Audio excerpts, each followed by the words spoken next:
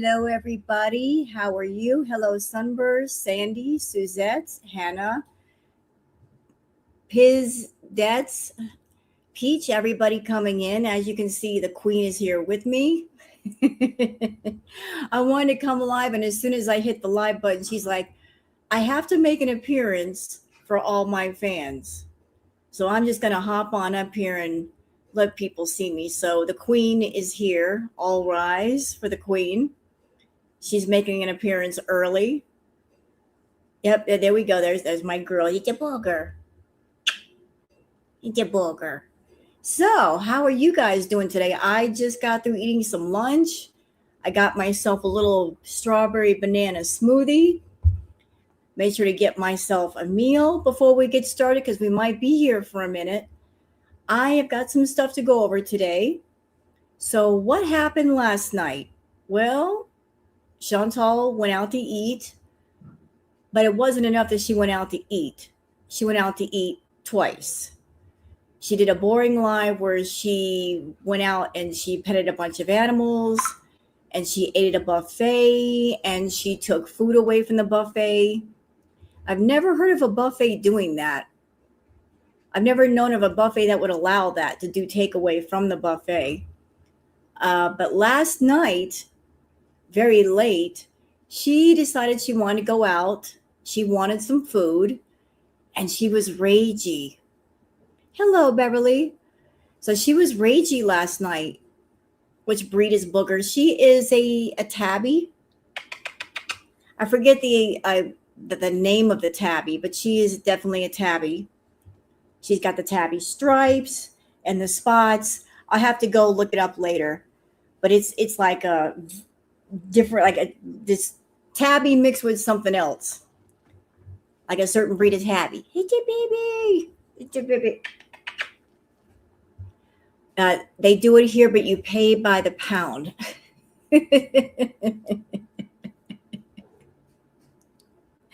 I'm sure Chantal was not happy about that. You know, the more you put on your plate, the more they charge you. Is that a new thing with buffets to keep people from abusing the buffet system? That instead of doing an all you can eat, they weigh it just so you don't abuse the buffet system? It kind of makes sense. I mean, some people do get abusive with it. They want to eat all the food and then nobody coming behind them can get anything. But yeah, they can't booger. What? Can I help you? Yes. But I think it's more for Uber Eats. I mean, I used to work a buffet at a restaurant. I used to 100-item buffet. And I saw people come in and abuse the system of the buffet, just try to load up on all kinds of food, and they would take the food on their plates at their tables, and they wouldn't even eat half the stuff they put on there and just make a mess. But yeah, she was ragey. She was going off on reactors. She was going off on FFG, Yaba, Just Breeze, and even Sinatra. I'm like, that's a new one, going off on Sinatra. Just doing the most. And here's where my head is going with that. I think that she wanted attention from somebody last night and didn't get it. So she went to another person to get attention. She set up some plans, and those plans did not go to plan. Because I saw something on Twitter. She was in Gatineau, of all places. And she was claiming that she needed to go there to get a Nashi. Okay. But she also had her CPAP machine in the car. So if you're going to go get a Nashi, all right. But what's your CPAP machine doing in the car? What's it doing in the car? Usually you have your CPAP machine at the house and you take another one with you when you're going somewhere and you're spending the night. You want to spend some time with somebody and you're not just hanging out for the day. Maybe you wanted some overnight plans. So why was your CPAP machine in the car? Please explain, Chantal, because That doesn't even make any sense. You're going out for a nashi and you've got your CPAP machine in the car with you. Really, really, really weird. I think that you're frustrated with Salah, but I also think you're frustrated at Natter. You've been trying to pay him and see him behind the scenes, but he's been playing you too. Because what do you always do, Shantel? You get mad at certain people and you take it out on Girl World. Like you're not going to go off on the people that you're really mad at. You'll find someone else to take out your anger on, which makes no sense. If you're mad at somebody, just say, hey, I'm mad at you. You don't go to people that have nothing to do with your anger and yell at them. Okay? Yeah, I saw on Twitter this morning that she had her CPAP machine in the car. I'm like, but why? That's something you use at home, not in your car. So we got some stuff to go over, including the reading from Miss Lovely, talented, gifted Neo Tarot.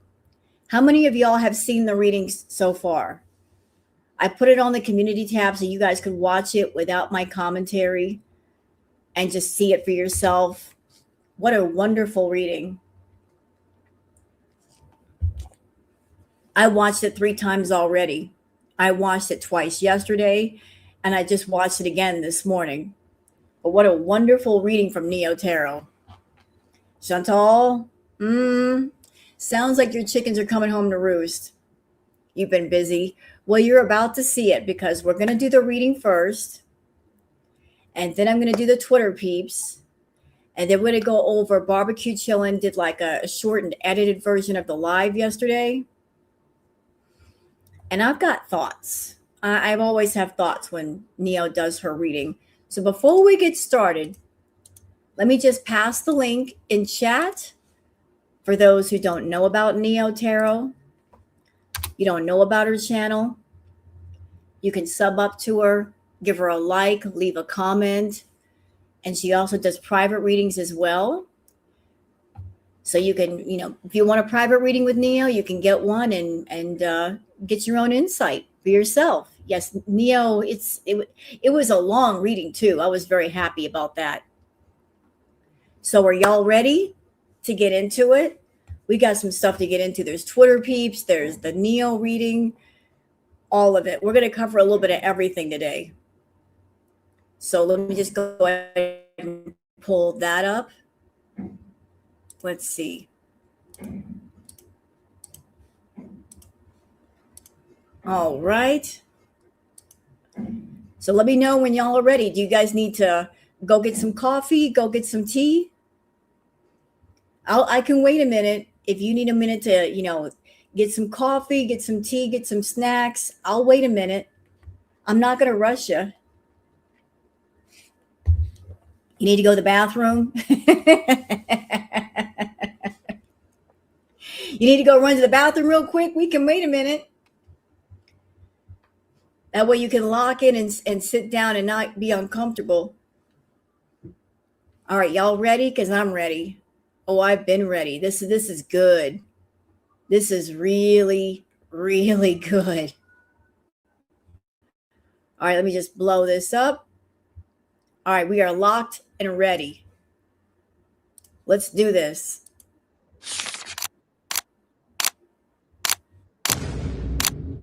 Bruh.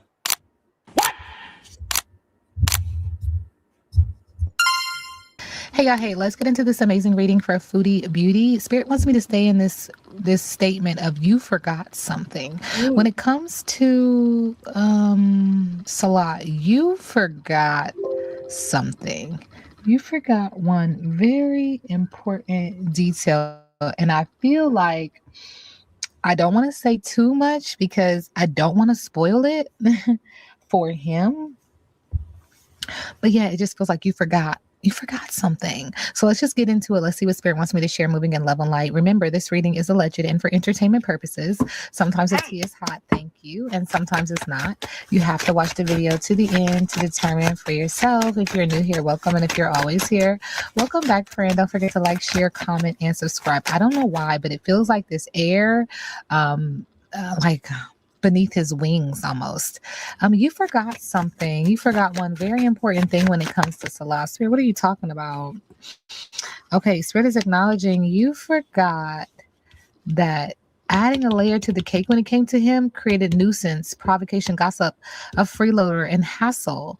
And you communicated that this is now creating low energy for you. It's creating an energy of which you can't maintain authenticity and you can't be genuine because you forgot that he knows about this, the Mm, accomplishment, the triumph, the self-esteem, the accolades, the fame. And because you forgot it, now he's a nuisance. Yeah, this is a karmic relationship. And I've said that so many times before. They're stumping into the water to see their reflection, Pisces, Cancer, Scorpio, to acknowledge their wrongdoing, to take accountability and responsibility for your actions when it comes to him. But you have egg on your face. And so at the heart of it, you wanted peace, but your actions speak louder than your words. And so now there's a tussle, and it feels like you want something back. It feels like he has something of yours and you want it back. Interesting. There's suffering, full disdain, displeasure, content, poking feet. when I was watching this reading, I thought to myself, what is it that Salah would have that belongs to Chantal that she would want back?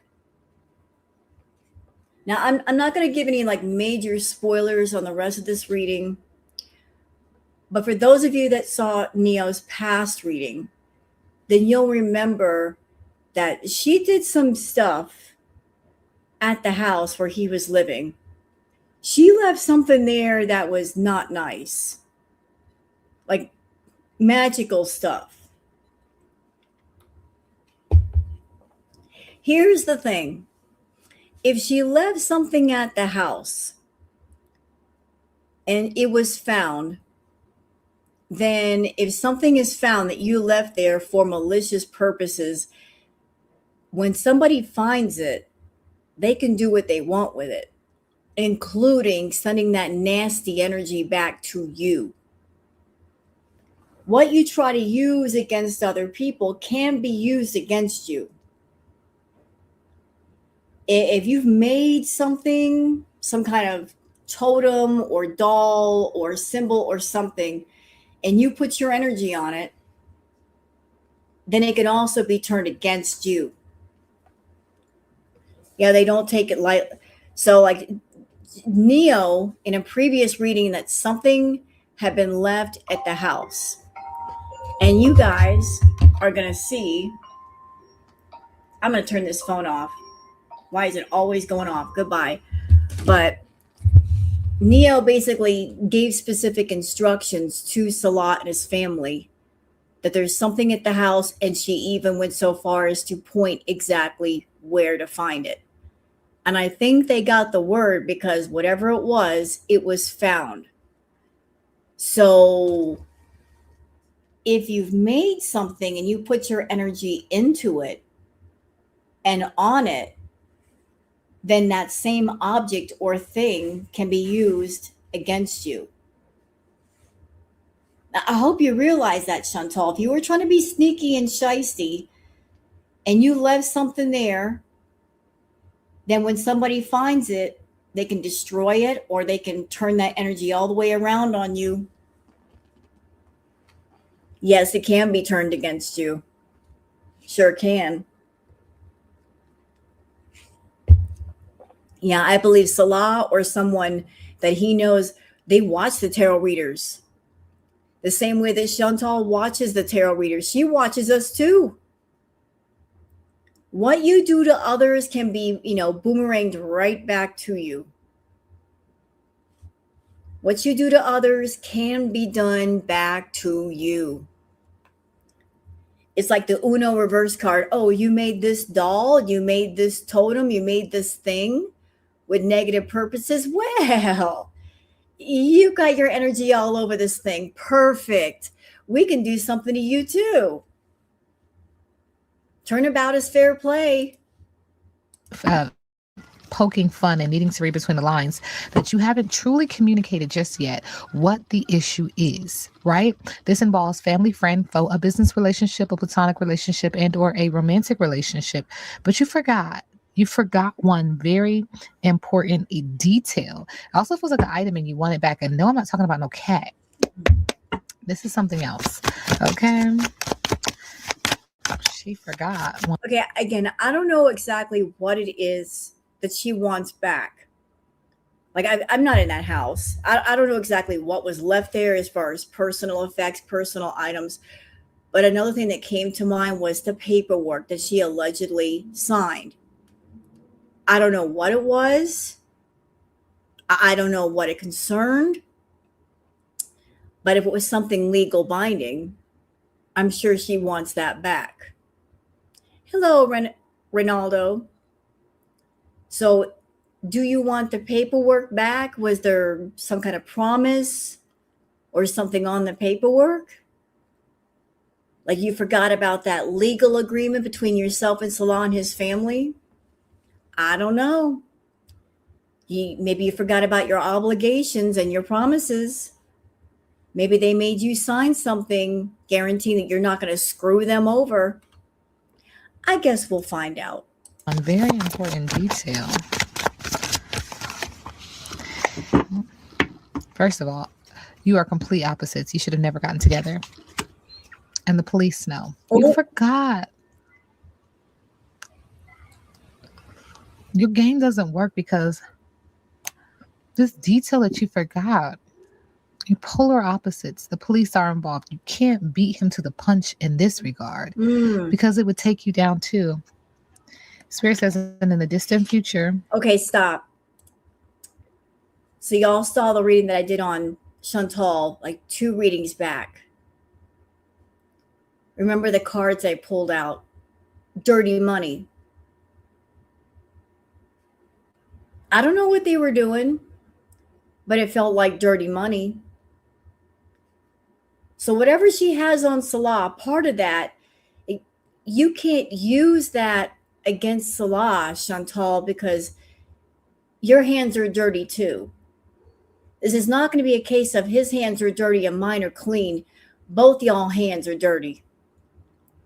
So what you try to use against him to bring him down, it'll bring you down too. Hey, Rudolph. So it's like, maybe that's the trouble with you. Maybe that's why you haven't talked on Salah, because everything you could say about him also connects somehow to you and your dirty dealings. And that's why you're keeping your mouth shut, because if you speak on him, he can speak on you. And what he has on you is far worse than what you've got on him. You're going to feel like you've been manipulated by this surprise move, and you are going to be asking for help. It's going to be an awakening to y'all's contract, this whole idea of it, and the money, the unexpected money. It's going to turn you into an ice queen. The community is watching. You forgot. Oh, there it goes. Nope, there it is. There it is. There we go. How many times am I going to tell you, Chantal, to leave all that nastiness alone? How many times are we going to have this conversation, Foodie? You don't play around with stuff like that. Hey, Rose. She playing around with some nasty energy. She got bad intentions. Let me tell you something. Energy like that, the more you ask, the more it wants in return. I don't know what she's doing. I don't know who she's praying to. I don't know what she's asking, but the more you want, the more that's expected in return. And if you don't deliver, it's going to fall back on you.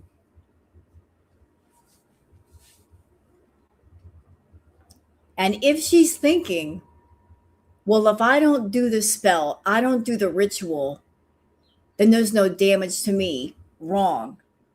Because if you're the one asking for someone to do something on your behalf, it was your intention that started everything. It was your wish, it was your energy. So it doesn't matter if somebody's lighting candles and incense for you and doing a ritual. It's what you wanted. They're carrying out your intention. So you are not removed from the circle of damage, even if you have somebody else do stuff on your behalf. So thinking that you've removed yourself from it, nah, you're still going to get some damage.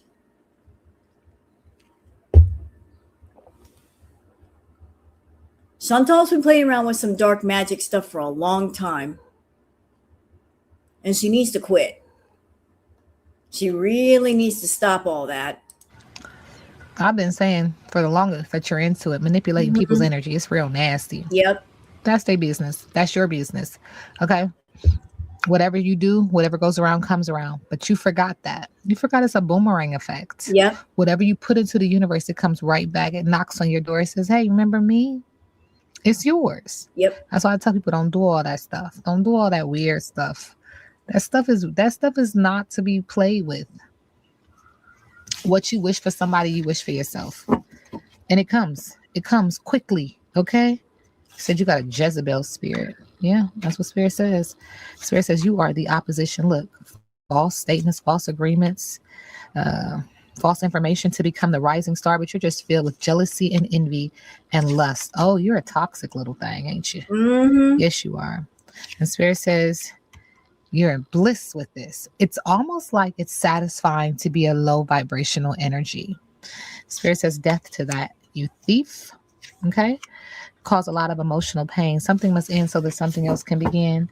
Oh, but you forgot one very important thing. You didn't expect him to fight back, did you? You thought that you had him in your pocket, but you forgot one very important detail.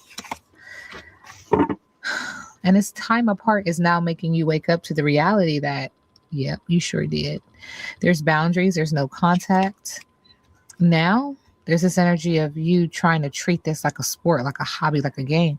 But there's three involved. Three is a crowd. It's more than just you involved now. And you keep trying to call his energy to create with you, to have new beginnings and to have teamwork. But you're mean and unemotional. You're rude. You have a lack of empathy. There's all these debates. It's very feisty and fiery, right? And Spirit says that your practice, your magic, your power in your spell work is to have him back, to have him missing you, filled with sadness, sleepless nights, and regrets. But that's all for your career. That's all to make you make money. That's your conversation. That's what you desire. That's your manifestation. And this is going to bring you the money. Calling him back is going to allow you to have more money. I want to say something. I've been told to say something because I think there is someone helping Chantal with doing her spell work, her ritual work. I think she's having other people do things on her behalf. And Neo is going to speak on that person later on in the reading. And the person is a woman who happens to be a mother. And I think I know who it is. And she might be watching right now. And I'm being told to tell you this, ma'am. What you pray to and what you do and what works for you, Chantal has no part of. And I know the two of you are friends. I'm feeling like the two of you are very, very close friends. You're not a stranger to her. But you know that what she's asking and what she wants you to do, it's not right. It is malicious, it's controlling, it's manipulating. And you want to be a friend to her and you want to help her, but what she's asking you to do is not just bad energy for her, it's going to be bad energy for you too. So that which you pray to, That what you do rituals for, that for you, because that's what's connected to you. Like if you're asking malicious, controlling, nasty, evil things from that, there's going to be some backlash for you too. No, it's not Aunt Phyllis. I'm thinking it's Teardrop. I'm just going to go ahead and say a name. I'm not going to do vague or anything around here. Teardrop.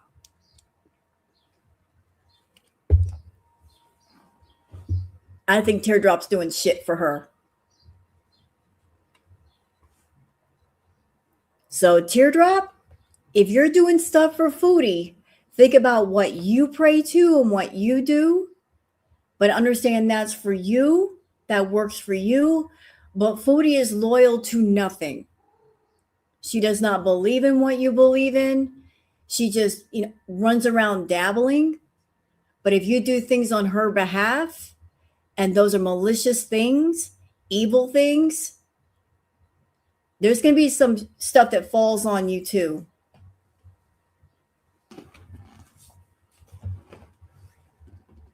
So know that. Know that.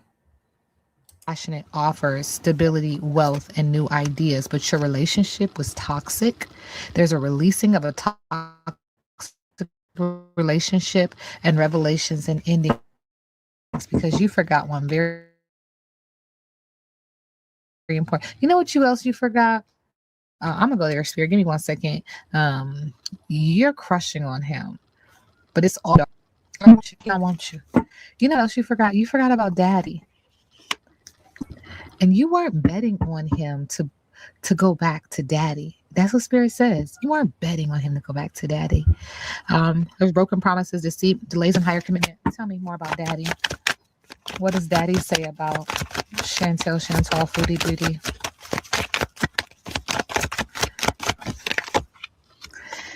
Daddy says you've been contacting them and their unwanted messages or contact stop. Daddy says that you're a fearful, boring follower. Interesting. And Dad also says that you like a argument, you like a debate, you like things to be very hot tempered, that you're mean, unemotional, rude with a lack of empathy, that you want him to create with you again and have teamwork and new beginnings, and that you're treating him in this situation like a sport, and that you're active in this game. Three's a crowd. But Daddy said, uh-oh, guess what? There's a pregnancy. It's a child giving birth, okay, to an idea, incantation, an investment, manifestation. There's new projects, children, and a new love. And he's also acknowledging you're a performer, you're pretending, you're codependent, you're messy, you have unhealthy attachments, you have money over values, you have a secret job, you have this ambiguity about you. He says, energetically, allegedly, do you really like men? I mean, that's a question, and that's not my business. I'm just reading the energy, and this reading is alleged and for entertainment purposes. He says that you're in confusion and you're uncertain, and you need to make a choice. You're in limbo, but we're not. You forgot. You didn't think he was gonna go back home to Daddy. Daddy said you was a one night stand. He was a fast connection. It was pleasure, and he's released you. He's released bad behaviors. He's aware of your toxicity and your manipulation. I don't know if you'll ever see him again. For real, face to face. So basically, Chantal was supposed to be a hit it and quit it.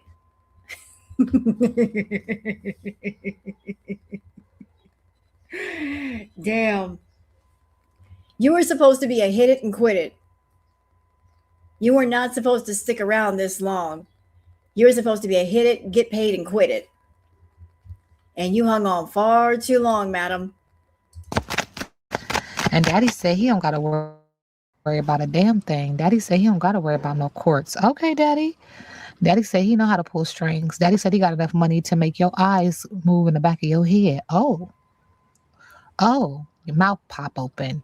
Daddy said he not worried about that stuff. He said, but you. Oh, And that's true. Chantal's, I don't know a lot about father. I do know, like, I've heard, like, through the course of time, dad is ex military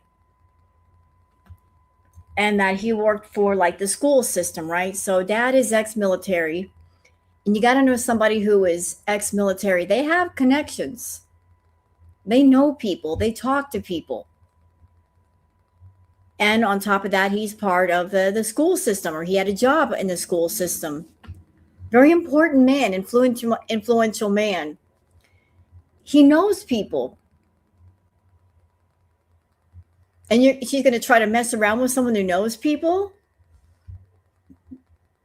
I don't think she wants to do that. You didn't. Thank you, Spirit. Thank you, Spirit. That's that one thing you didn't think about, huh? Because his daddy said, I'm not worried about it. And I think that's something that she's forgetting about. She's got blinders on. She's thinking, oh, Salah, he can't hurt me. He doesn't know anybody. He's weak. He doesn't have any money. But you're not thinking about his family, who they know, what they can do. You're looking at things this way, but really it should be about this way. Because Salah isn't completely all alone. He's got his family. He's got his father. He's got his sisters. Or he's got his community. What do you have, Chantal, on your side? If there's a baby on the way, you don't think dad, who's going to soon to be a granddad, is going to protect his grandchild or his new daughter-in-law? He's not going to go into Papa Bear mode? Oh, yes, he will. Yes, he will.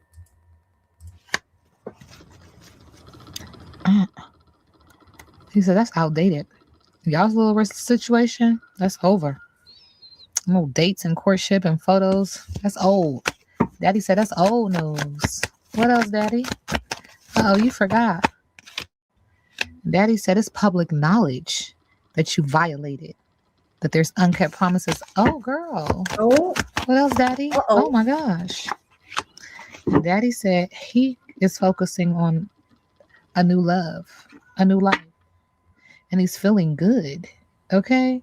And let me tell you something else. His dad is controlling his tail. Okay? His dad is pulling the strings when it comes to that man. But I've always told you guys energetically, allegedly, that Salah has something going on with the mind. It's something. It's a dissonance. It's a delay. It's a decognate. Something. Someone is there. But he's acknowledging that he's focusing on Pisces, Cancer, Scorpio, the Oshun, fertility, second energy about a child. Oh, but you wasn't. You forgot, girl. Move too fast. Think too soon. Gotta be quick on your feet. And Spirit says your ankles are continuing to swell, and the swelling in your ankles is causing some backed up energy fluid, like in your lymph nodes. You need to do like a lymphatic drainage.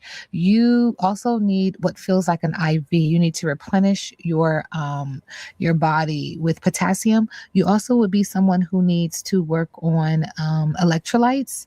You need to take in those items to help flush out your toxins. Spirit is acknowledging your lymph nodes. You have to be careful with that.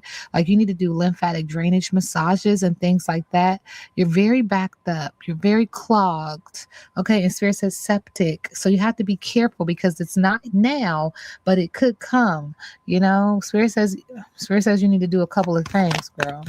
What else did she forget? Because y'all said she forgot one, and you forgot that detail that Daddy said he don't care. Sarah said you forgot to look at yourself and to take accountability and responsibility for your actions. Talking about cyberbullying. That came up the last time, the cyberbully card for our reading with Salah. That in a sense, what Foodie is doing to Salah, continuing to talk about him, making these AI pictures of the two of them, talking about they're going to go on vacation, that they're allegedly fighting, and just continuing to connect herself to him. It's a form of cyberbullying, and Somebody in your chat said something yesterday. They said, you are holding that man hostage. And they're not wrong. In a way, she is holding him hostage. He wants to be set free.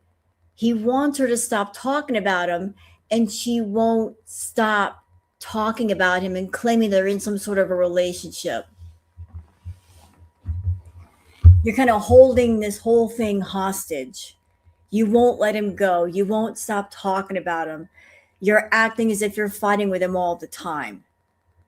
It's time to let him go. And the longer this goes on, the angrier she's getting, because the more people are just like, why don't you let him go? She doesn't want to let go, though.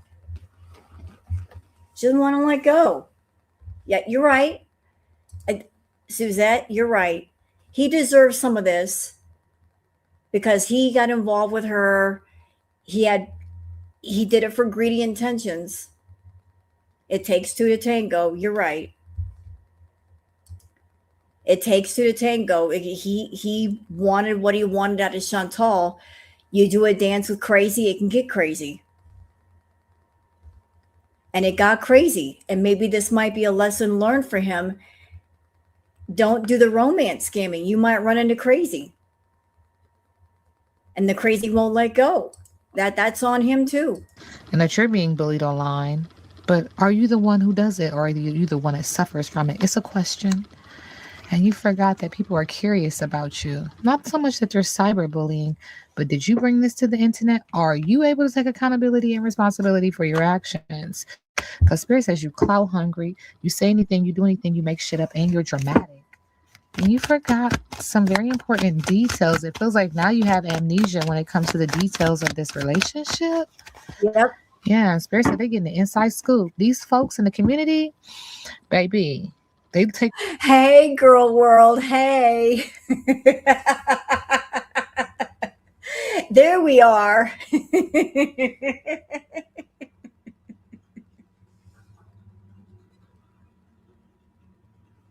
Say hi, girl world. There we are. People all up in her business. Hey, girl world.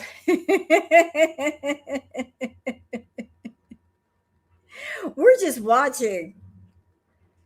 We are watching as a girl. And you know what? Listen, Chantal has been going off the last 3 or 4 times. She's like, I hate girl world. They're horrible people. They're all up in my business. And if I don't put stuff out there, they speculate and they look forward to my rages. But why do we look forward to her getting mad? It's not about the emotion. Honestly, that's the only time she tells the truth, is when she's mad. We just want the truth. And if she's not going to give it to us, we're going to find it. And how are we going to find it? We're going to watch her lives. We're going to watch her videos. We're going to pay attention to the things that she's saying. And Chantal always tells on herself. She'll say something and then turn around and contradict herself. And lately it's a bit weird. Like she'll say things about Nader and it's about Salah. Or she'll say something about Salah and she actually means Nader. There's been more than a few times lately where it's like she's getting her times and dates and people mixed up together. And I'm wondering, is that something mental? Is it something emotional? Like, I'm like, girl, is your memory messed up somehow? Or maybe you're telling so many lies you can't remember you said who about what and when. But it's not about the rage. It's about the truth. We're looking for the truth because she is such a liar. If she did not lie, there'd be nothing to examine or look at. But there's our girl world card. Say hi, girl world. Hey. We're just paying attention. We want the truth. taking a closer look, they up in your business and they see how you get down, what you do, and you do what you do. There's something that you're doing on camera that you don't necessarily let other people see, but you do have some people watching you. Mm-hmm. And they in your business. See, this energy makes you feel like you're idolized, you're loved, you're respected, you're admired, but you're soon going to be blocked from that. Feeders.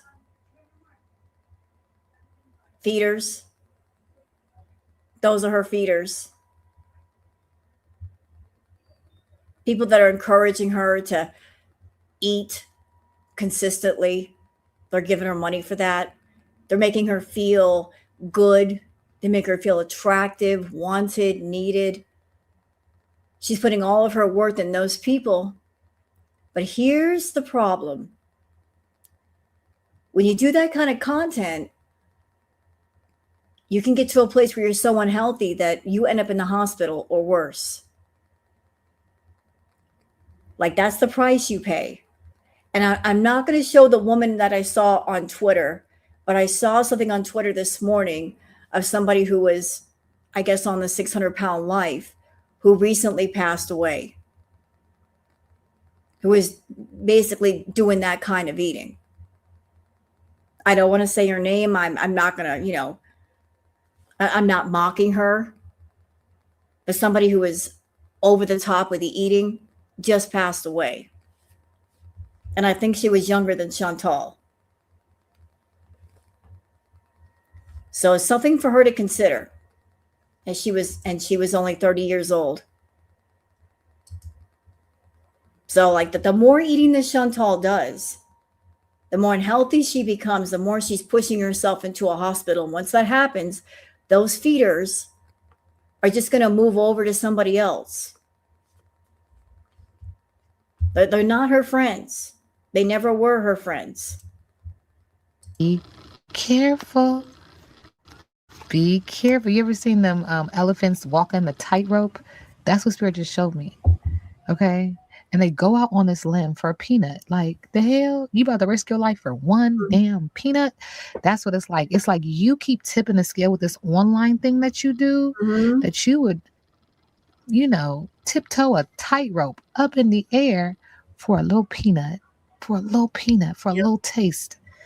And Spirit says they're giving you money for you to do this. Whatever you're doing on that internet, then you're getting people to praise you. You're going to be blocked and they're giving you money. Spirit says same shit, different day. Spirit also says that you are a divination abuser. Oh.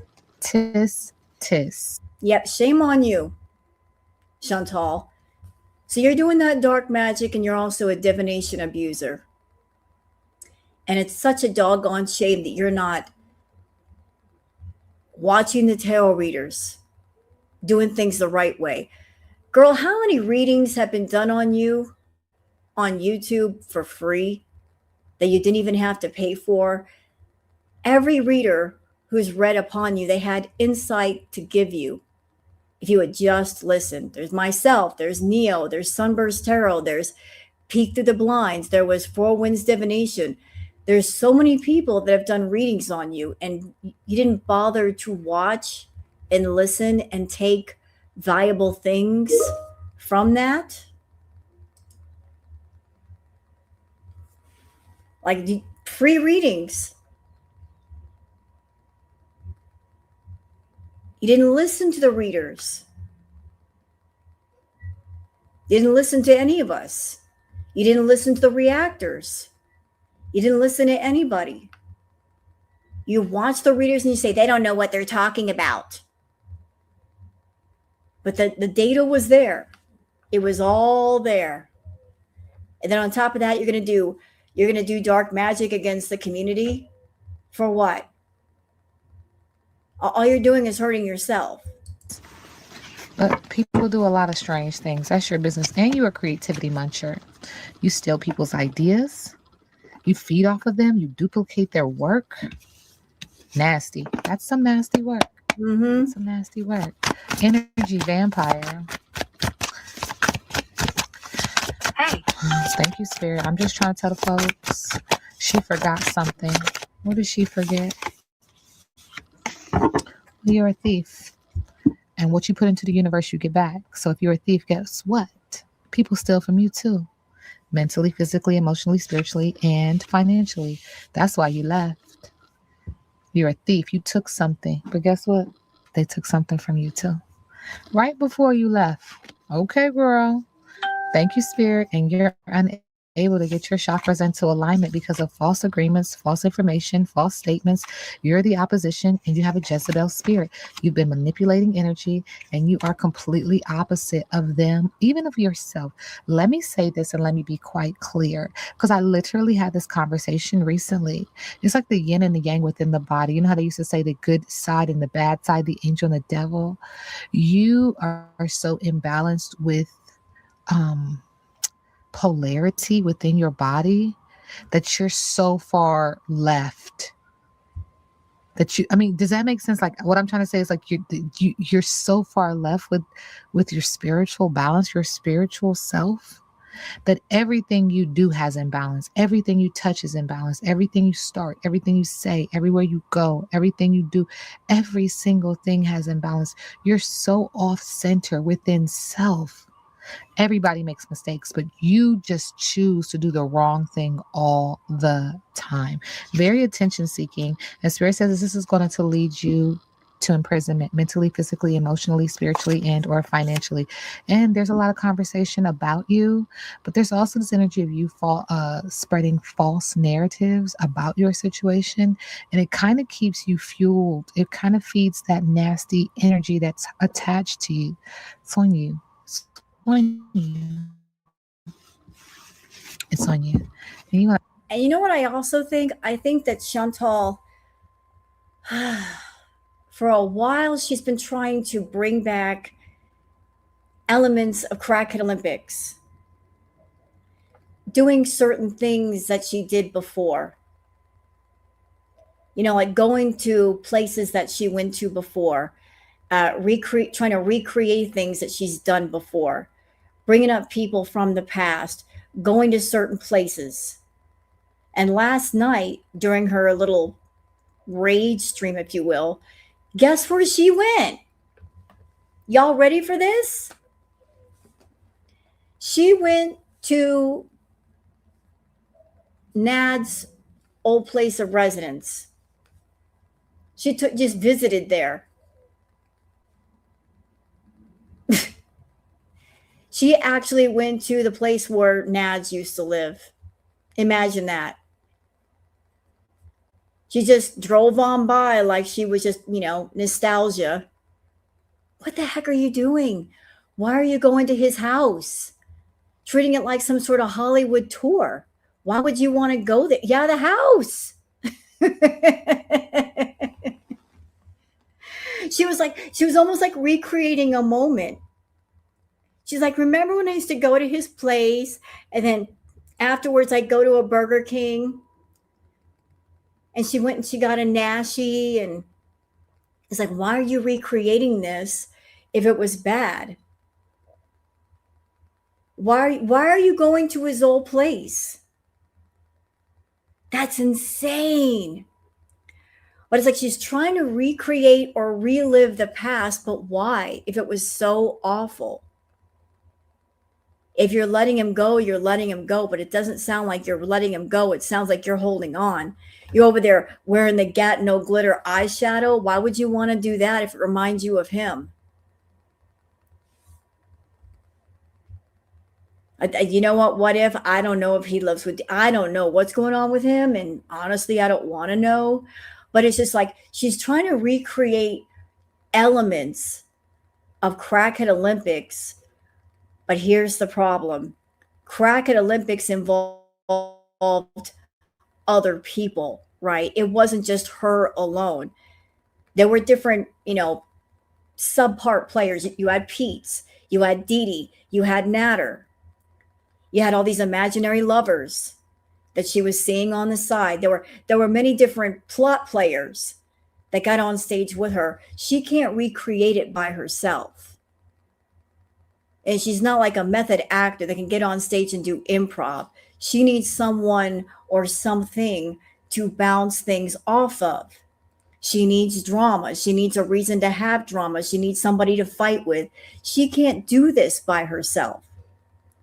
She doesn't even have the energy for a proper rage. She gets started and then she runs out of breath. You can't recreate Crackhead Olympics. It was lightning in a bottle. It happened once. It's not going to happen again. What you can do, though, is do something new. I don't know what that new is, but you can't bring the old out of the closet, dust it off, and expect it to be profitable. You got to do something new. And she needs to understand that. Living in the past and trying to recreate the past, maybe you want the money from the past, is not going to make it happen. You want shock? You want money? We got to see something new. I don't know what that is, but we got to see something different. I know how to get it off. Go figure. It's a nasty one. It's a nasty bug. It's a nasty bug. Told you before, when you play with people who are spiritually in tune, they always come back to get you. And no, I'm not talking about me, because I don't play those long games. I don't play the long game. Spirit says, but Saladu.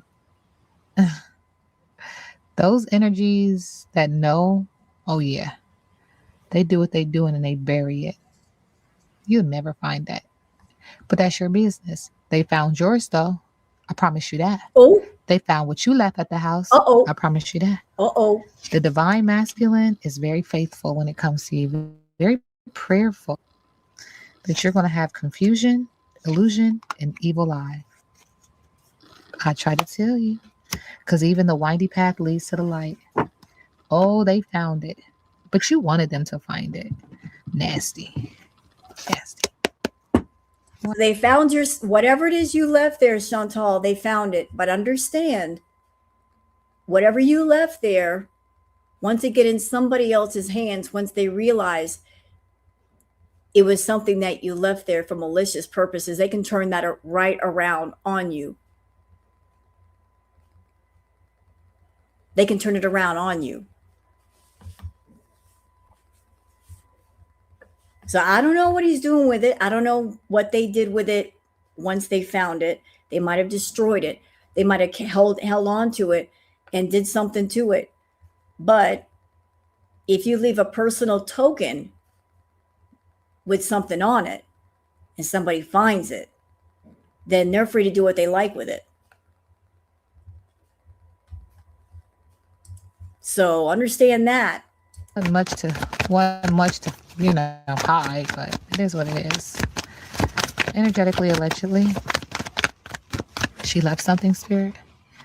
Says, yeah, you were holding on to this real tight, hoarding, stingy, greedy, and holding on to people and possessions, inner issues. This was your manifestation. This was your willpower. This was you tapping into your alchemy, your alchemizing, your focus. Unfortunately, with the King of Swords in reverse, this was selfish and ruthless and devious and premeditated. There's malice, someone who is overly cautious. So what's next for her?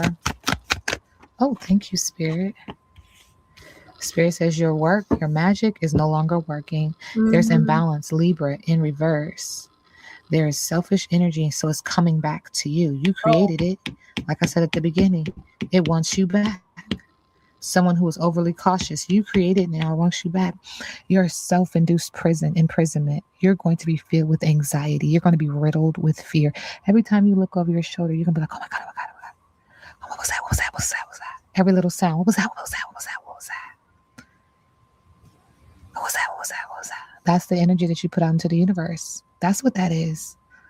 It's coming back. It's yours. You have to open your arms and welcome it home. That's your karma. That's your karma. What's next? What's next? What's next for her? Okay. Yeah, Spirit says, I'm being quite honest. Spirit says you're crazy. That's not my business. Okay. This reading is alleged and for entertainment purposes. You're going to be tapping into your higher intuitive self. You're very emotional. But you keep tapping in on divination. You keep calling whoever you call, doing whatever you do. It's a game to you, but the spiritual realm is not play. And whoever you're talking to help you, understand Spirit sees all, Spirit hears all, Spirit knows all, and Spirit will get you. Spirit will attack you spiritually for putting energy out there that is poor, low vibrational, and it doesn't assist in universal balance. Your people ain't strong enough to protect you from what is coming. Mm-hmm. I told you at the beginning of this year, this was going to be one hell of a year for you. It's belt to ass season. And Spirit said, you're not even like, it, if we were like 0 to 10, you're at a 1.5. You haven't even felt the kick yet. Nope. I'm going to tell you guys my thoughts, my feeling. I don't know what it's about to happen to Chantal, but I think we're getting real, real, real close. And once it starts happening, it's going to happen fast and it's going to be severe. We're going to go from nothing to, oh my God, like what?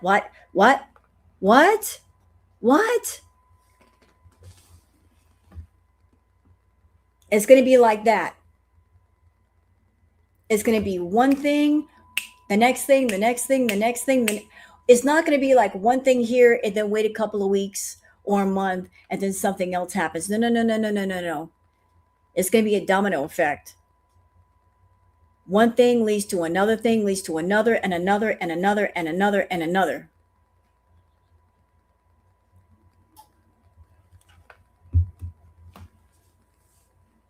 It's going to be like that. And I'm just going to say what I feel here. I think, in my opinion, how I feel, Chantal's mental, emotional state is very, very delicate. Like she's been living so long in this world of ego and delusion and fantasy and arrogance. She's been living in this bubble filled with all of that, keeping her safe from reality. And once reality takes a needle and pokes a hole in that bubble, the bubble bursts. And it's going to be devastating for her because it's not going to be slow. It's not going to be gradual. It's just going to happen all at once. And she's not going to know how to handle it because she's been staying away from reality for a long, long time.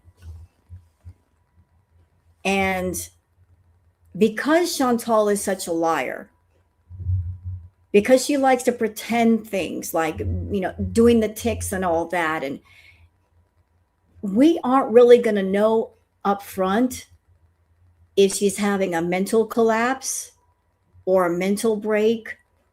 At first, it's going to look like just normal Chantal because she plays so much, because she fakes so much. If she has some sort of serious mental decline or collapse, we're not going to be able to really recognize it at first. Because Chantal is Chantal. If she acted normal all the time, then it would be easier to spot.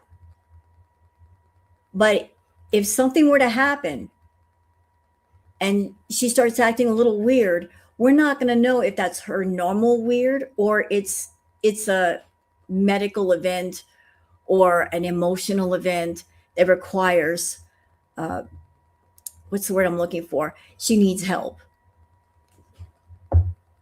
Just because of who she is and how she is and what she does. We're not going to know right away. It's not going to be apparent. So her mental and emotional state is so delicate that if one thing happens, like that quicksand that she's walking on sinks beneath her, it won't take much.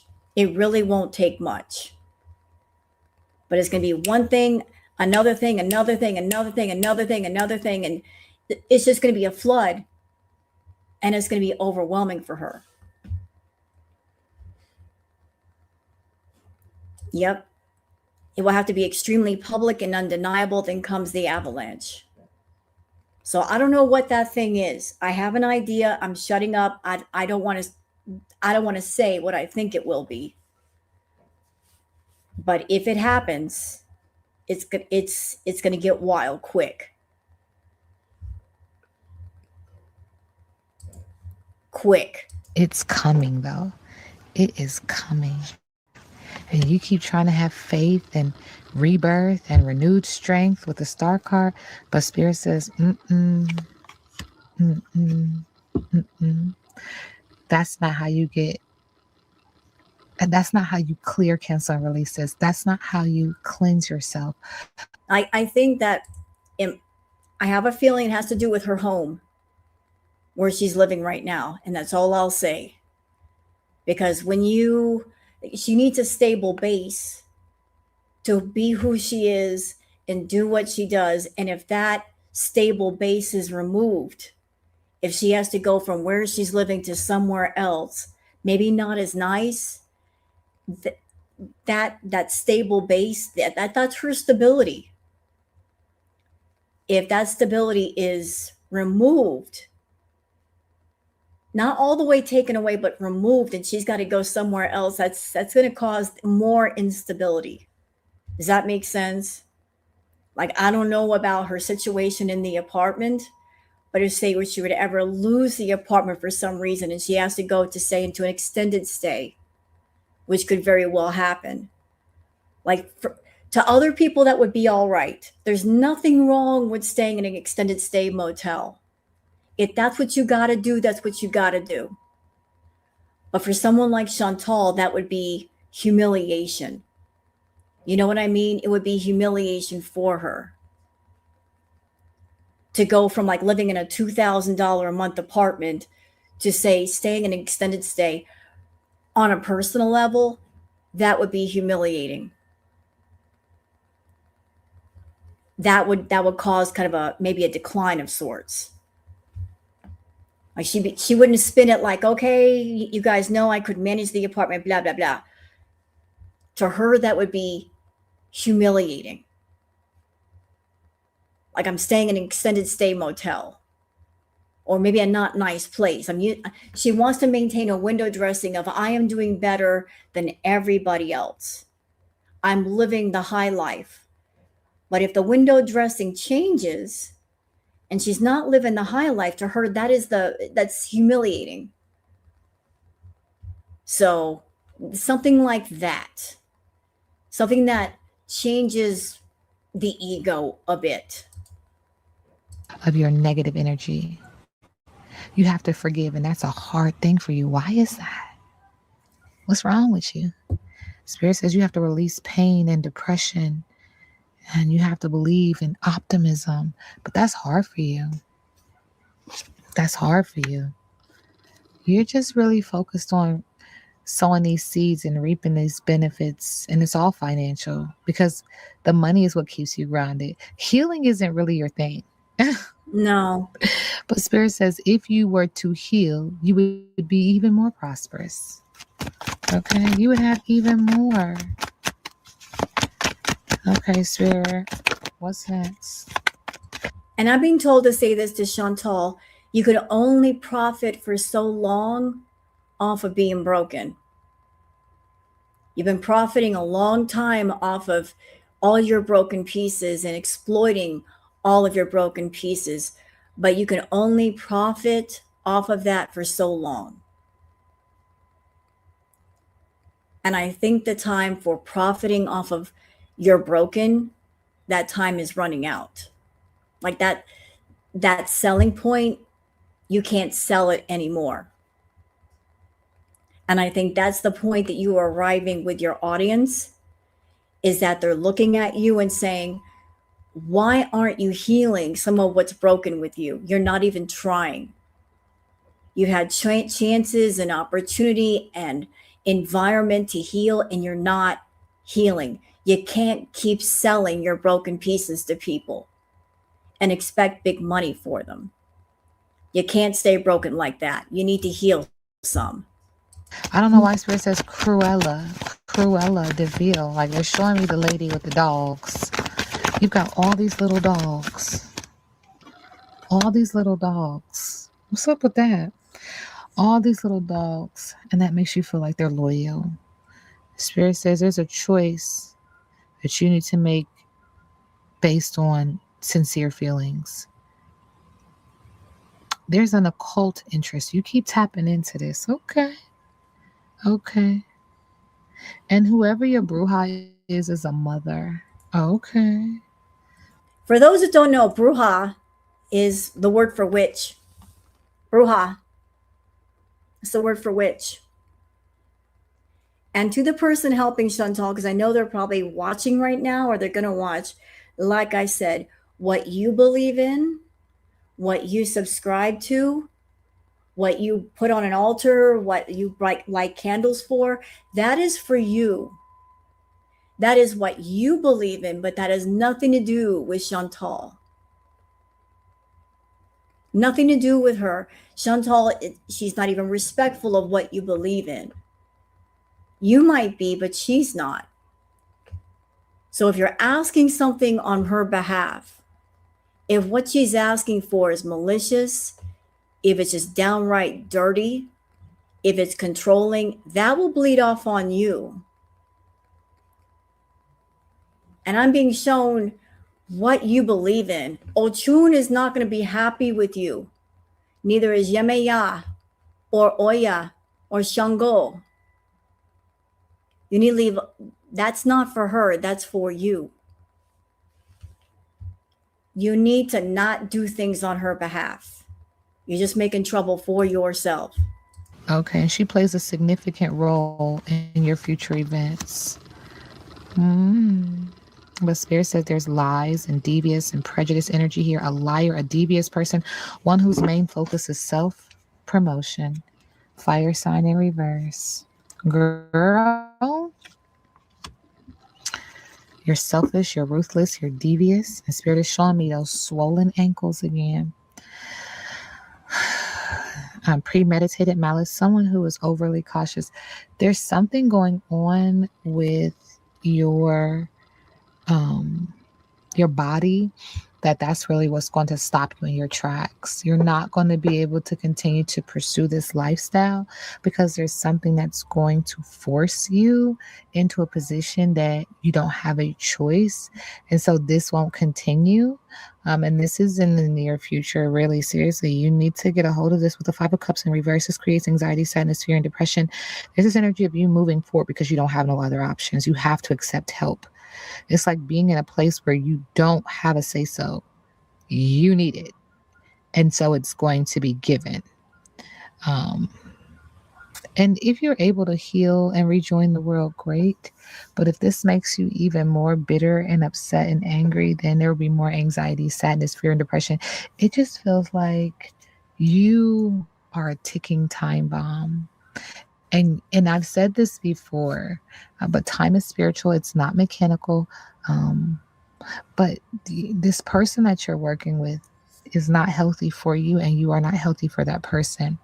That stuff that you guys are doing is straight up stupid. I mean, I'll just be straight honest with you because my spiritual team is laughing. They're concerned for you spiritually because that's how my spiritual ancestors are, because they don't think that you realize the karmic debt and the weight that you are creating for your current life and your next life.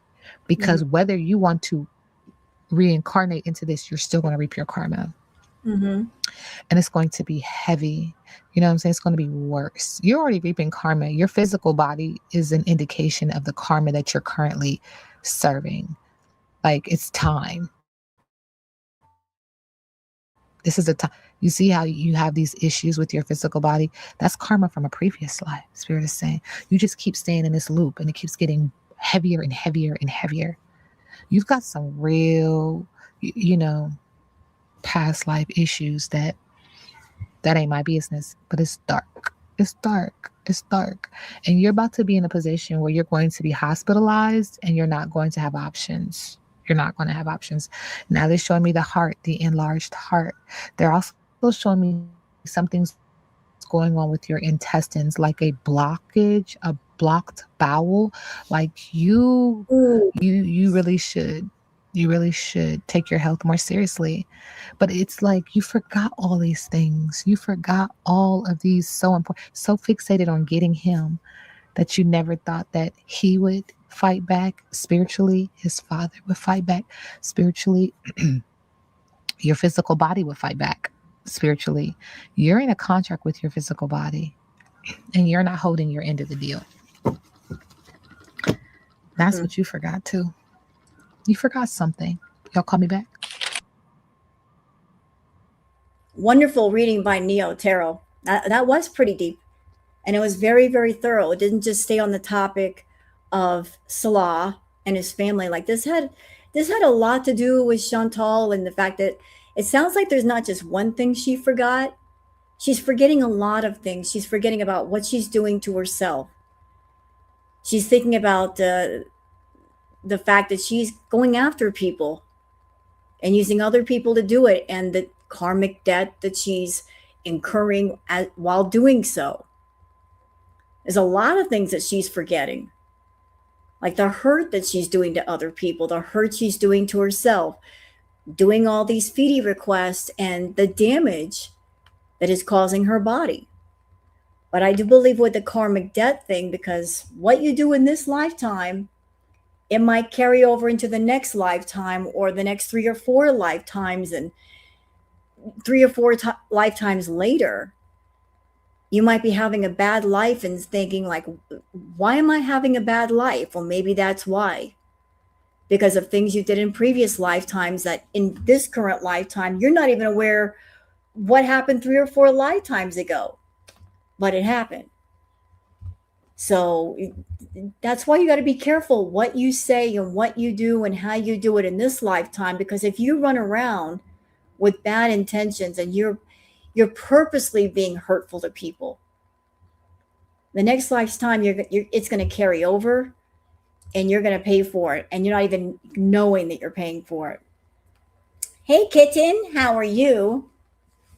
So yeah, whoever's helping Chantal with her dirty work, her magical dirty work, and I teardrop looking at you, you might want to stop, because what is good for you is not good for her. And if she's doing things using somebody else's hands to do her dirty work, whoever is helping her, you're gonna reap damage from that too. It's not a good idea to help somebody do dirty things, because you're going to get damage as well. So that was the reading from Neo Tarot. I hope you guys enjoyed that. Like, I just wanted to show that to you and give my thoughts as well. So you guys, you know what? We're just going to get into the Twitter peeps. There's a lot to go over. There's some good stuff. I put some good stuff in, animal stuff. Hey, kitten. So let's get into the Twitter peeps. So, talk about good stuff. Beauty of music and nature. When a deer loves a cat in the sweetest way. Y'all look at this. Look.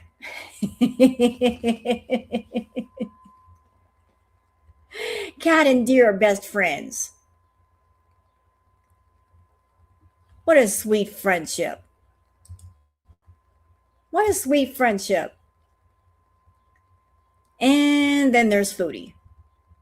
Truth sucks, says Foodie blooper, foul mouth rant. So this is a clip from last night's stream that I hear she dirty deleted. And she deleted it because she was actually making threats at people and she was running off at the mouth. And whenever Foodie runs off at the mouth and she knows she's going to get in trouble, she'll get rid of it. So what's the foul mouth one have to say today? Let's see.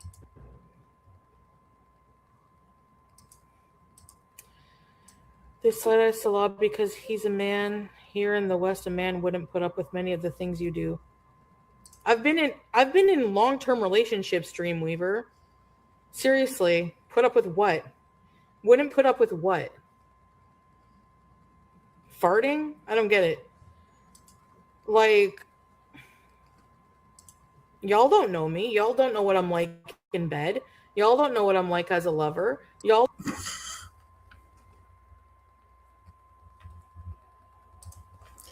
Oh boy. What you're like as a lover.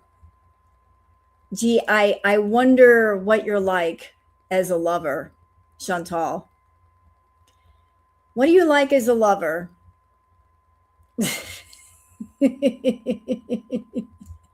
Are you like this?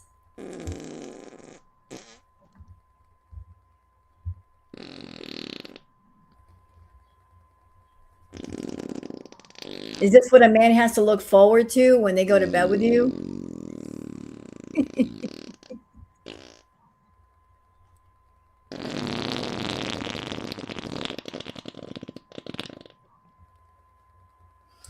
Yeah, really sexy, sensual sounds.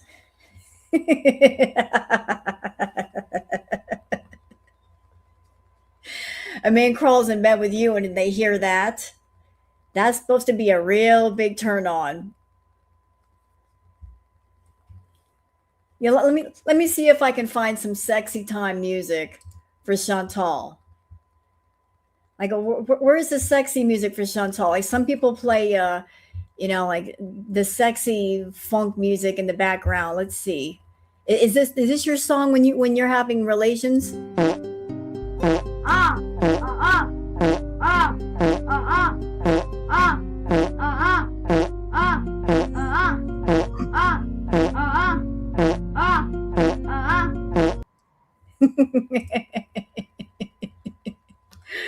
is that the sexy music and sounds coming from your bedroom?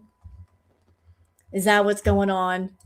Yeah, that's some 70s prawn music going on there.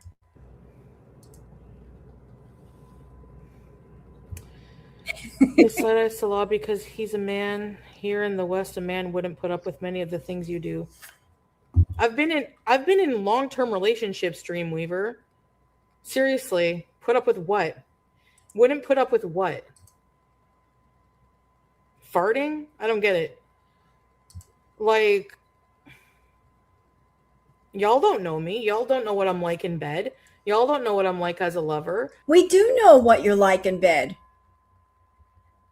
I mean, you said that you're a starfish. You're a starfish queen. Okay. Starfish means you spread out and you just lay there. I can't imagine that would be exciting for anybody, male or female, to have a partner that just lays there.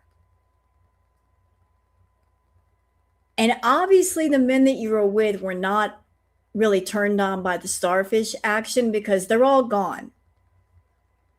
Notice there's nobody there and there's nobody blowing up your DMs to experience starfish with you.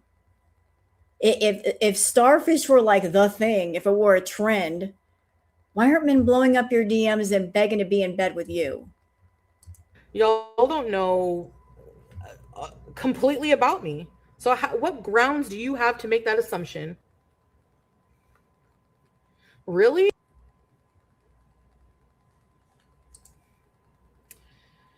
They slight Salah. She was talking all kinds of nasty about, relations and stuff last night. Like, you don't know what I'm like in bed. You don't know. Well, if you were such a, passionate lover, why are you by yourself right now? Why aren't the men like crawling through your window to get to you? Please explain that to me. All right, a rumble in my bottom says a very rough draft of the latest Foodie Beauty relationship statuses. So we kind of got like a relationship spreadsheet of sorts. So Foodie Beauty romantic status, date 10/29/25, single, appears in Canada, no hijab. Divorce papers signing before leaving Syria. Then down here, 11/6, hijab back on, nothing to do with a man, has a salah breakdown later that day. 2 days later, hijab off, debating life partnership with Peeps. 11/21/25, hijab back on, getting Muslims counseling. If I get demonetized, I'm going back to Syria. December 2nd, 2025, post AI pictures of herself in salah with new partners. has mentioned Salah didn't file the papers. 12/8/2025, she's still single, announces they miss each other, can't be with anyone right now. He has given her 1 year to shape up. So that was December 8th of last year. He's given her 1 year to shape herself up. December 13, 25, she's still single, hijab off, gnarly haircut, super high. 12/28/25, hijab is back on. 1/3/2026, cheating question mark, hijab is back on. Natter prawn video comes out. Wait, there's more. 1/3/13/2026, she's single. Business partner, I thought there was an intentional marriage database. January 15, 2026 is unclear. Thirsty TikTok battles, but she also announces that she's taken. January 17th, 2026, she's back to being married. Announces Salah is going to send money. Salah visits chat the next day. January 20th, 2026, she's on thin ice. Immodest Pilates display.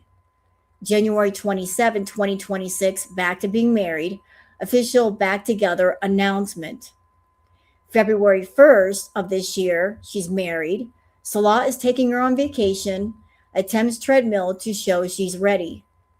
February 10th of this year, she's on thin ice again. Theory that Teardrop logs in as Salah is gaining traction. The trip is starting to look a little bit shaky. Her relationship with Chad GPT deepens. No Valentine. February 21st, 2026, she's on thin ice again. Salah suggests Shantel lives in Malaysia and he visits her now and then. Ramadan and family time are creating tension. Lord, there's more? February 24, 2026, back to being on thin ice, lies to Salah that mall cops were women. March 1st, married and single, Salah hides parts of the house from her. She was no longer welcome in Syria. The trip is off, then back on. Water tank is allegedly hit by shrapnel. March 14th, married and single, goes through an entire breakup cycle without Salah even knowing. March 20th, she's single. He didn't text her on Eid. March 21st, married. His only charger broke.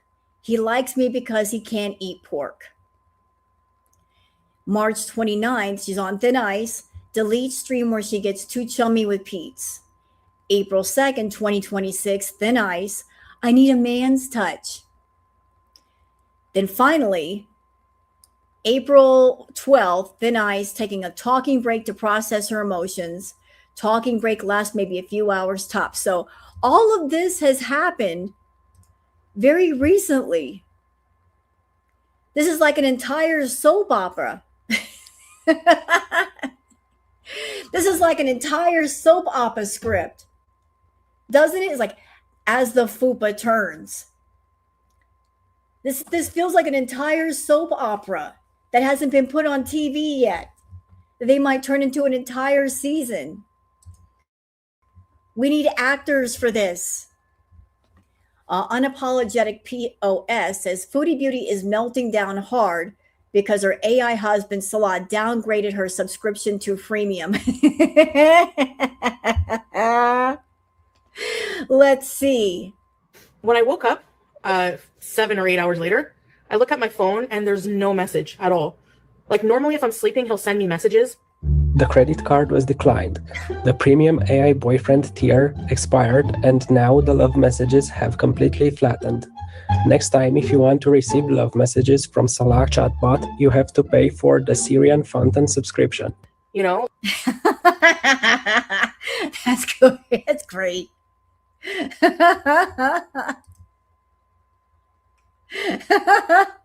You want love messages, you got to make sure your sub is active. It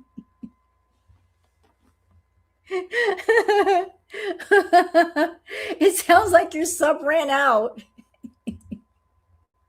No love messages for you. Like throughout the day. Are you still sleeping, honey bun? Kind of thing.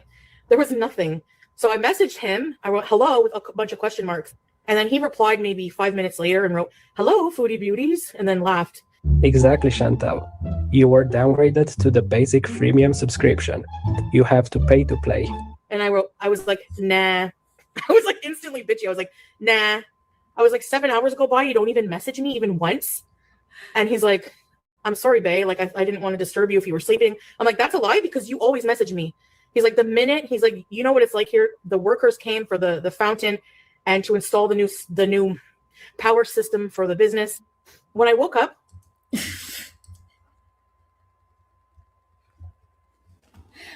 Can I ask? Hey, Mike, how are you? Okay, I've got questions. Here's a question. Does this strike anybody else as odd? So he's over in Syria right now, allegedly, right? And there's conflict going on over there, allegedly. Oh, I mean, not allegedly. There is conflict going on over there, and things are a bit dangerous. And during all of this conflict, there's a fountain being installed. Yes, thank you, Mrs. Peel. In a drought area? That's another thing. They don't have plentiful water where he's supposedly living, to the point where just for water in the house, they have to have tanks attached to the house, which have to be filled by truck. And then there's an entire ass fountain just out there, like just spitting water all over the place. But there's conflict going on. And instead of saving the money to make sure the family is okay in case someone needs to travel or somebody's sick, let's just, put in. Does that sound weird? Oh, there's an entire conflict going on. Let's just have a fountain installed outside where it's basically desert. And we have to have water tanks. And we got to conserve our water. Does that make sense?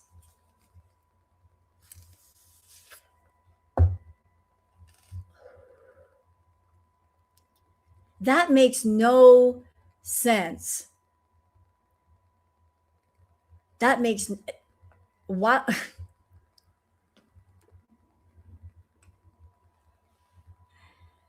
I will not say what I think is going to come out of that fountain. I will not say what I think is.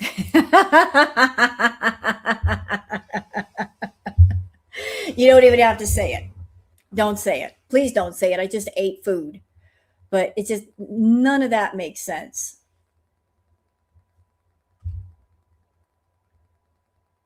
Probably one of those tiny corner fountains for indoor, outdoor use. He needs the fountain for Excel spreadsheet. he needs some peaceful ambiance when he's making the spreadsheets. You're right. And he needs some lovebirds in a cage and some flowers. He's making a little ambiance garden so he can do his spreadsheets in peace. Some bluebirds and some blue jays squawking over in the corner. Yeah, okay. Yeah, we need our little private secret garden to do those spreadsheets because he's an important businessman. Salah is.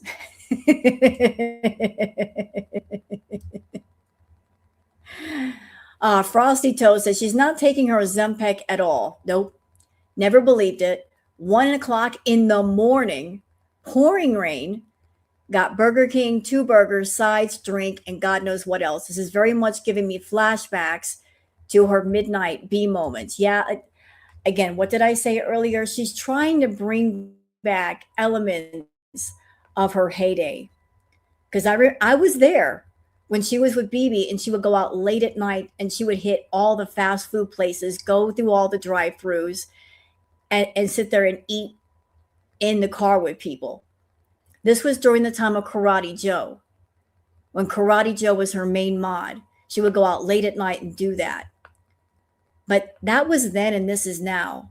Chantal, you should not be driving in the dark with your bad vision, especially in the rain. Anybody's ever driven in the dark, in the rain, knows that visibility is, spotty. You should not be driving, period, but especially at night when it's dark and it's raining. You can easily get into an accident and hurt somebody. But you're trying to redo things from your past, but they're not going to hit the same. Do you understand? It's just not going to feel the same. You shouldn't be out getting food at 1 o'clock in the morning, ma'am. No. Absolutely not.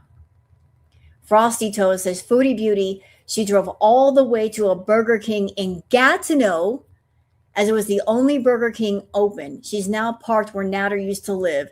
She is insane.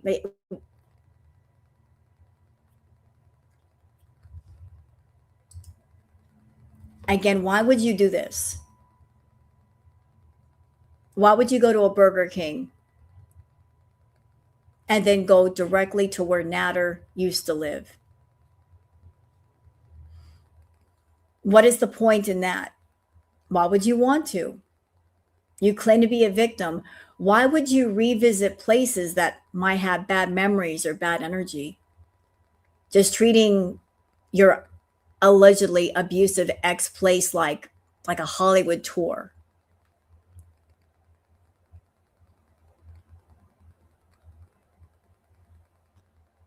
Then she stopped.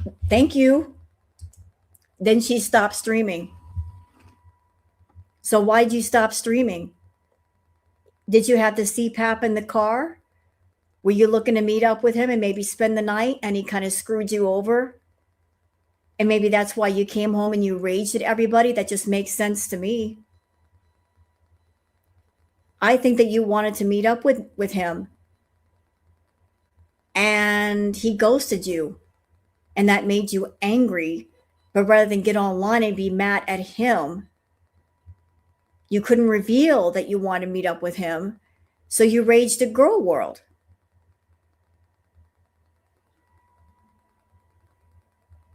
That's what I think. You got a history of going off on other people when you're actually mad at somebody else.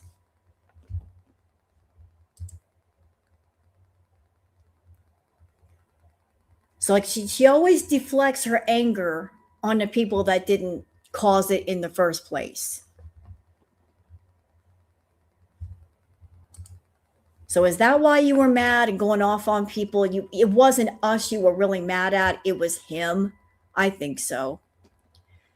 Boho Chic says she's in Gatineau, Quebec, Burger King. She ended her live there and claimed she was tired.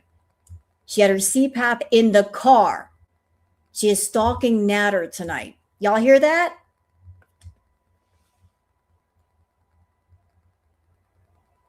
Y'all hear that?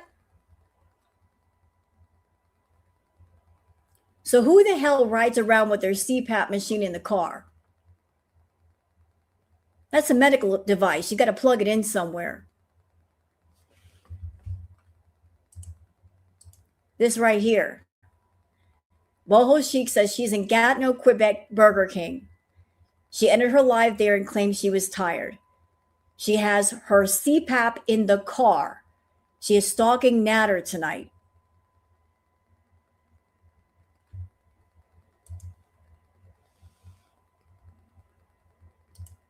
Like, why would you do that? Why would you put your machine in the car?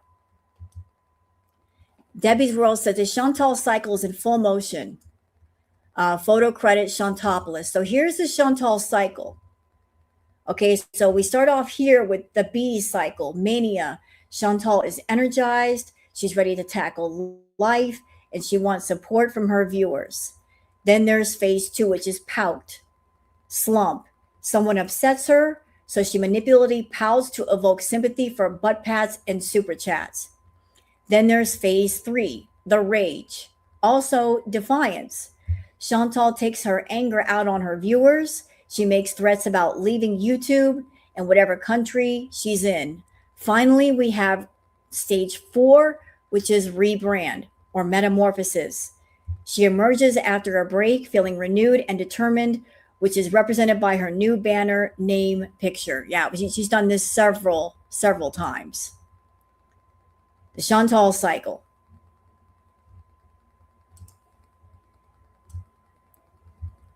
CNJ says, oh, she's broke. And to top it all off, she is mentally declining rapidly. She's more erratic than usual. It's almost concerning, but screw her. Her current state is a recipe for disaster, and I can't wait. Yeah, her behavior has been getting more and more erratic. What's concerning for me is the fact that she keeps mixing up her stories and people. Like she's talking about Nader and Salah as if they're one and the same. Like certain things she says about Nader actually apply to Salah. Certain things she says about Salah apply to Nader. It's like, is there something going on mentally with you? Like you're is there something mentally going on in your head to where you can't tell one from the other? I don't know. Fondue Spiteful Beach says, quote, if you don't like it, you can F off and be blocked. Y'all hear that, Beezers? She tells people, if you don't like what I say, and if you don't like my content, go somewhere else. And then she gets mad at people when they do what she tells them to do. If you don't like what I'm saying, if I'm too rude for you, if I'm boring, go somewhere else. And people decide, you know what? I'm going to do it. They go to React channels and they have a good time and they stay there, and then Shantel gets mad. She's telling her own audience to go someplace else. And then when they do, she's like, why is nobody watching me?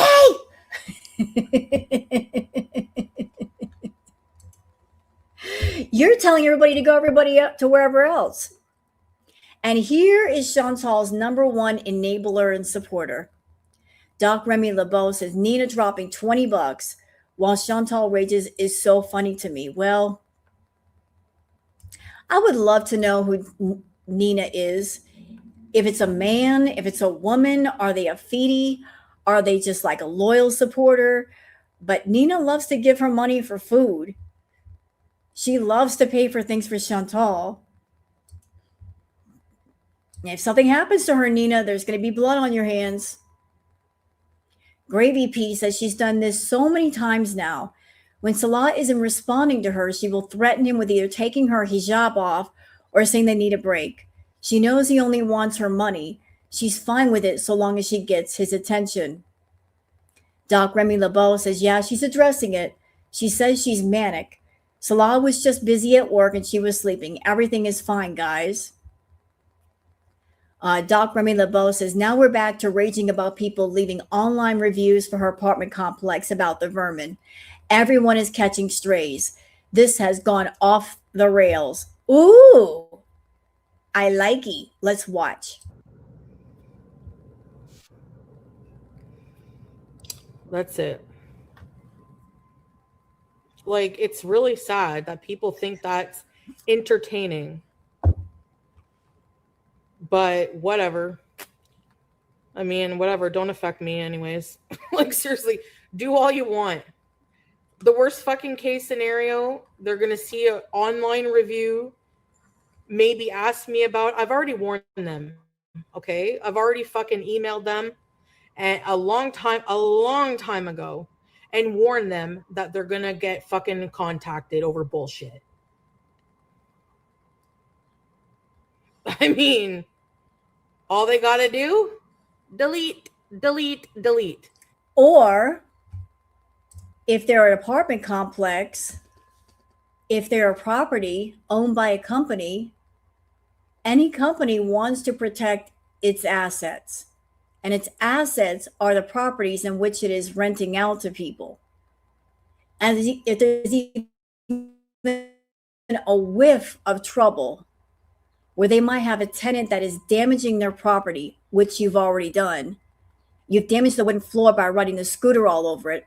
There's other places in the apartment that need work because of you, and they weren't that way when you moved in. And somebody comes to them and says, hey, this person is basically having a hoarder situation up in their house, which is attracting rodents.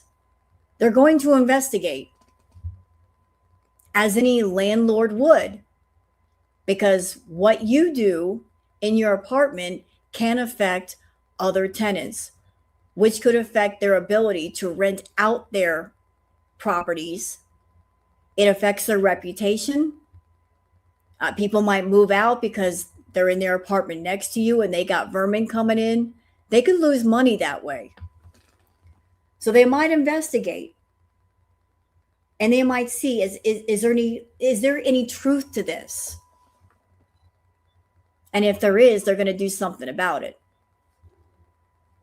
And as someone that I live in a building that's sectioned off into different units, but we're all connected, if there's somebody doing some fuck shit next to me and they're being filthy and they're being nasty and I know about it, guess what? I'm running directly to the manager of this place and I'm letting them know, because I live here and I don't want vermin coming in my place.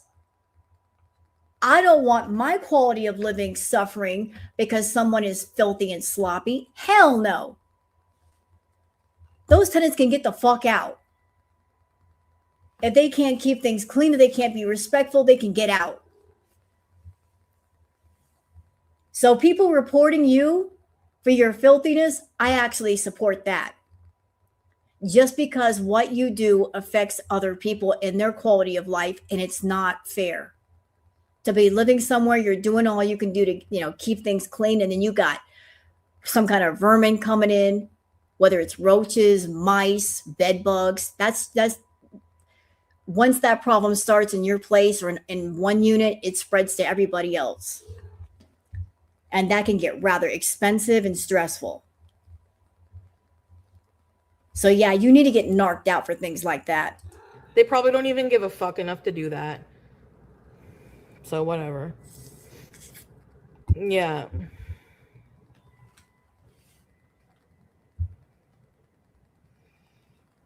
That's it. Like, it's really sad that people think that's entertaining. But whatever. And by the way, Shantel, you were asking, one of your talking points, one of your arguments was, I'm on the 19th floor. How can rats get to the 19th floor? Talk to the people in New York. There's a big rat problem in New York. People that are in high-rise buildings having rats in their apartment. If it can happen there with rats, I'm sure the same thing could happen in a building like yours with mice. Mice can travel through the holes in the wall, up through the pipes and all that. You got plumbing coming into your place, then there's little places where they can get in and out. And they don't care if it's 19 floors up. They'll just travel a bit if they got to. Travel bees. But ask the people in New York about mice problems and rat problems. They got rats there that are bigger than buses. I mean, whatever. Don't affect me anyways. Like, seriously, do all you want. The worst fucking case scenario, they're going to see an online review, maybe ask me about. I've already warned them, okay? I've already fucking emailed them. Is that you trying to stop them from coming and checking your place out? Because they might check anyway. If I were a landlord with a building and somebody came to me, I don't care if it's a troll, and they're saying somebody in your building is kind of got a hoarder situation, and they're following that up with not just words, but proof, video proof, picture proof, that would set off the alarms. I would send somebody to investigate just to make sure that everything is copacetic. There's nothing wrong with looking in to make sure everything's all right. Because as a landlord, I'm protecting my properties and my other tenants and my money. And a long time ago, and warn them that they're gonna get fucking contacted over bullshit. I mean, all they gotta do, delete. They probably don't even give a fuck enough to do that. And that's interesting. They already did a fire inspection. I've rented 30 years and I've never had one fire inspection. So it makes you wonder, was it a fire inspection or was it for something else that she doesn't want to talk about? Was it a fire inspection, or was it maybe somebody sent them some stuff and they were like knocking on her door to check her place out? I bet you anything that it was for something else and she doesn't want to say what it was for.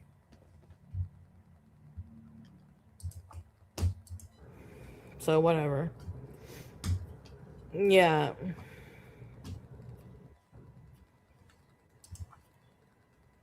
She said that she was naked when those poor, she was naked when they walked in.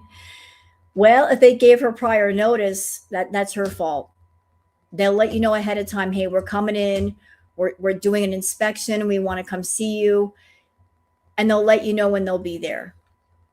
So that's on her. They didn't just walk in unannounced. 500 Kids and No Money says, Foodie Beauty, Salah doesn't listen to his family. If he did, he wouldn't still be with me. He's not with you, right? He's not with you.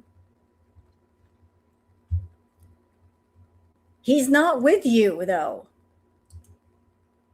So there's that. Fondue Spiteful Beach says, Foodie Beauty, Shantel Sorrell is tripling down on the racist Cole comment to Charlie Gold. But don't worry. She was with a black man for 7 years. She can call her Cole. Yeah, I heard that part too. That when people were bringing up that she has made racist comments, the incident with her and Charlie Gold, where she called Charlie Gold Charlie Cole, people were mentioning that again. She was talking about that again. She was claiming that she's not racist. She was still defending calling Charlie Gold Charlie Cole and just trying to, justify it, rationalize it. And then she brought up, I was in a relationship with a man who was black, and trying to use that as, because I was in a relationship with a black man, that means I'm not racist. There are lots of people who date or involved with people from different ethnicities that could also be racist. That doesn't automatically cancel out that you're not a racist. She is racist. Because the part that she doesn't want to talk about is after she called Charlie Gold Charlie Cole, and she apologized to Charlie via a mukbang video that she did with Peeps, and she was eating fried chicken during this apology. She wasn't even sitting down to apologize to Charlie properly. She was halfway apologizing, and Peeps was doing most of the talking during this video. After she did this, fake apology, she took the apology back. So it wasn't really an apology. She turned her apology into a mukbang, an inappropriate one. But she's not racist. She's not racist at all. But doubling down on that, Doc Remy LeBeau says she's completely unhinged.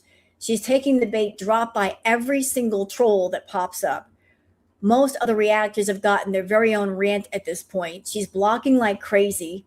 She keeps going back to old stuff. Just wow. Let's watch. I don't give a shit what anyone thinks. You know what? I'm going to speak my mind. I don't care if you can cancel me all day long. I don't give a shit what anyone thinks. You know what? I'm going to speak my mind. I don't care if you can cancel me all day long.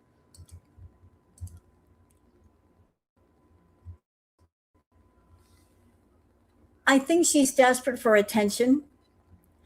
Again, I also think that she's mad at maybe a couple of people in her life, but rather than go to those couple of people and go off on them like she should, because she's mad at them, she's not mad at us. We're just doing the same things we've always done for the last several years. We've not changed what we've done.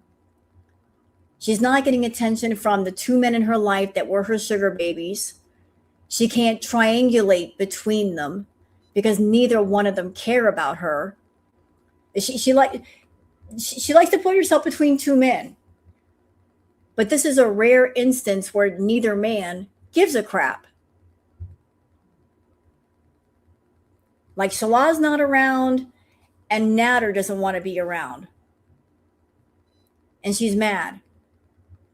So this is, I need attention.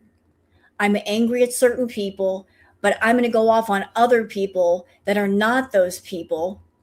She doesn't dare go off on Salah or Nader, because if she did, they got stuff to talk about her. She doesn't want that happening. So, like, we are the punching bag. Girl world is. I'm mad at Salah and I'm mad at Nader because neither guy's giving me attention. So, girl world, you're it. I'm gonna throw my punches at you.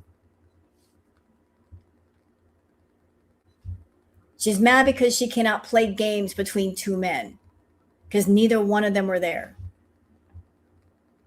And yes, what if she was eating fried chicken when she apologized to Charlie? It was tacky. Her apology was tacky. It was foul. It wasn't even real. It just, bad taste. Very, very bad taste. Debbie's World said, so, okay, tonight on her Kick channel, she's attacking Charlie Gold, Yaba, and Just Breezin'. She's truly mentally ill because these people aren't even talking about her currently. I know. It's like, you're not talking about me, so I'm going to talk about you because I want you to talk about me. You can't win with Shantel. If you talk about her, she's going to get mad. If you don't talk about her, she's going to get mad. Which is it? Do you want them to talk about you, or don't you want to talk about you? At 1 minute, why are you talking about me? And the next minute, why aren't you talking about me? You can't win with her. You absolutely cannot win with this woman. It makes no sense. And y'all are going to get mad at this. Y'all are going to get real mad. You're going to get real mad. You're not going to like it. Doc Remy LeBeau says, and now she's back to purposely farting right in the kitten's face and giggling and blushing while the cat sniffs all around her privates. This enrages me. I'm out. Let's watch. I have to toot. Sorry, BG.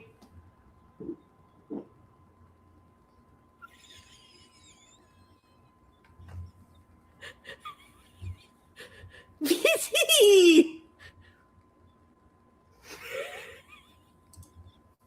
Oh my god. Why did she...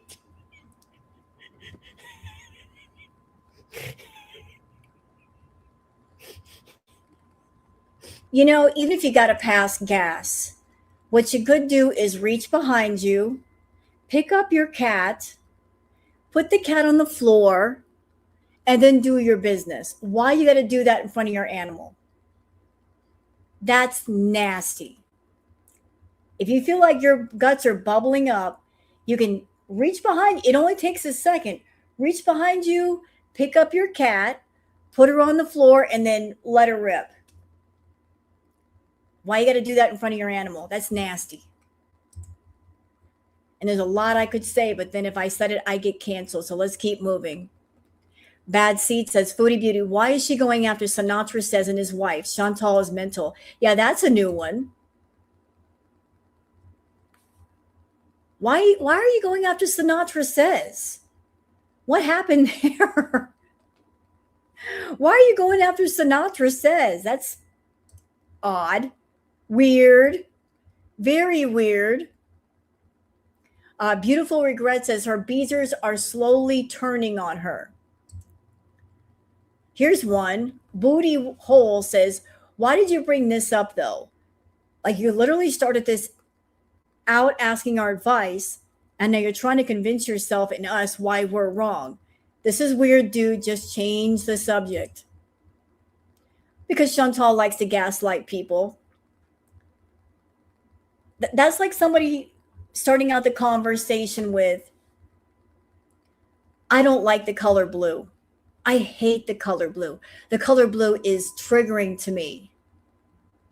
It's really triggering. And then somebody else saying, you know what? I don't like the color blue either. And then 5 minutes later, why are you attacking the color blue?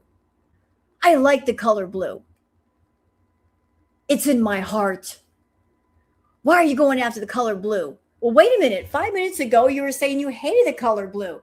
Well, that was 5 minutes ago. Hater, you don't like the color blue. You know, it's like switching the conversation so suddenly. Like people are just trying to get on your side, and yet you keep switching sides. Weirdo. Beautiful Regret says, another one. Chantal, wash your hands, says, you say you want us to ask you questions, and then you get mad? I don't understand why we can't have a conversation. Well, Beezer, here's the reason. Chantal doesn't want conversation. She just wants you to shut up and listen. There's no conversation here. She wants the Beezers to just shut up and listen to her whine and bitch and gripe and burp and fart. There's no conversation here. There's no discussion. It's all just like, just listen to me talk about food for the next 6 hours and send me money. Harry Double Tooth says expectation versus reality. So, who is this? Who is that? She made this picture. Who is that? Who is this person? Chat, do we know her? I've never seen her before. It kind of looks like Chantal, but this woman is 20 years younger, and she's got a waistline and perfect skin and a pointy chin. Who is this? We don't know her. This is the picture that she made of her in Salah. And here's how you know it's AI. Chantal is 5 feet tall. Salah is 6'2". If that were a real picture, his head would be towering over hers because he's much taller than she is. She's a shorty. He's 6'2". He's a foot taller than Chantal. Like her head should be near his waist. Her head should not be that close to his head. But guess what? Guess what? Here's the reality. Here's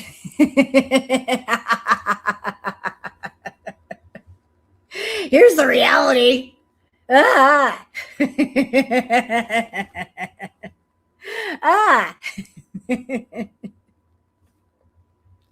What is that? That looks nothing like that picture. That looks nothing like that picture.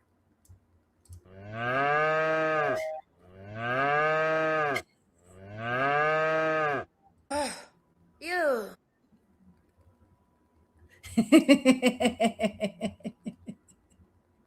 What the hell is that? Ew.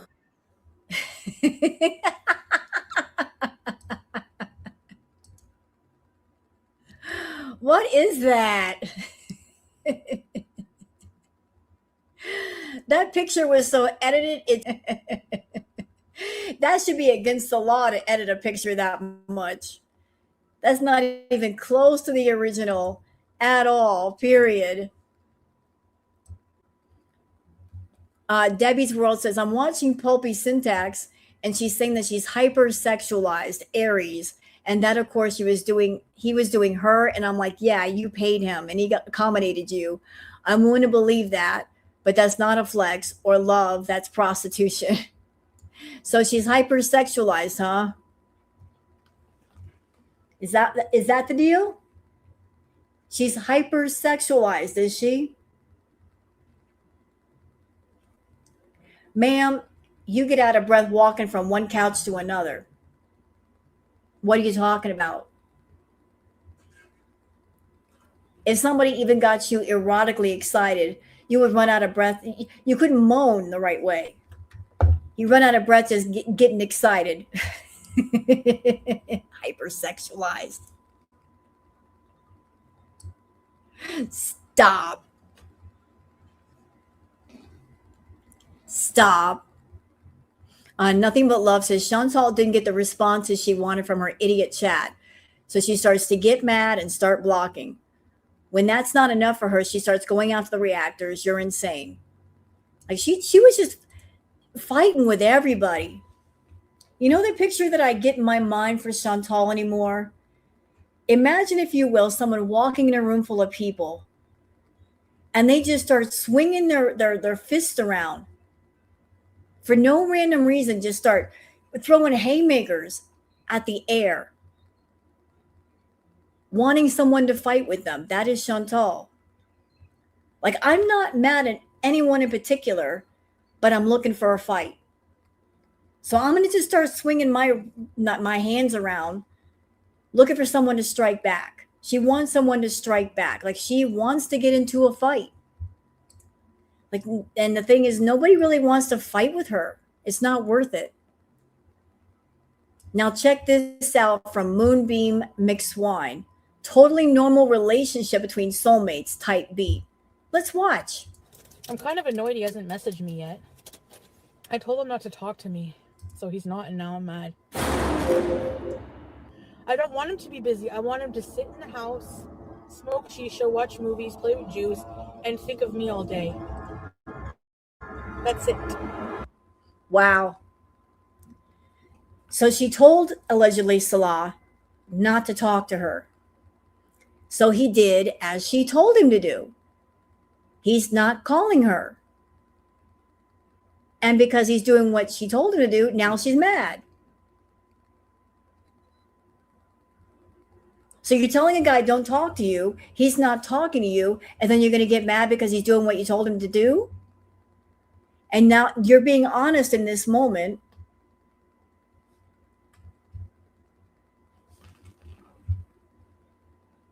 Now you're being honest in this moment.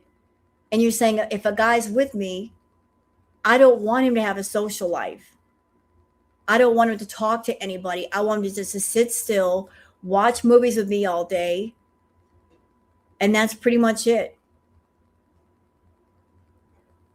I mean, let's listen to that again. I'm kind of annoyed he hasn't messaged me yet. I told him not to talk to me, so he's not, and now I'm mad. I don't want him to be busy. I want him to sit in the house, smoke shisha, watch movies, play with juice, and think of me all day. That's it.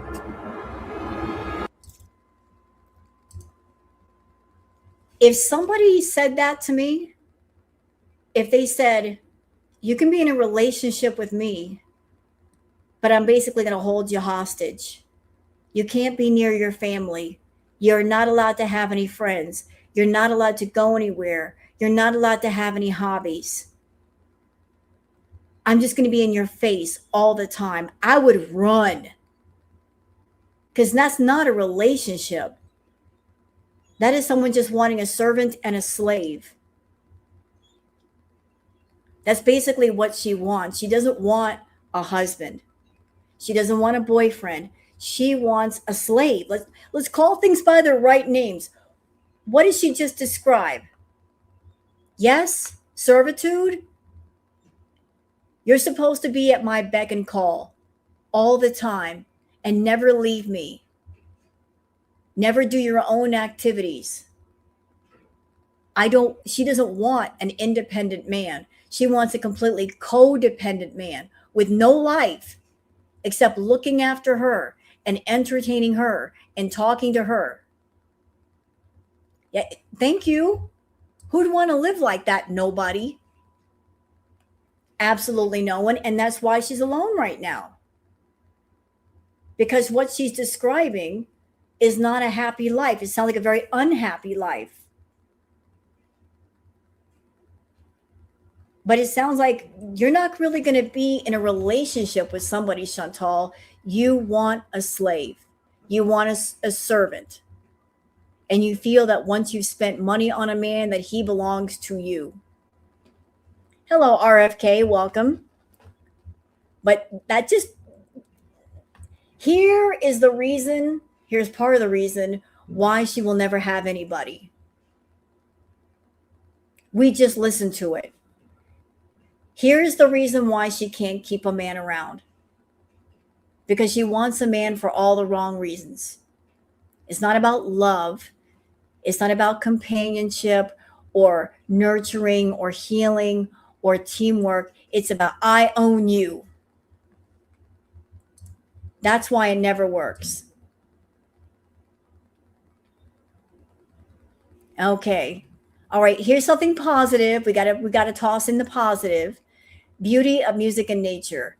When the lamb named Honeysuckle, was rejected by her mom, the mini cow named Daisy immediately stood by her side and wouldn't leave. Daisy continuously licked, nuzzled, and cared for the lamb as if it were her own mother. Aw, y'all look. Look at the baby. So this mini cow caring for a baby lamb and took over mothering duties. So the cow, Daisy, taking care of Honeysuckle the lamb.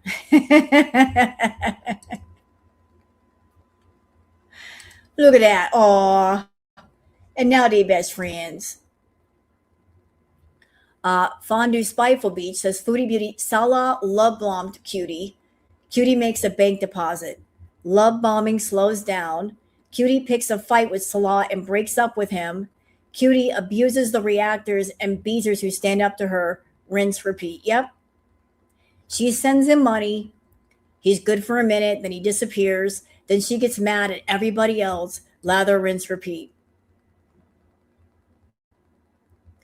Ooh, look here from Natalie, the 10 most expensive horses in the world. So this is an Appaloosa. The spotted masterpiece of the West is valued at over $5,000. Oh, no, we can't do music. Sorry. What else we got here?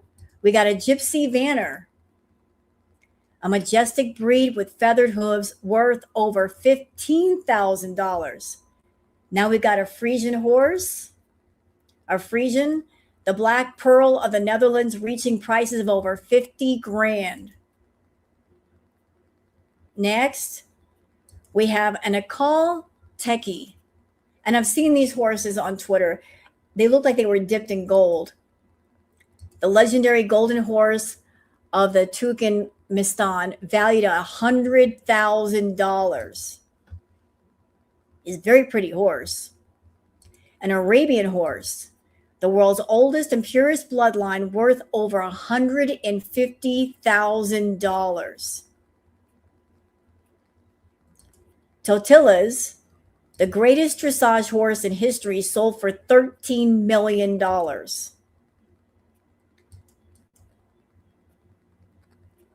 It's pretty. And then we have these horses. The ultimate show jumping legend, worth a massive $15 million. The Green Monkey, a racing icon that shocked the world, sold for $16 million. Sharif Dancer, the untouchable racing champion, valued over $40 million. And the last one, Pegasus, the king of all horses, sold for a record-breaking $70 million. Wow. Some people take their horses very, very, very seriously. They don't play around. Do they? I'll pay big money for a horse.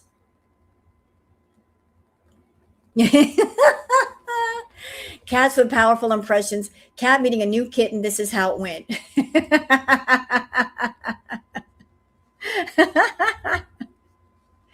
It looks like the older cat is teaching the young one, you got to learn your place. Like you're being too hyper. I got to calm you. You got to just sit down.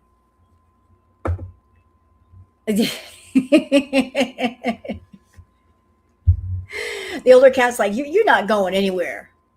I'm going to keep your butt right here. Where are you going? You ain't going nowhere.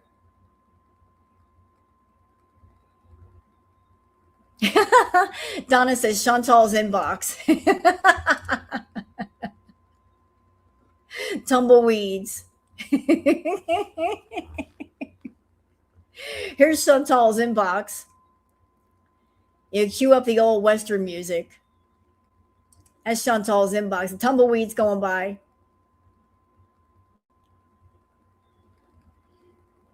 And she went to a cemetery. I don't know why she went to a cemetery.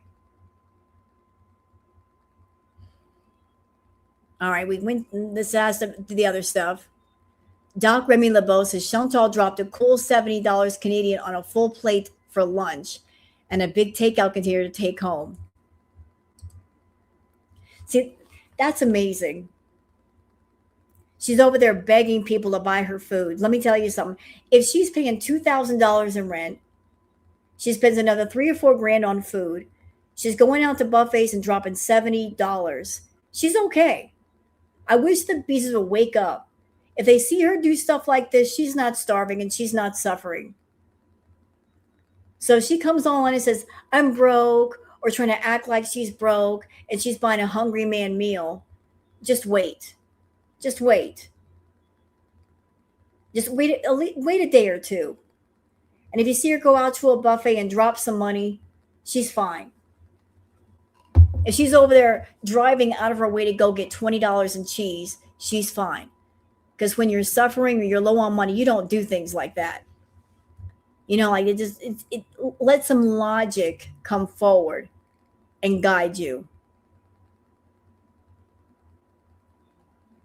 Fondue Spiteful Beach says, Foodie Beauty $65 for lunch, plus dessert and a Canadian Comforts for later.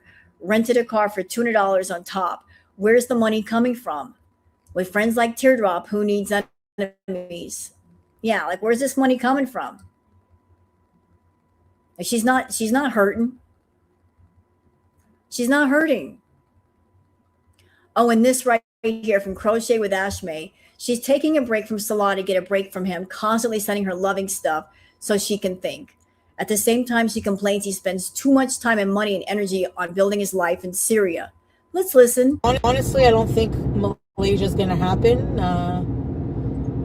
I'm not feeling it, honestly. So I just feel like, if I'm honest, and I'm not talking shit on Salah, but I told him I want to take a break from talking to each other because this is hilarious. Okay, number one, if you're really married to somebody, you don't take breaks in a relationship. No. If you're really married to somebody, you don't just look at your husband or look at your wife and say, I'm not feeling you right now. Can we take a break for a couple of months? I need to go sow some wild oats. Like, I'm just going to go rent a room in a hotel and I'll stay there for a couple of months. I just need a break from you. What marriage do you do this? And it's okay. We're married, but I'm going to take a break from you. And why do you need a break from your husband if you're thousands of miles away and you hardly talk?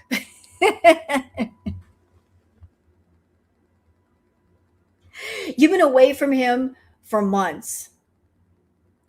You've been living alone, doing what you want to do. He's doing what he wants to do. So why is a break needed?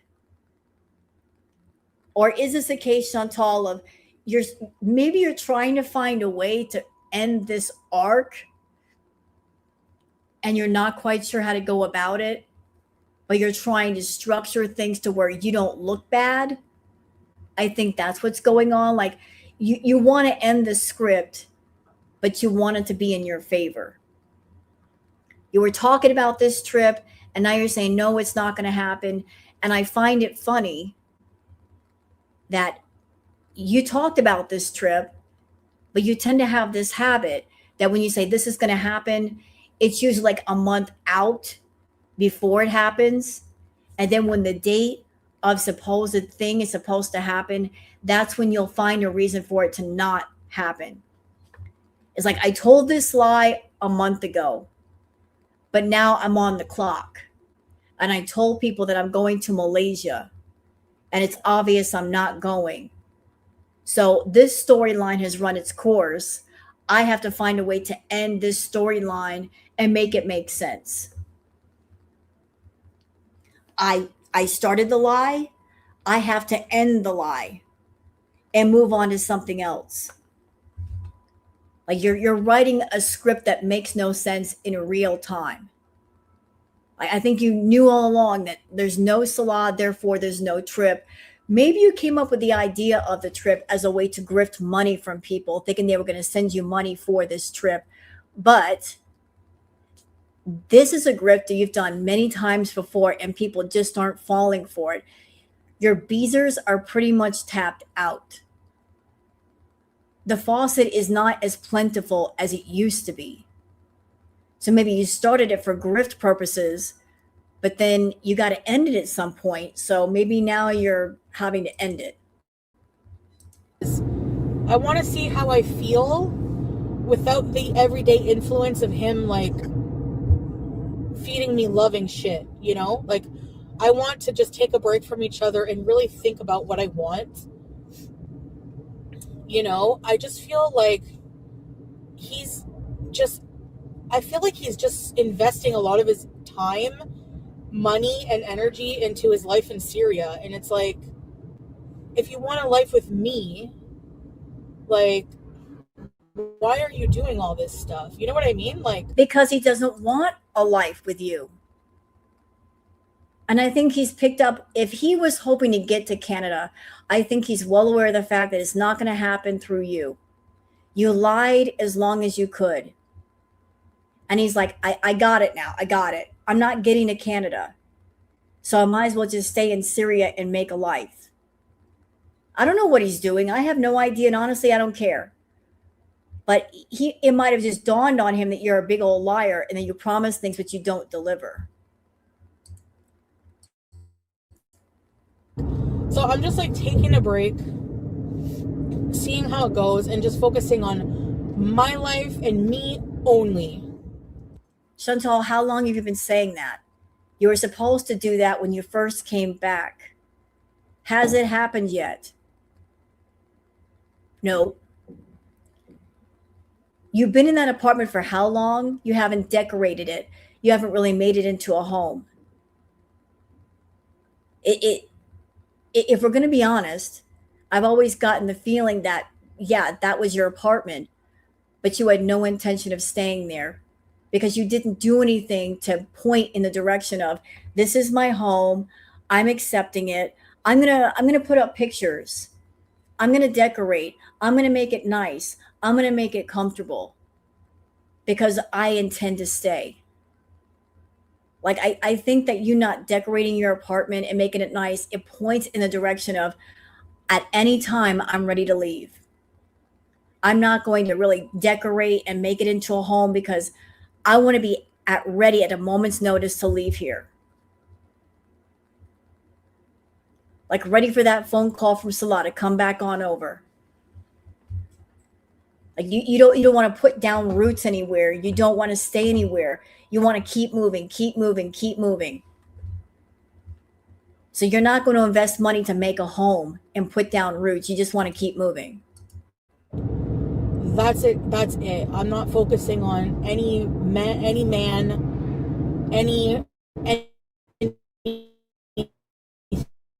I'm just taking a break. And it's like my own thing because, like, I have to really do a lot of thinking, you know? What I want, etc. Yeah, how long has that been going on? Like, I don't know what I want. I've got to consider this has been going on for years. Exactly when is that supposed to happen? Rubber Crazy Troll Ban says Foodie Beauty is annoyed because Salah isn't talking to her when she told him not to talk to her. She expects Salah to never leave his house and long for her all day. Well, that's not going to happen. That's not going to happen. Interesting tidbit from Dave's World, Foodie Beauty quote, I'm not attracted to emotionally mature men. Well, we kind of knew that, but interesting take. She wants someone to daddy her. So how can someone daddy her if they're not emotionally more mature than she is? So you want an immature daddy figure? So how can they properly daddy you if they're not mature? How are you going to accomplish that? You're looking for a daddy figure, but you don't want them too mature. Or do you mean when you say you don't want them too mature, you don't want someone who's stable, independent, sensible, reasonable, logical. You don't want someone that makes sense. You want someone as fucked up as you.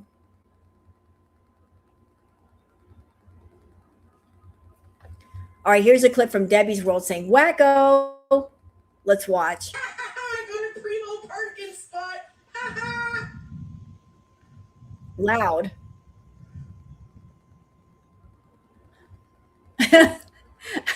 On the bus? Go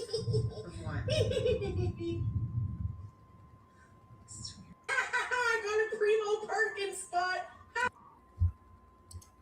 Straight Jacket City.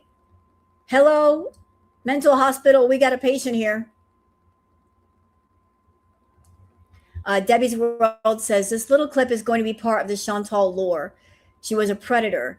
She isolated him in Kuwait, and now she's proudly announcing what her intentions have always been. Let's watch.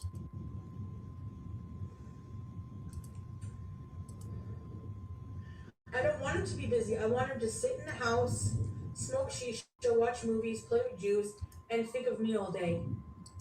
That's it.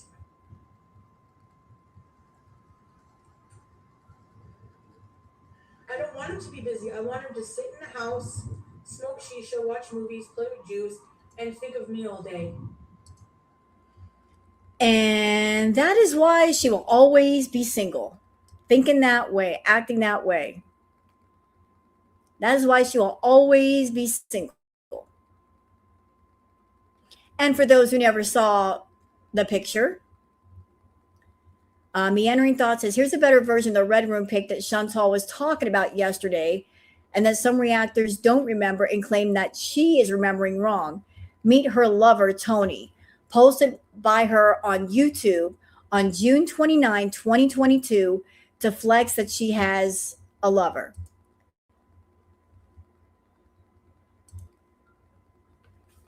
That's the picture that she posted on her community post.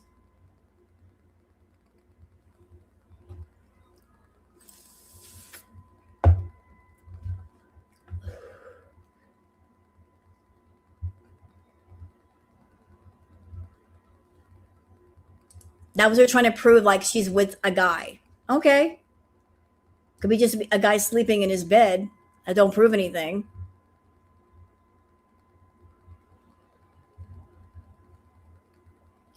No Bueno says, we were able to witness what a predator Foodie Beauty can be with Natter, regardless of what we think about him. She seeks out immigrants, foreigners, because she has learned it's her best chance to find a man who will be financially dependent. She wants an indentured servant. Agreed. Agreed. She's in Canada. Canada is full of men, all kinds of men. And I don't think she's choosing men just based on physical aesthetics, like what appeals to her physically. I think she's looking for other things. I mean, we remember how she was on TikTok when she was talking to those men on TikTok, and the way she was talking about, oh, I have a condo and these different places and I have this money, and look at the way she was talking. Like she's looking for certain things. But I agree with No Bueno. Okay, we got to, is this all there is? Okay, we could be here all day with the Twitter peeps, but we need to get on with the video from Barbecue Chicken. And I'm going to link Barbecue Chicken's video in the chat if you guys want to check out Barbecue Chicken. There you go. So full credit to Barbecue Chicken. This kind of cuts down her rage because like Foodie, she got rid of this. So out of 10 hours, this is 35 minutes. 10 hours cut down to 35 minutes. Let's watch.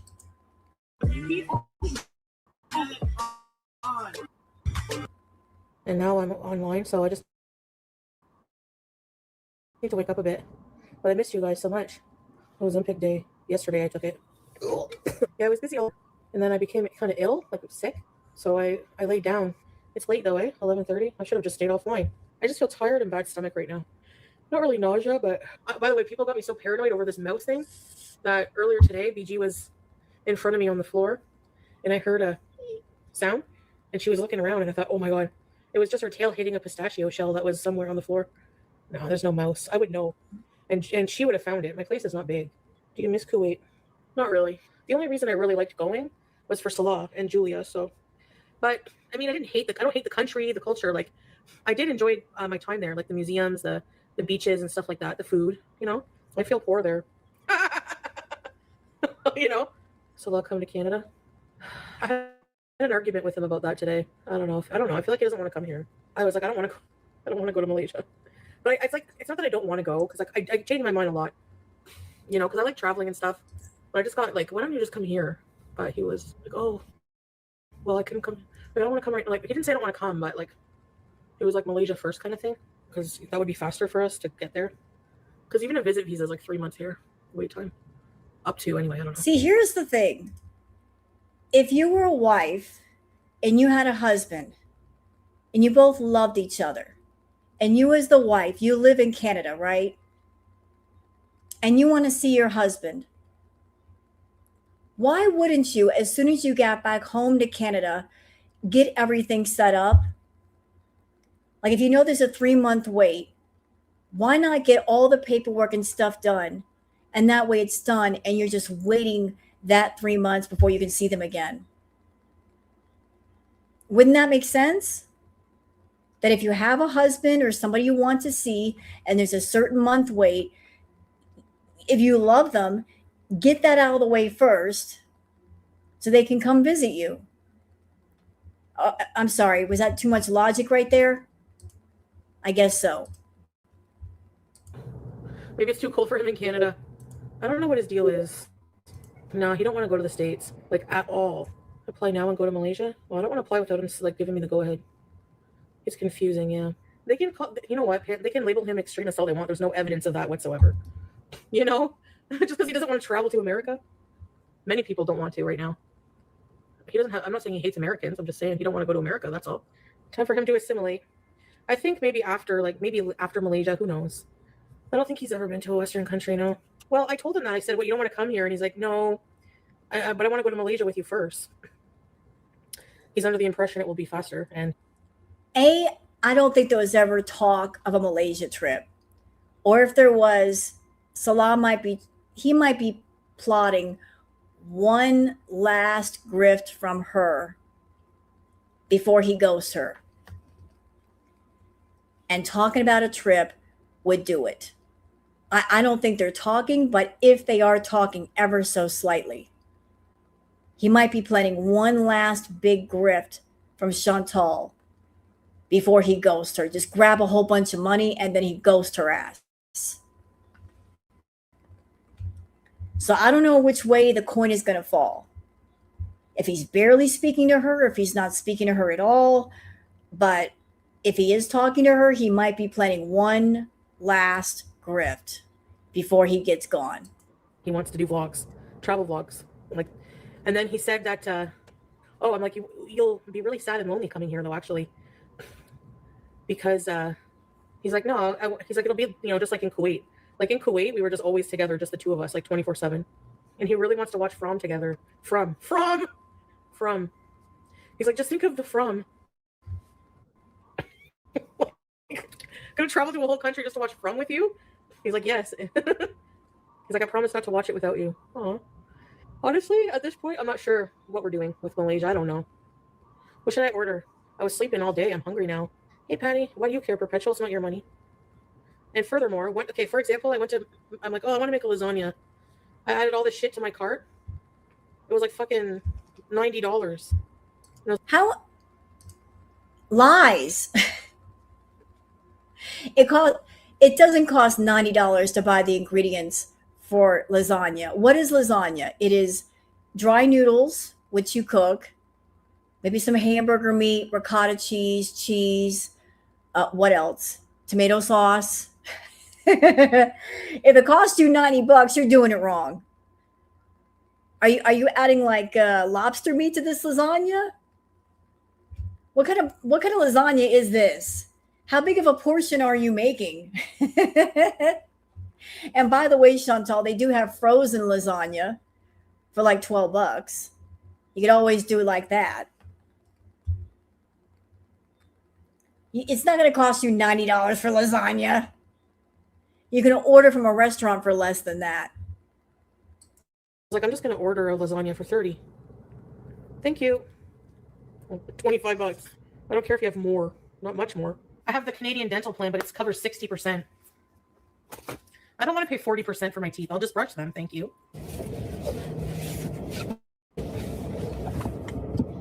Oh no! Fuck, this thing's not gonna last. Hold on, guys. Oh, shit. This thing. The logic of this one. So she'll spend $100 a day in takeout. And then she gets a camera mount from the dollar store.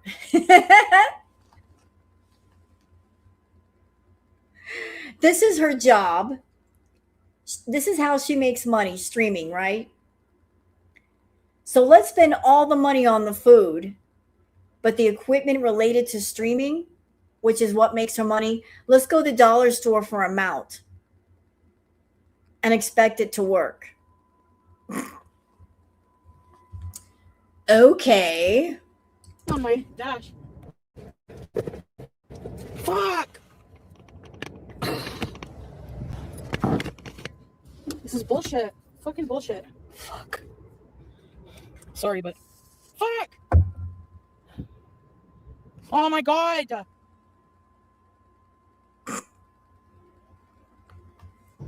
I can't do this. It's so stupid, bro. Okay, that's how you gotta do it. Because my stand is no more. So I need gas, but I still have 24 kilometers. I could get gas, but I don't feel like it. I don't feel like going. So this trip that she made out to get food, she was basically riding around on fumes on her gas tank. It's late at night. It's really late. And she could just get in the car, realize that she doesn't have that much in the way of gas, and go, guys, I'm low on gas. I can't do the trip. She makes the trip anyway.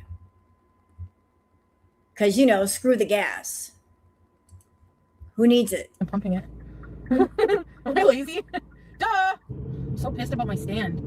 It's like every time I rent a car, I got to spend $5 extra just to get a new one of these. I have like 3 at home. And they're useless because like they don't stick after you take them off. What do I get here? Bagel with cream cheese? The babushka angle. Well, Chantal, when you try to take your camera phone and stick it to the dash with a Post-it note, no, it's not going to work. Which is essentially what you're getting at the dollar store. You're getting like something that resembles a Post-it note. Next thing you know, you're going to take some Gorilla Glue and glue your phone to the dash. That might work. You might not be able to get your phone off, though. Can I get 2 everything bagels toasted? One with hot cream cheese and one with dill.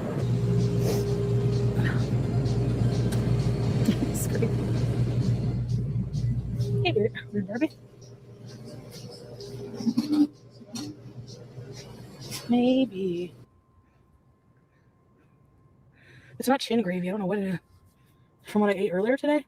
The bagels are for breakfast. Oh my goodness, these bagels smell good. I need a bite. Now that's a bagel. And those bagels were supposed to be for in the morning when she wakes up. They didn't even make it out of the parking lot.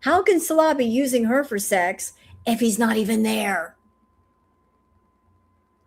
This sounds like Natter.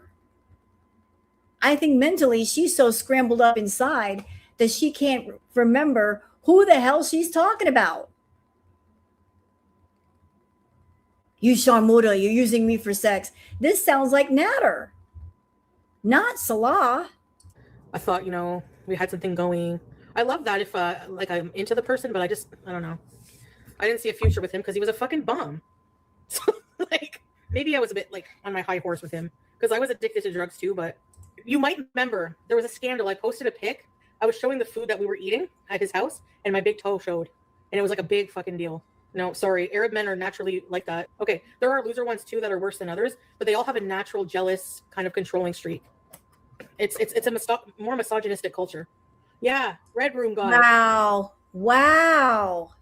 This bitch. Wow. Did y'all hear what just came out of her mouth? Her classifying Arabic men that way. Let's hear that again. Let's hear it. What'd you say? Say it again. I didn't see a future with him because he was a fucking bum. So like maybe I was a bit like on my high horse with him because I was addicted to drugs too. But you might remember there was a scandal. I posted a pic. I was showing the food that we were eating at his house, and my big toe showed, and it was like a big fucking deal. No, sorry, Arab men are naturally like that. Okay, there are loser ones too that are worse than others, but they all have a natural jealous kind of controlling streak. It's a more misogynistic culture. So we're classifying Arabic men, Middle Eastern men that way. This is how you think about Middle Eastern people, about Middle Eastern men. You're saying this is the culture. A lot of men are like this, or most of the men are like this. This is how you think. And yet you go after Arabic men, Middle Eastern men. This is how you think. You don't think highly of Middle Eastern men, and yet you run after them. So my question is why?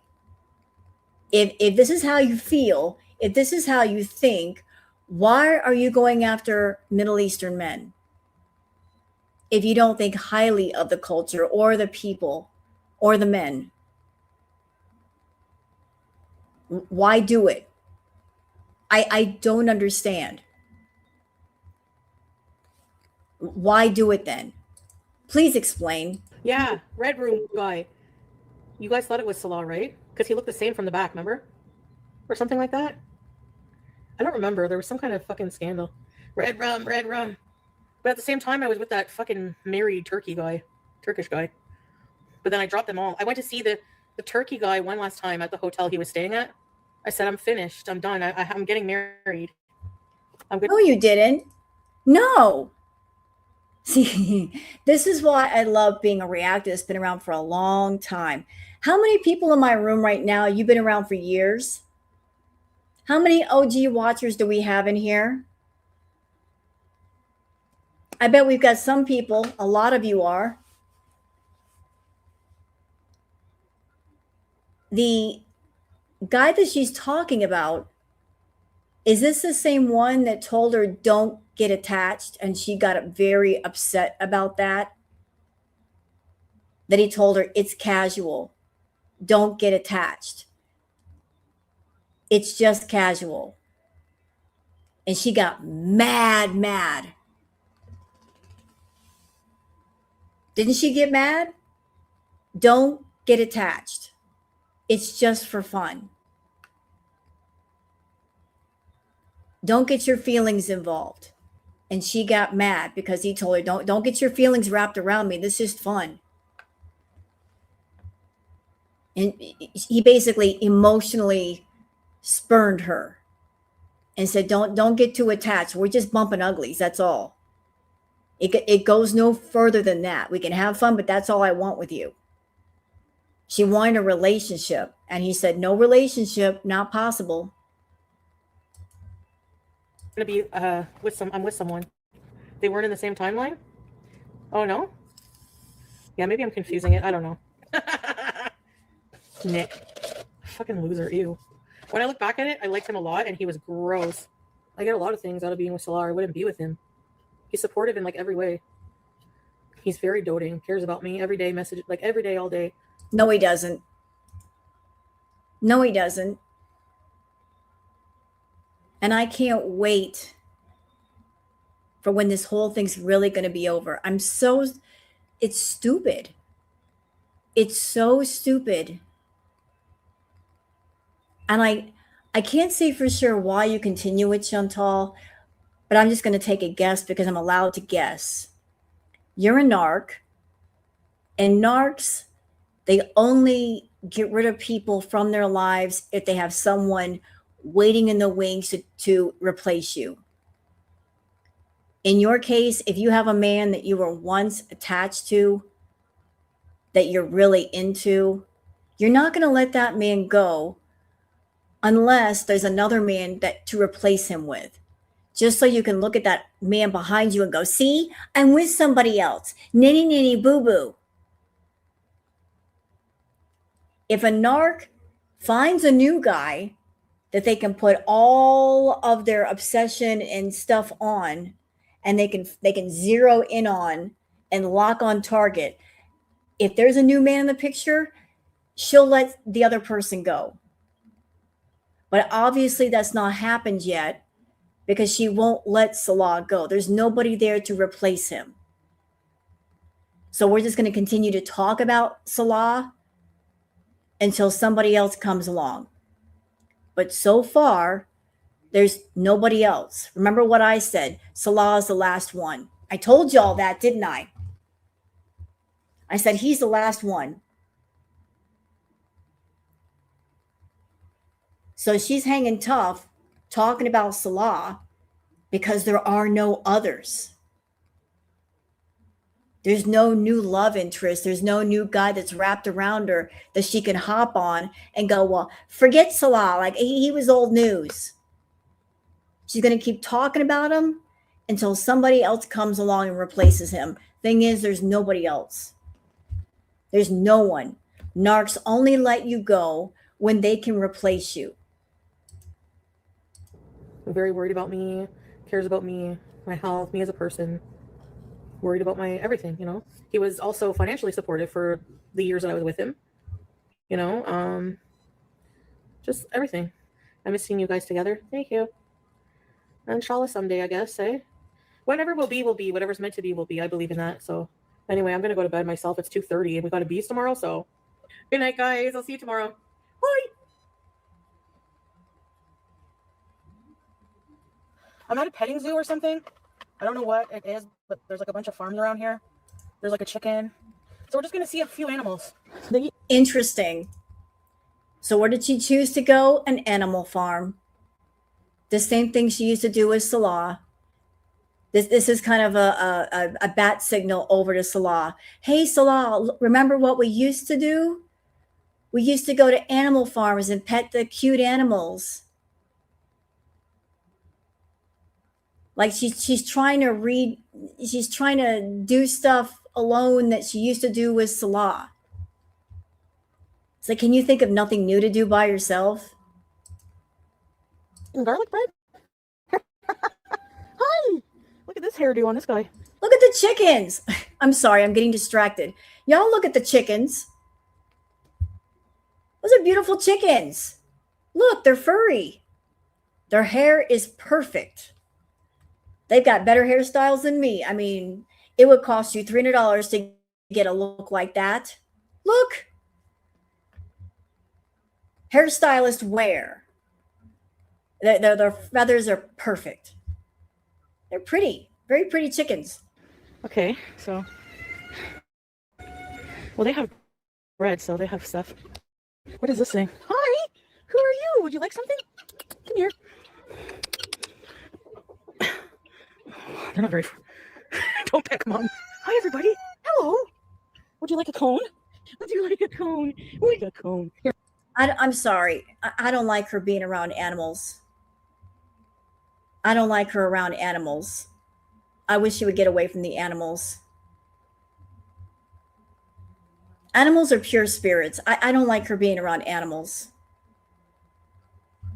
I really don't.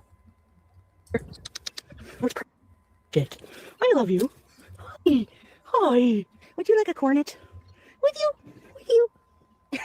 Not you. Not you, fatty. Not you. No. No, not you. Ma'am, that goat is pregnant. I'm not even the farmer. You're saying, get away, fatty. Talk about projection. That goat is pregnant. That black goat is pregnant. I can tell by its belly. It's pregnant. She's working on some babies. And you're calling her fat. What's the matter with you? You had one. Hey, sheep. Pregnant. Sheep. Come here, sheep. No. No. Ah. You pig. Pig. Ew.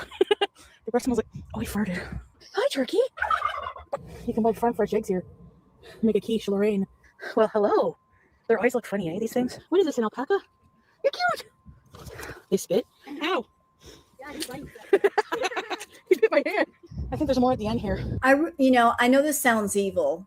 It's too bad she did not encounter a llama.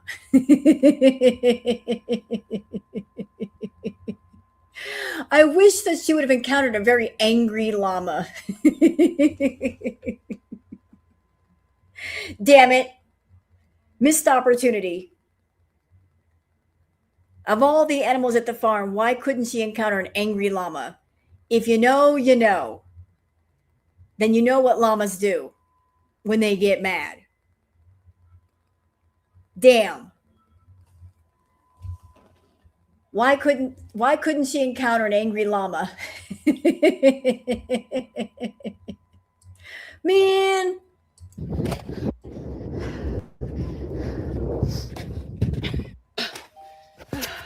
What the heck is this thing? Hi, pony. Hello, sweetheart. Oh. Good, horsey. Here. And you spit? I want a kiss. He's like, no way. Can you put your tongue in? Oh, he ate it all. Sorry. I don't like it unless you have something. Look at this guy, too. He's rude. Whoa. Shit. Is this part of their hoofs? Okay, Rebecca. Oh, he just spit. Do not spit on me. You look like you could be in a sad music video. Man. I wanted a llama to do what it does when it gets mad. It didn't do it. Damn it. My goodness. Hello. Maybe if I sing La Isla Bonita, he'll come. Leave the donkey alone. I love donkeys. I love donkey. I love animals, but I love donkeys. They laugh at you. All animals have personality, but I've been watching a lot of donkey videos, and donkeys are just they're hilarious. Donkeys, burros, they're just they bray at you. I love donkeys. Just like I never gone. I knew the song. Young girl with eyes like the desert. There's donkeys, mules, and burros. I think this is a mule. I don't know. I need more information. I think it's a mule. I'm not sure. He looks worse. We're gonna go have lunch. I don't have any hand wash, but I have hand sanitizer. I mean, it kind of depresses me seeing animals, but they don't look happy. They're all, like, it's all muddy. Like, how come they're living in mud? Is that normal? Honestly, that would be such good exercise, volunteering at a farm, because, man, that would be hard work. Yeah. You have to be in good shape. Yep. That's why they have big buff farm hands. I can rent a car like once in a while. I don't know. Yeah, and you know what? You go after Goose Chuck, and she takes care of several animals. So you just visited a farm, and you just acknowledged to live on a farm and take care of the animals. It is hard work. Yeah, it is. You could never. Goose knows all about that. Although justice for Spider. Spider needs some dippy water and a butt scratcher. It's expensive, but maybe when the gas goes down, I'll rent one again. Maybe in a couple months or in a month or something. Honestly, I don't think Malaysia's going to happen. I'm not feeling it, honestly. I just feel like, if I'm honest, and I'm not talking shit on Salah, but I told him I want to take a break from talking to each other. Oh, wait, the alpaca did spit at her?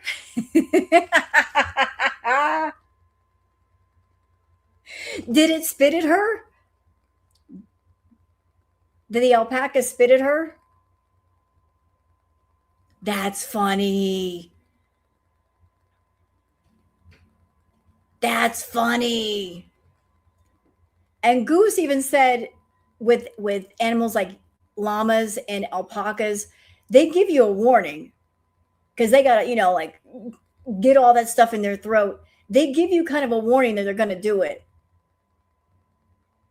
So if she was given the warning and she didn't listen, that's on her because she's bad about reading people and reading animals. So it did spit at her. It was like, back up, bitch.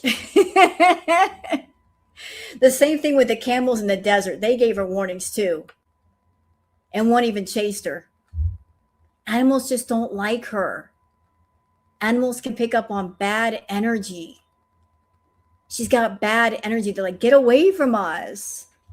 Get out of here, you demon. Because I want to see how I feel without the everyday influence of him, like, feeding me loving shit, Like, I want to just take a break from each other and really think about what I want. I feel like he's just investing a lot of his time, money, and energy into his life in Syria. And it's like, if you want a life with me, like, why are you doing all this stuff? You know what I mean? Like, so I'm just like taking a break, seeing how it goes, and just focusing on my life and me only.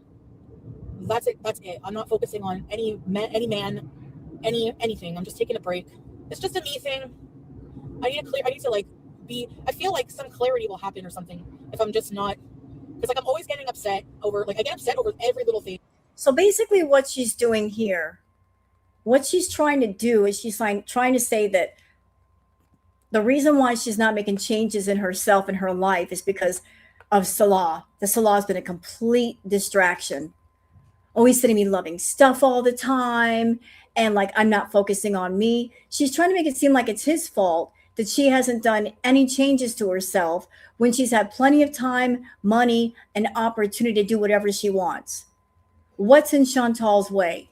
She doesn't have kids. She doesn't have a husband. She doesn't have an outside the house job. She can do whatever she likes. But suddenly it's all his fault that she's not changed herself. And that's not true.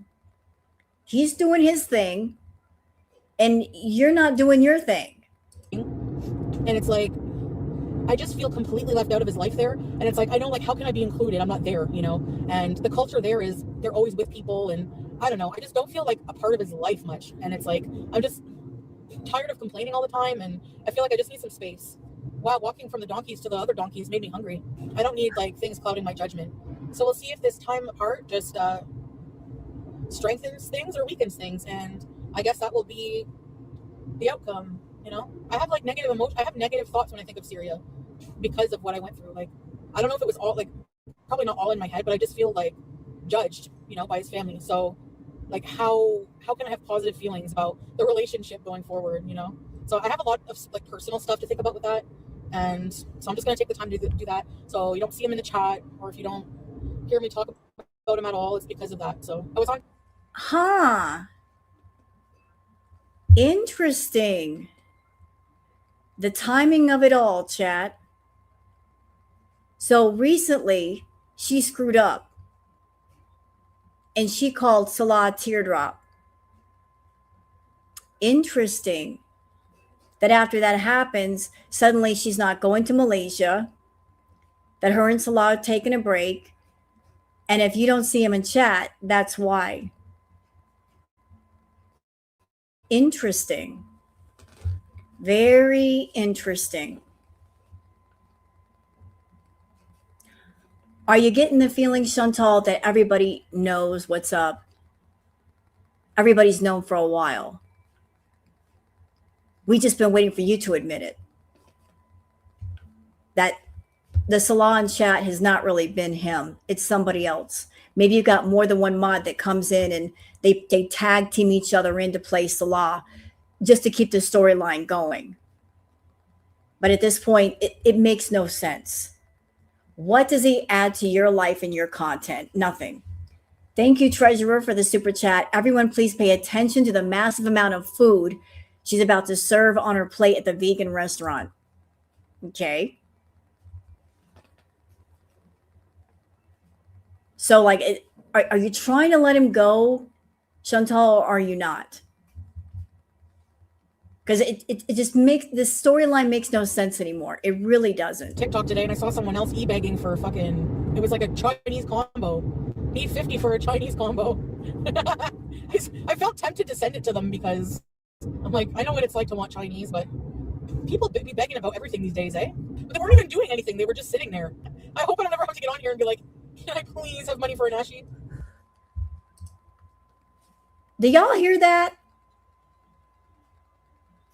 This grifter who never stops grifting, who starts live streams and she's dry begging, and she's like, I don't know what I want to eat. Every time she starts a live stream, she goes, I'm hungry. I don't know what I want to order. And she doesn't order immediately. She waits. She waits to see if somebody will buy her a meal, like Nina. I'm gonna mention that I'm hungry, and I'm gonna start a live chat. Like, she's doing it on purpose. She could easily order her own food and eat food before the live stream starts. She does what she does on purpose. She starts a live stream, looks directly into the camera and says, I'm hungry. Gee, I wonder what I should eat. Here are the options of what I'm hungry for tonight. I could have lasagna or takeout or sushi. She's naming all these different things that people could buy for her. Thank you, Michigan. She was dry begging for gas money on Friday. She begs for everything. And that trip that she took, she got $500 from Nina for that trip. On top of that, like, I wish the Beezers would wake all the way up. And if they haven't woke up, let me wake you up. Let me wake you up real quick. Let's apply some logic. Here's the logic. She's got YouTube. She makes money off of YouTube. Okay, that's one source of income. She's also got Twitch. When she goes on there, she makes money on Twitch. She streams on Kick. She makes money on Kick. With Twitch and Kick, she gets paid weekly. But wait, we're not done. There's a fourth source of income. Her cameos. If she does a regular cameo, it's $30. If she does a business video, that's minimum $250. Oh, wait, there's more. On Cameo, you can set it up to where people have to pay per message. So you're not DMing her for free. On top of the 30 or the 250, you're paying X amount per message. Oh, I'm not done with Cameo. Wait a minute. She's also got kind of like a GoFundMe on Cameo for general support. So on top of getting money for cameos, for the regular videos and the business videos, you can just donate money there for whatever reason. But we're not done. We're not done. There's also the PayPal. So let's recap. You've got Kick that she makes money off of through the AdSense there. You've got Twitch. You make money off of there. Twitch and Kick pay weekly. You've got YouTube, which pays once a month. You've got cameos, 2 different kinds of cameos. You got money coming in from PayPal. But you've also got the private requests off of Cameo. She's constantly throwing out her email address and her Instagram. So she might be doing private content not connected to Cameo, making money that way. So what? Are we up to like 5 or 6 different sources of income for one person? And they got to come online and grift and ask for more money? How does that even work? You've got 4 different, you got Cameo. I mean, you've got Cameo, you've got Twitch, you've got Kick, you've got YouTube. 4 social platforms that if you're working them all, that should be enough. And if it isn't enough, you got Cameo for the extra side money, and you've got your private content money. How much more do you need? There should be no reason to go to your viewers and ask for more money, to ask for gas money or buy my meals or whatever else. You got 4 different platforms. How is it that smaller YouTubers, they make enough money to get their bills paid, to pay their rent, and you got 4? 4! And it's still not enough. How is it possible you have 4 and it's not enough? How is it that us small channels, we're not begging our audience for shit, and yet you are? And your channel on YouTube is over 100K. And I'm over here on my channel, Shantel. I'm not even at 6K yet. Do you see me begging my fucking audience? No.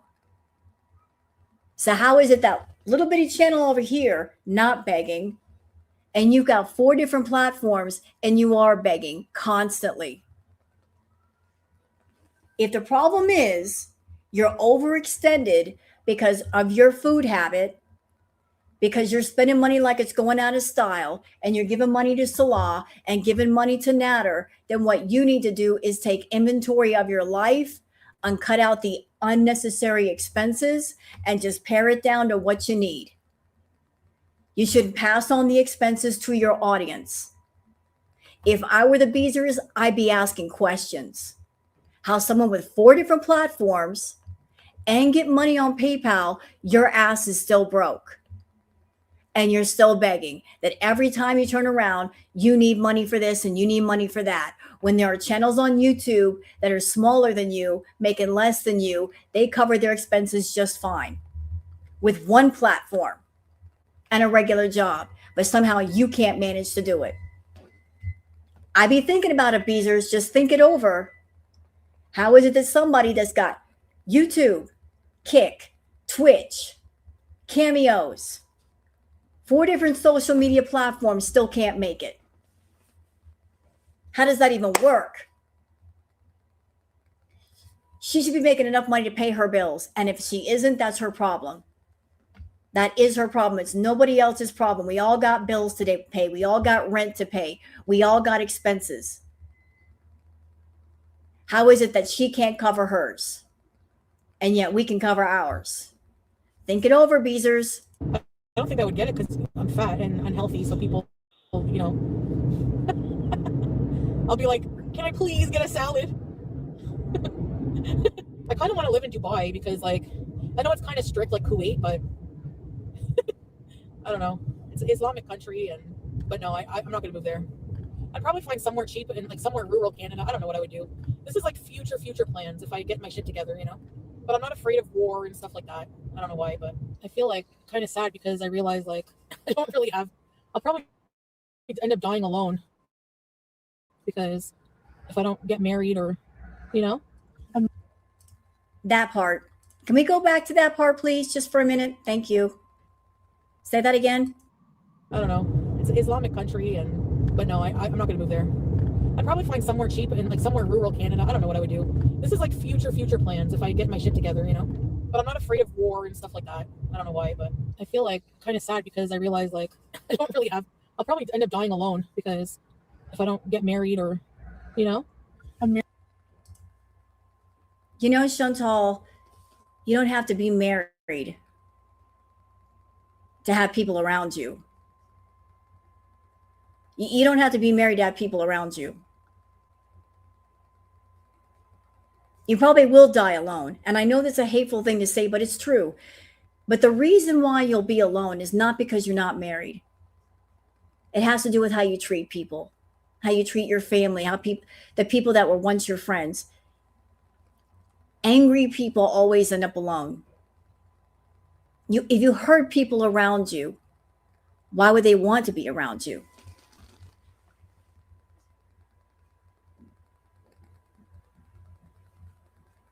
You should think about that more often. Like, if something happens to me and I end up in the hospital or in a casket, if God forbid you end up in a casket, who would show up to your funeral? Who would say the eulogy? Would there be anybody there crying over you because they honestly miss you? Or with the people that are closest to you, your family, would there be a sense of it's really sad, but also a sense of relief? Maybe from, say, your mother. Maybe the thought would be, my daughter was never at peace when she was alive. Maybe she'll find peace in death. Her life is so full of chaos and pain that she caused. And now that she's passed away, maybe she'll find peace. She couldn't find it when she was alive. But if you had a funeral, who would show up? Who would cry over you? Would anybody show up? Maybe your mom for a minute. Your entire family, the people that you've known, maybe one or two people would show up and that's it. And here's the sad thing, so I'm going to tell you a true story. I had a grandmother, my Nana. When she passed away, she was so well loved, my grandma, that they didn't have enough space in the funeral home for my Nana, for everybody. There were people like this out the door. So many people knew my grandmother, loved her. Funeral home wasn't big enough for all the people. Because she was such a social person. She was such a loved person. Talked to everybody. Caring person, my grandma. It's a testament to how good of a person she was. Would that ever happen for you? That would never happen for you because you've hurt so many people. And you're not making amends. You're not apologizing when you've got the time. You're not caring about the impact that you've caused so many people. Married? Yes, I am. I mean, if we don't stay together or something like that. It's like I want to message him every minute, but no. I saw 2 chickens doing doggy. How come all animals do doggy? I'm gonna be eating at a place where I was supposed to go with my friend first, so I feel bad coming here without her, but I wanted healthy food today. Yes, this is a bandage face. Hijab, okay? I know. Some napkins.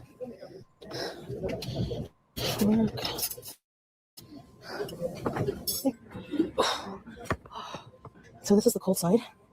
Roasted mushroom salad, broccoli, Greek salad, avocado salad, kimchi cucumber. This is a broccoli, tofu, carrot stir fry, kale mashed potatoes with cheddar. Shantel, if you're sitting down to eat at a buffet, I don't care if it's healthy, and you're out of breath, that should be a warning. You went to a buffet and you're going to a buffet huffing and puffing. That's wild work.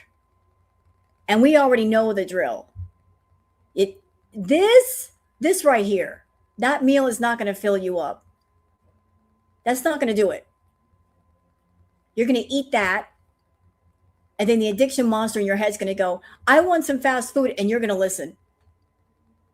But if you're going to an entire ass buffet and you're huffing and puffing, there's your sign. And some bechamel eggplant and some water. No, there's nowhere. I use hand sanitizer, relax. Yeah, I'm not eating anything with my hands. Do you think that's a good deal, all this food for $25? What is that? Oh, that's your phone. Yeah. I was gonna say, I think I fixed your phone there. I hope it's not broken. No, it's dirty. Let's get a container to go. Now this is maybe tofu. There we go. Oh, there it is. Knew it. There we go. That first meal was just an appetizer. There we go. There we go. I was waiting for that to show up. So the first meal was just an appetizer. The first meal was just a justification. Oh, if I eat a healthy meal first, I can get the stuff that I really want right after, and it kind of balances it out. No, it don't. No, it don't. This is what she really wanted. We're going to get some lasagna. Yes, we are. Get it, girl. Okay. There's a bit more mashed potatoes to go. Now, mashed potatoes. We got some. All of this stuff is heavy. Lasagna is heavy. Mashed potatoes are heavy. She's getting all the heavy stuff. There's nothing light on that plate.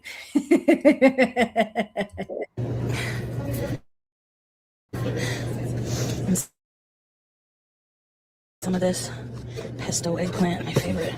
Yummy. To go. Okay. And then we're gonna get some spanacle pizza. It has phyllo pastry, spinach, and feta and tofu. You want what? Where are we? Oh, we're at the dessert bar. Okay. So she's going to get some chocolate cake, but she says she doesn't like sweets. And you got to know that's not the only thing she's getting. She's going to get like 3 or 4 desserts while they're there. This is the real meal that she wanted. Sorry.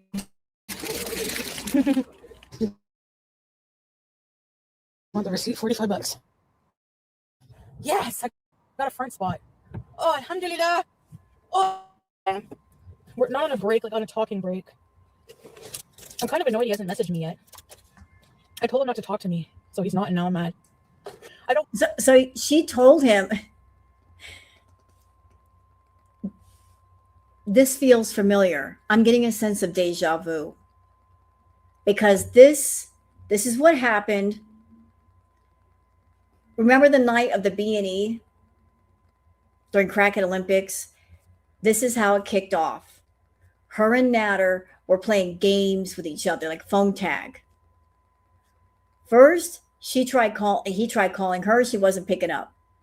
Then she was calling him, and he wasn't picking up. And then she was getting mad because they were both being stupid. We're doing it again. So she told him, don't talk to me. And then when he says, okay, then she gets mad because he's doing what she told him to do. Do you see why it's stupid to play high school games with grown-ass people? He's doing what you told him to do. Then you're going to turn on and get mad at him for doing what you told him to do. I want him to be busy. I want him to sit in the house, smoke shisha, watch movies, play with Jews, and think of me all day. That's it. I don't want him keying with anybody. Do you think that's unrealistic? Get hot for your man. Yeah, if you have a man, you have to get hot for him, exactly. But if you don't have a man, wee! Most feel beautiful. Before I eat Burger King, after I've showered and have my makeup on. That's why we're not compatible, men and women, because women are so inner feelings. Like when I talk about my feelings to Salah, he thinks I'm starting drama. You are starting drama. It's not about discussing it's sometimes it's not what you do, but how you do it that matters. You're not sitting down with somebody saying, I need to tell you how I feel. That's different. It's you go off on people, you put them down, you make them feel worthless. You haggle, you basically nag them to death. You do bring the drama. You don't like men just fucking, I swear, they don't think the same. Well, not all men, but if I disagree or question my husband, he's like, well, I'm not going to argue.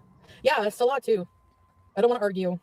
Like he does try to like appease me at first, and then I don't know. I'm difficult. I feel like I'm difficult. I don't know. I'm married, yeah. I'm saying if you don't want to deal with any stress from a relationship, you have to be single. That's it. All relationships have stress. I wanted to take a break from talking because I want to think about what I really like. I find myself getting like crabby over every little thing, micro-analyzing everything. And it's hard because I feel blind over here. Like we're not actually physically together, and it's so hard on me. And I just don't know what I want to do. I don't want to keep causing shit. I don't want to keep arguing. So I feel like what I keep thinking about is looking forward to his messages, because he messages me throughout the day. And when I don't have them, I feel sad. You know? So basically you're relying on this man, according to you, that you're constantly checking your phone to see if he sent you a message. And if he's not sent you a message, you fall apart and you start to get manipulative and you play little games and you come online and start talking about him and getting angry at him because he's not sent you a message. Do know how unhinged you sound? You sound very unhinged. Like you just hang out by your phone and wait for him to message you. And you're 42 years old acting this way. When you could be easily, you could do things, Chantal. You could take your phone and go outside the house and still get that message. You can get a lot done during the day while you're waiting for that message. You ain't got to sit home and wait for it. I mean, phones basically work almost everywhere. I actually have this like fear that he's just gonna like marry someone else. That's why he's always like, you know, like as if like. And you know what? I agree with you, Trinka. I am right there with you. Can I come sit next to you? We'll have a cup of coffee. We'll form the Fed Up Talking About Salah Club. We'll form our own club. We'll have a clubhouse. We'll serve refreshments and brownies and little tiny tea sandwiches. I'm sick of him too. I'm sick of her talking about him, obsessing over him. I am sick of it all. It's stupid. Like my brain hurts from the stupidity of it all.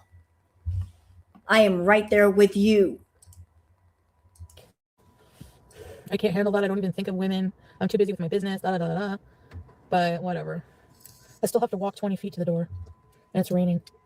Oh, my hip. My bum hip.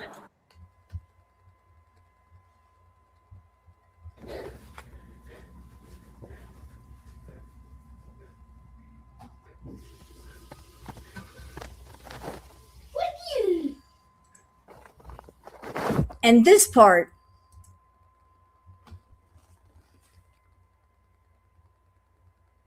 why? Why has she got her CPAP machine in the car? That's not her personal vehicle. She rented that vehicle. She only has it for a certain amount of time.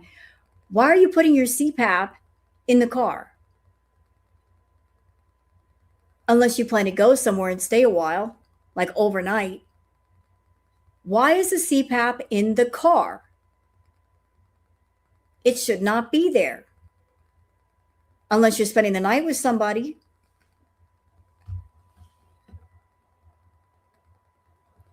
Why put it in the car?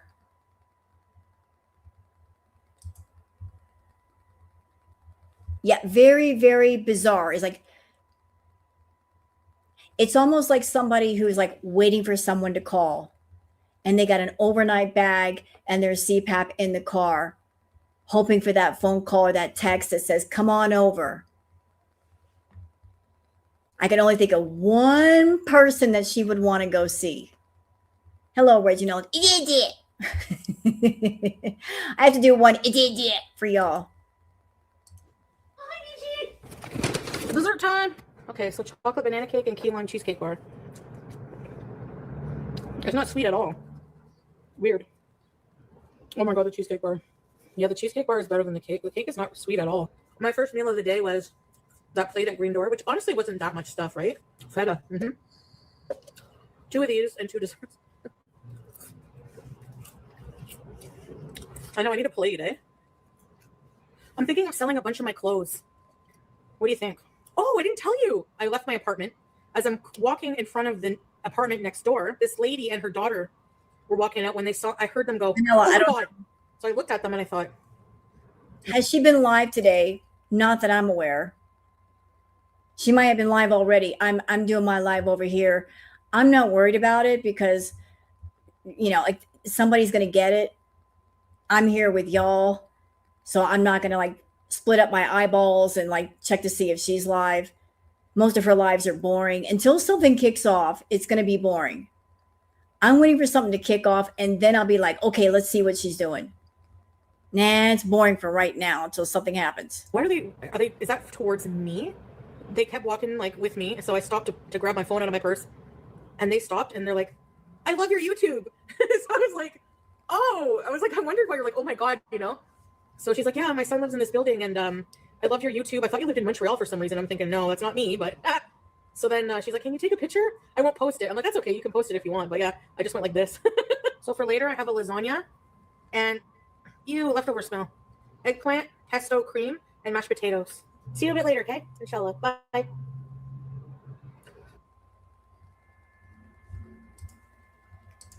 Again, who the hell was that? Okay, y'all buckle in. Okay, like I know this stream's been going on for a minute. Does anybody need to go use the restroom or go refill your drinks? Because she's about to get mad. We're taking a minute. If you need to go refill your drinks, go get some coffee, get a cup of coffee, refill your iced tea. Go grab something from the fridge real quick. I'll give you a second. She's about to get mad. She's about to get mad. So buckle up, y'all. Strap in. Strap in. She's about to get real mad and go off on everybody. Everyone. Nobody's safe today. Anyways, I gotta tell you about what happened, okay? I feel like I am not mentally well. I am so manic or something because... Yep. Well, you can say that again. No, you're not mentally well. You've not been mentally well for a while. It's just getting worse. I'm not being mean saying this, Shantel. I think your mental state is slowly eroding. I've been feeling that for a while. Like whatever the hell is going on in your head is getting worse. It's getting much worse. And I feel like just that delicate bubble that keeps you somewhat grounded, it's about to be popped. And it won't take much. And again, the scary thing is, if you have a mental breakdown, we're not going to know immediately just because you're such a liar and manipulator and you act so much that if you have a medical event, we're not going to know right away. And your beezers are not going to know right away. We're just going to think that you're acting up, which is why I'm not live sniping you anymore. I changed my mind. Like, you know how, for instance, today I told you guys in my earlier stream, I was taking a break from Salah. That ended, I can't take it. Like, I missed him too much. And I realized that in this case, I'm the problem. That's why the title is Mushkila, problem in Arabic. Like, I'll tell you what happened and you tell me if I was out of line, okay? I don't like to bring my relationship problems online, and I've been good at keeping our stuff private. But he just opened his second business fully, okay? And he's now in... Okay, question. Logical question. So if she's saying the truth, if Salah is being prosperous over in Syria, he's got not one but two businesses, and things are going so good that he's building a fountain of some kind at his home. He's got an olive tree business. He's got this, he's got that. Question on the chalkboard. Someone who is successful somewhere, why would they leave? Why would they want to be with someone like Shantel?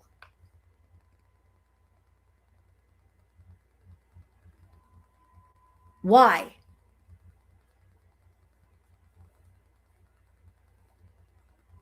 If there are two people and one person is successful or they're becoming successful in something, if they're working hard on a business or even two businesses, why would they want anything to do with her?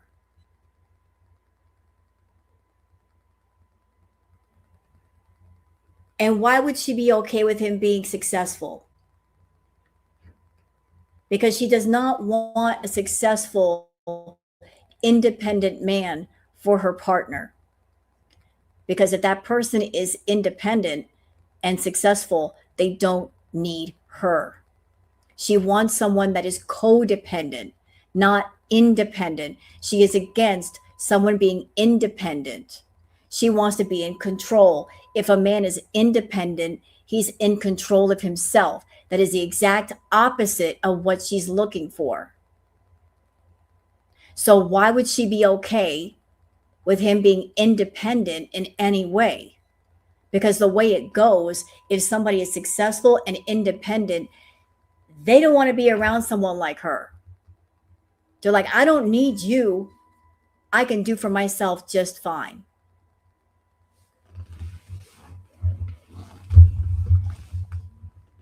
Where other people would go, look at their partner and go, oh, you're doing well. I'm happy. I applaud you. I support that. I stand behind you. She's not that type.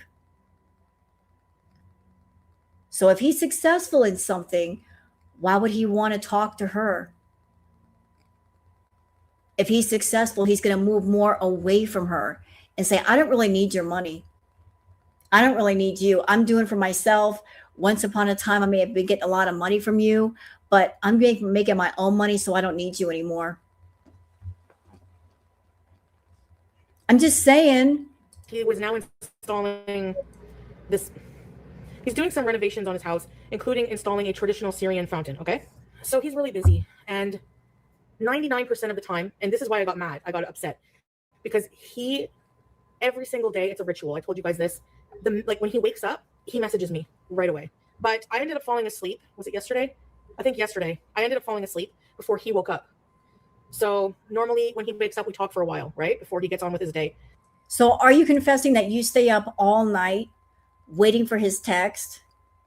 Is that why you always look so tired and you've got the bags underneath your eyes? Because instead of like going to sleep and maybe setting an alarm and waking up before the alarm goes off and having a cup of coffee, your dumbass stays up all night waiting for his text? That's not healthy. Go to bed. But like sometimes, like when I live there, I can vouch for this. You don't even have time to even look at your phone sometimes because people are ringing the doorbell, people are coming. But anyways, for some reason I was touchy. So when I woke up 7 or 8 hours later, I look at my phone and there's no message at all.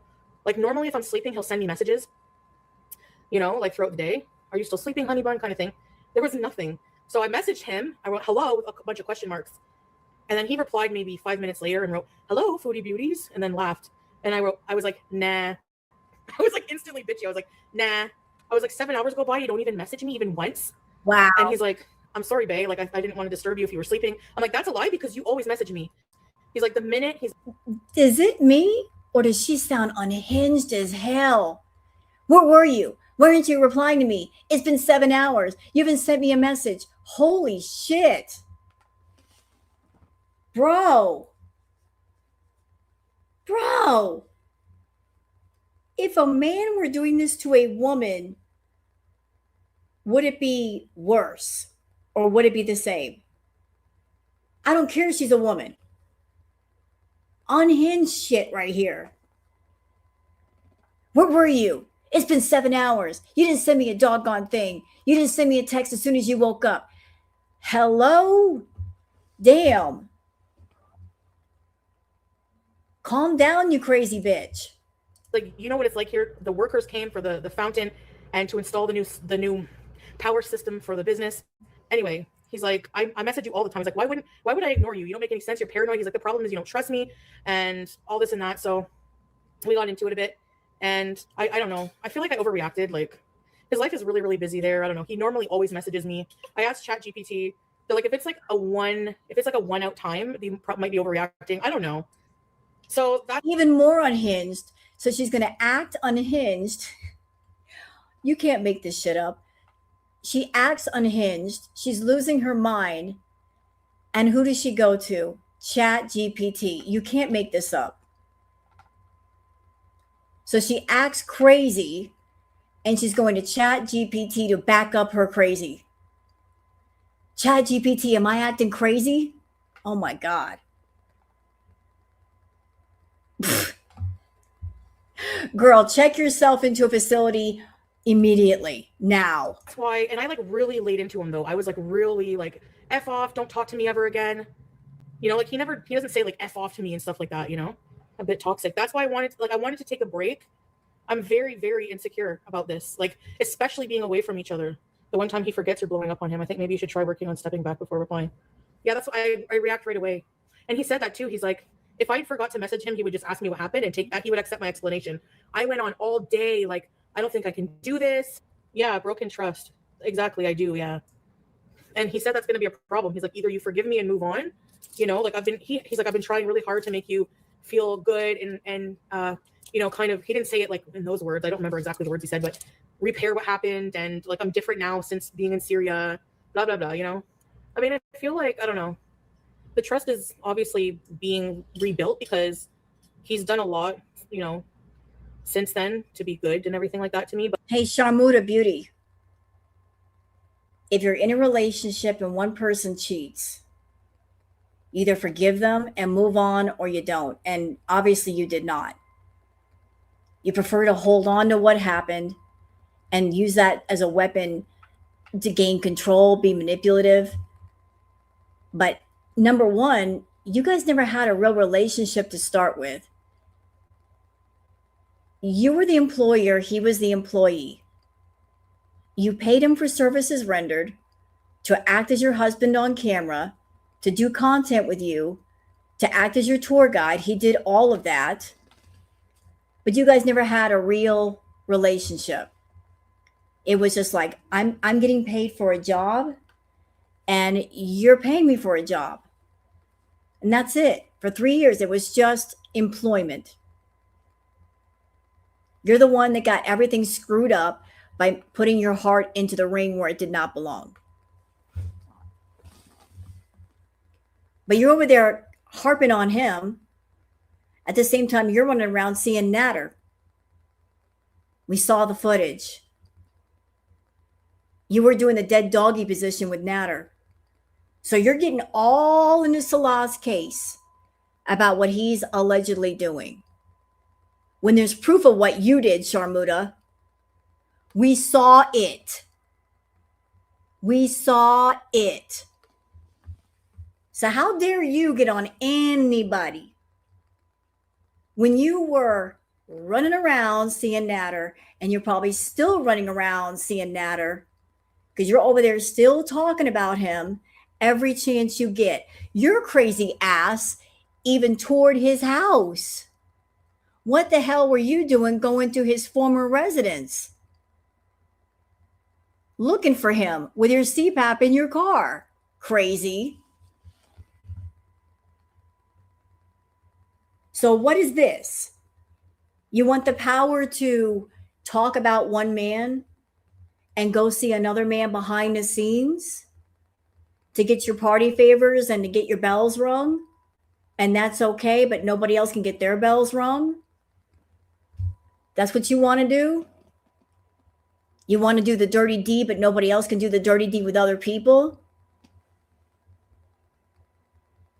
You sit on the sidelines on the bench and let me run all over the field and do what I want to do. Kind of sounds like that's what you want. But there's still moments where I'm just, I don't even know, like, when he, like, I don't even think he, like, I don't know. I don't know. Yeah, she did drive over to Natter's former residence in Gatineau. Drove on over there. Like you would drive through Hollywood and tour all the old mansions. Let's take a tour to where Natter used to live. Why? He don't live there no more. Why would you want to go back there if it had bad memories? Victim. A victim touring the place where they got bad memories. What I thought, I was just really just upset, you know. The problem is this always happens, and we do have like a solid plan to be together, a future together. But it takes. And you got to know that's what's making her the most mad. The fact that Salah is in Kuwait or Syria. I'm not sure where he's at. But I promise you, if Salah were over in the Western world, anywhere, any place that she can get access to him, she'd be driving over to his house, ringing his doorbell. Tell me I'm wrong, chat. The only reason why she's not stalking him the way she was stalking Natter is because she can't. Because that would require a plane ride that she can't take, spend money on tickets that she don't have, finding out where he's at exactly. But if he were in Canada someplace, she'd be running after him. You bet your ass she would rent a car and drive to where he was at and be staking his house out. But she can't do that. She's been blocked. She don't know where he is. But she'd be doing that to Salah if she could. Time, right? Because it's not like he can instantly just come here. Or I can't go, like, you know, if we want to go somewhere else too, it's not going to be easy. So that's why the fastest way is for us to travel together, you know, to be together fast. I don't know. I don't feel like he really wants to. That's why we kind of got in a fight too. I'm like, you're doing all of this stuff, you know, you're investing a lot in your life there. Why are you doing that if you say you want to come to me? And that's why I got kind of upset. He wants to just have a good life while he's there. He doesn't like to just sit around and not do anything. He's very business minded, you know? So I don't know. I didn't say you can't. Maybe he's taken the smarter path. Maybe he's figured out that you are unreliable, that you are unstable. Maybe he's been watching your live streams or somebody around him watching the live streams and they're reporting back to Salah how unhealthy you are. So maybe he's having a moment where he's thinking, this one, at any moment, she could be in the hospital or a casket. And if that happens, if I'm relying entirely on her for my finances, this is a bad plan. So maybe it's smarter if I build my own plan in Syria or Kuwait, because that's much more stable. That makes more sense than relying on somebody in Canada who's got really bad health. Anything could happen to them at any time. Maybe it's dawning on him that relying on some 42-year-old out of control food addict who's gaining maybe 50, 100 pounds a month, maybe is not a good financial plan. So he's making his own plan. Because you ain't it. I have an opinion, but I'm saying you don't know the full story. So if you want to judge, fine. But, you know, I feel like people ignore all of the positive about our relationship and only focus on like the negative, period. And things are not that black and white. You know what I'm saying? So it's like anytime he's hurt me, you guys don't see how broken he is about it. You don't know what's meant to be, Yazzie. Who the fuck are you? You don't know anything. And his family's not embarrassed by him. They still love him. He's still family. They're not going to like disown him. I feel like people just wait for any chance to jump on him because they don't like him or whatever. Well, that's too bad. He's my husband and I love him. And but then you said in another stream that you weren't married. So either you're married or you're not. There is no middle ground. Sorry. No, you're not married. Do you even know what papers you signed before you left? Do you know what was on them? I don't know. I wasn't there. Do you even know? Do you know what you signed? You have no idea. You know, we have issues. I didn't say you can't have an opinion. When did I say that? Literally didn't even say that. No, I'm not here to try to convince people either, Nina, to like him. Like, he honestly could care less. He's never online worrying about what people are saying about him. People make fun of him and think he's a bum in that, but he's not online on fucking Twitter all day making fun of others. He's starting businesses. So people need to sit the fuck down with that. He's 100 times better than you. Yeah, I mean, maybe I shouldn't come on here and talk about stuff, but it's like, I try not to. No, you don't. You get mad. You get mad. And the moment you get mad, you don't sit down and say, I'm just going to take a breath. I'm going to take a breath. I'm going to meditate. I'm going to do some yoga. Let me calm down. I need to calm down. I'm fearing the worst. I'm thinking of, like Cinemax rated R movies in my head of what might be happening behind my back. I need to calm it down. Calm it down. And just chill. Now, as soon as you get mad, let's run to the internet. Let's run to the Beezers. I need my hug box. I need them to calm me down. You get online because you want him to reach out to you. So you'll say little things that are manipulative. Hey, you better talk to me. I'm going to spill the tea. And guess what? One day Salah's not going to care. He's going to say, do it. Go for it. Say what you got to say, because guess what? I'll talk too. Give me a reason. Just because somebody's been quiet doesn't mean they're always quiet. You push somebody too far, you push them over the line, and that's it. You open the door. Some quiet people will surprise you, Shantel. If you keep poking, if you keep prodding, if you keep pushing, everybody's got their limit. I don't know what his might be, but he might just shock you one day. and he might speak on you.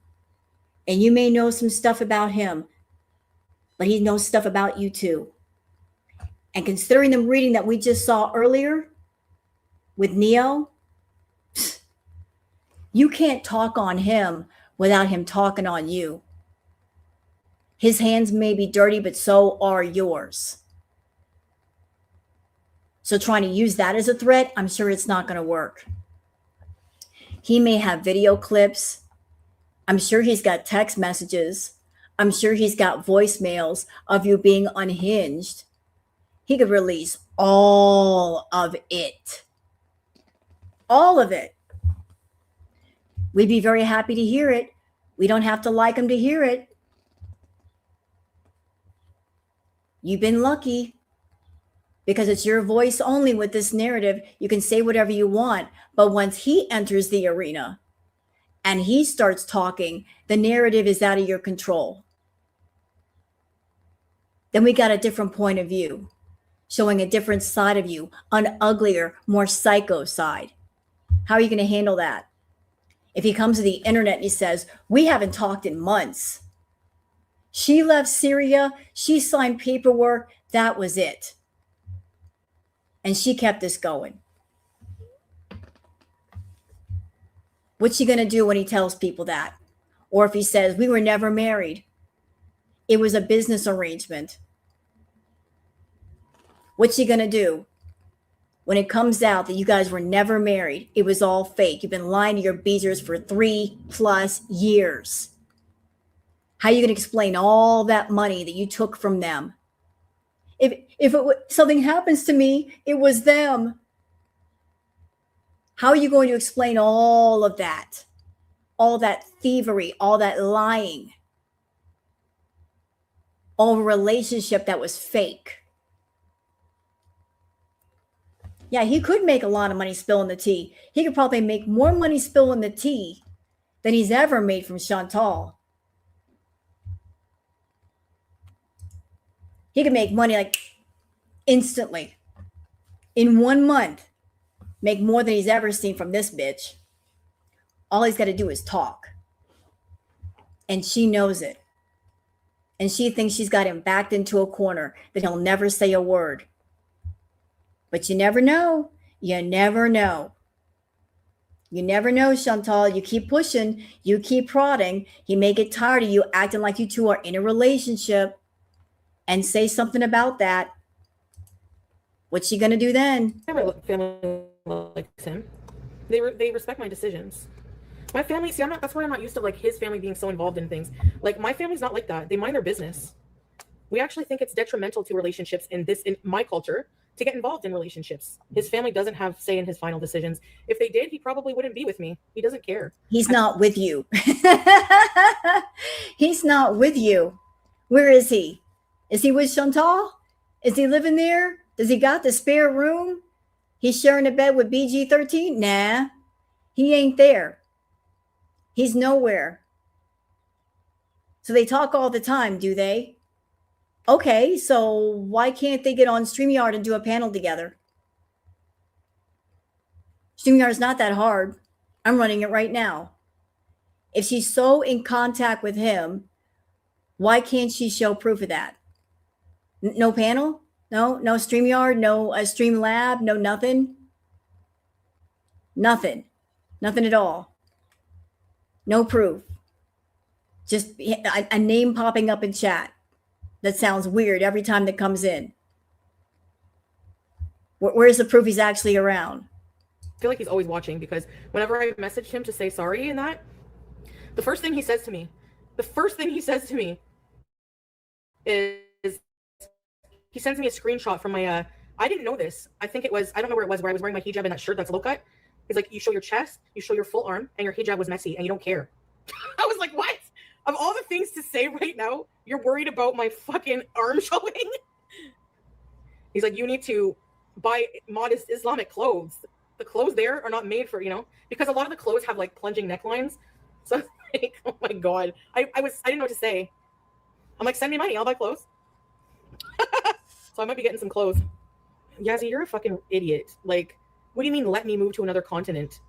I do what the fuck I want. Idiot. Bye. Fucking weirdo. Actually, he does love and care for me because he realized that Canada is better for me mentally because I was losing my shit. So if he didn't fucking care, yeah, they had to go. They're fucking. Hold on. You had to leave because you were on a visitor visa. You were not a resident of Syria nor Kuwait. You were on a visitor visa. You had to leave. You couldn't stay there. So it wasn't as if he thought, oh, Canada is better for her. You had to leave. And you left. You had to go. And didn't his family throw you a getaway party?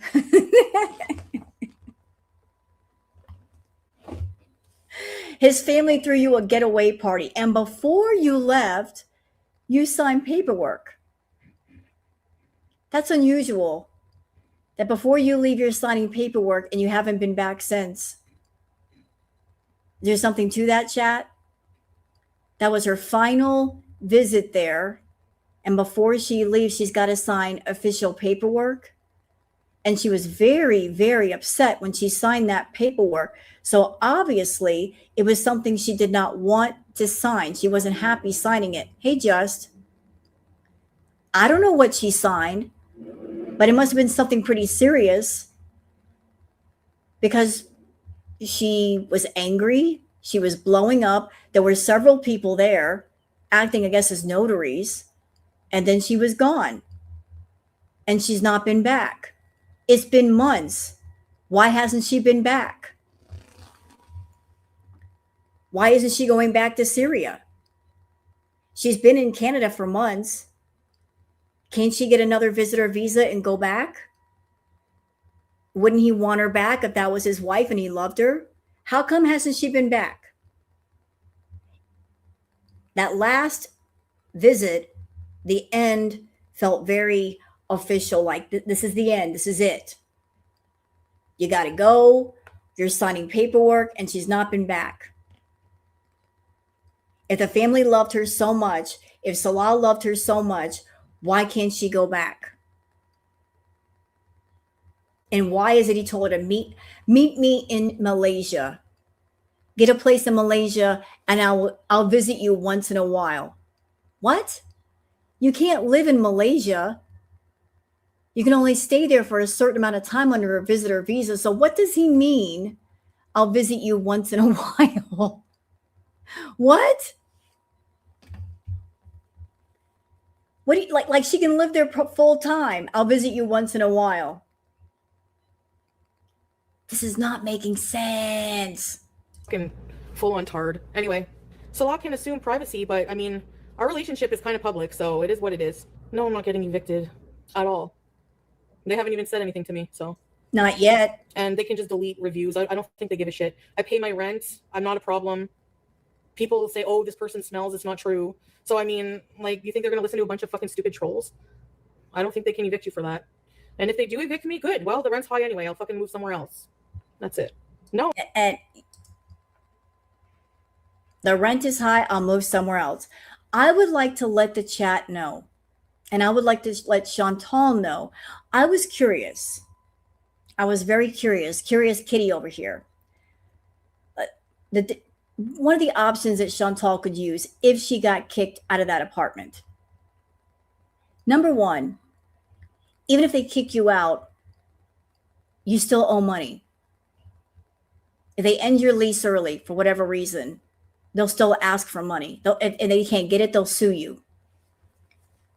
If they walk to that apartment and they see damages, whoever is on the lease is liable for the damages. And she's already damaged that apartment. That floor is wrecked. There's also a few other places in the house that needs work. So they'll bill her for that. But let's just say she did get out of that apartment without paying any money, which I doubt. What are her options? Well, she can go to an extended stay. And y'all can do your own research if you want to. I looked at different extended stay hotels and motels in Ottawa, also in Montreal. Chantal, you better be working like hell to keep that apartment because the cost of extended stays, They're not cheap. They're not cheap.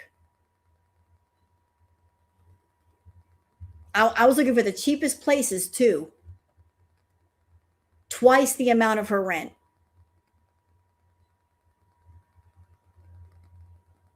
Sometimes 3 and 4 times the amount of her rent. Like, extended stays are not as cheap as people think. Sometimes they're more expensive than a regular apartment. She better hope she holds on to that place. Because every place that I looked at, $3,000, $4,000, $5,000 a month. Maybe more. Why would she get kicked out if she cleans up? Depends how clean that place is, how many complaints they've got. There may be complaints from other tenants. Think about how noisy she is. Like, the number one complaint that people have besides mess is noise. Like, if you're a tenant and you're next door and you hear somebody screeching all night long, that's a viable complaint because somebody else is disturbing your peace. Like, if you're in your house just trying to chill or you're trying to sleep and you've got this idiot screaming at like 2 o'clock in the morning and not keeping the voice down, noise disturbance. So they could kick her out for different things. It's not just the mess. It could be like just noise. She's not nice when it comes to keeping her voice down after dark. But you better hold on to that apartment, Shantel. I looked at it, extended stays. Girl, if you can hardly afford that rent over there, I don't. I say extended stays are worse. a lot of good things. You're just fucking deaf. Fashion madness. I always say how love. Shut up, Chantal. Thank you, Reginald, for the super chat. Towards the next game, name that body part. You ain't right. Go to the corner. No. You said that on purpose. I see what you did there. Rude. Ignored. Blocked. He is. How we're always talking. He comes in here, says I'm beautiful, I'm his soulmate. What more do you fucking want? Like, seriously. Like, people think we have to be fucking on camera for him to love me. You don't, you're so ignorant when it comes to fucking Muslim men, you know, like in PDA. It's fucking illegal where he's from. Okay, Cersei, get the fuck out of here. How the fuck do you know his intentions? You don't, and you're making assumptions. That's why. So why should I let stupid fucking moron haters like you in my circle online? I don't care. It's a fucking hug box then. Everyone does it. Everyone blocks their haters, so you can fucking get bent. It's quite a long scam. So, question, Chantal. Question. If you want a hug box, then why don't you just lock it down to members only? If you don't want the possibility of trolls, then lock it down to members only.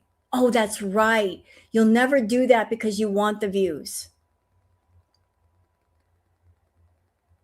You want the views. You want that AdSense, right? You want the money. So if you want the money, you got to put up with the trolls. Because without the trolls, that means half the AdSense will be gone. You're not going to get as many views with just members only. Oh, it's the long plan. Right, the long plan. They're fucking stupid. Seriously. People just assume the worst, like, automatically, and that's what makes you a dumb fucking hater. You know? Exactly, Nina. They ignore anything nice, anything good about our relationship. Like, what was good about your relationship? What was good? Tell me what was good. I want to know. Hold on a minute. I got something for her ass. I'm such a bitch. What do we got here?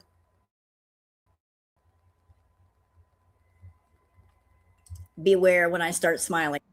Shut up, Chantal. All right. What do we got here? What do we got?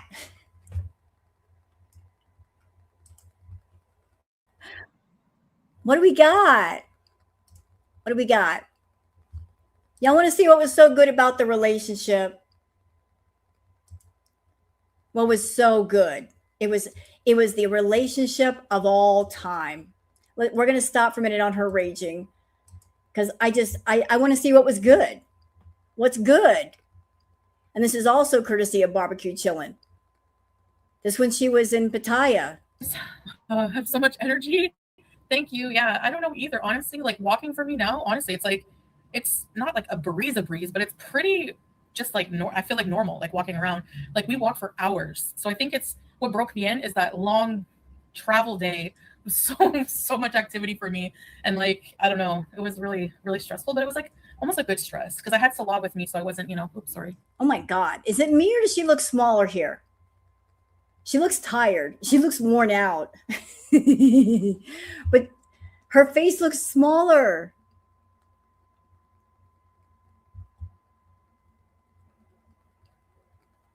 She's live now. Of course she is. That bitch can wait her turn. She can wait her damn turn.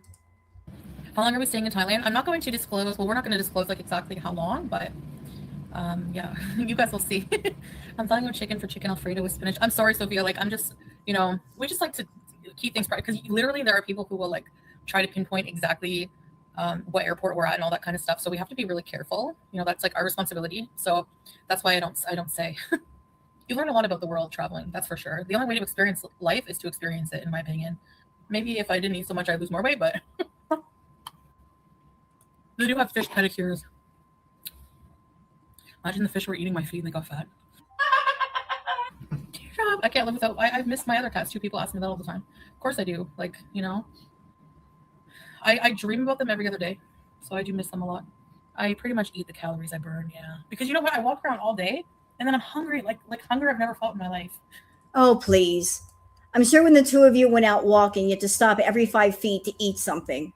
Because you're not going to do anything unless somebody's got like a pie in front of your face saying, come on, Chantal, take a step. Take a step. If you walk 5 steps, I'll give you a strawberry pie. You're not going to do anything unless you get a food reward. So I usually kind of like just eat and eat, but not too bad, I guess. No, I don't think I still even eat as much as I was before I came here. Maybe, but I don't know. You walk more than it. Yeah, I'd say. Yeah, you know what, just like all of us OGs or people that have been around, we know this woman. We know her very well. If she's going to do a rage stream or something where she's running off at the lips, if she's going off, hit the record button immediately. Unless somebody else is recording it. Go to your computer and start recording. Because she will get rid of it. All the OGs know this about her. We know, don't we, Yarn? We know. If it's boring, she'll leave it up. If it is rah, rah, rah, rah, rah, rah, record. Immediately record. Even if you catch part of it, record. Because guaranteed she won't leave it up. She likes to throw rocks and hide her hands. So she was going off last night, running off at the mouth, talking about Charlie Gold, talking about Just Breezin', talking about Yaba, making threats. And she said, yeah, this is a threat. She said all that, like, yep, I can see why she deleted it. Yep. Do you want to go to North Korea? No. I made fun of Kim Jong-un. They would play a long time ago, or I don't know, I said something about it. They would play that and I would get arrested instantly. There's no way. You're gonna build the rockets. You know what I love for her? Here's where it gets funny. Here's the punchline of the joke. When she does that, when she spends 2, 3, 4 hours, whatever, doing a rage stream, and then she deletes it off her channel, what she's doing is she's giving free real estate to the reaction channels and the clip channels. So we'll make money off of it, but she won't. A stream that could get her a lot of views and money, she gets rid of it. So let's keep all the boring shit, which is hardly making her money, and let's get rid of the stuff that people are really interested in that they will watch. Let's get rid of the big money in favor of the little money.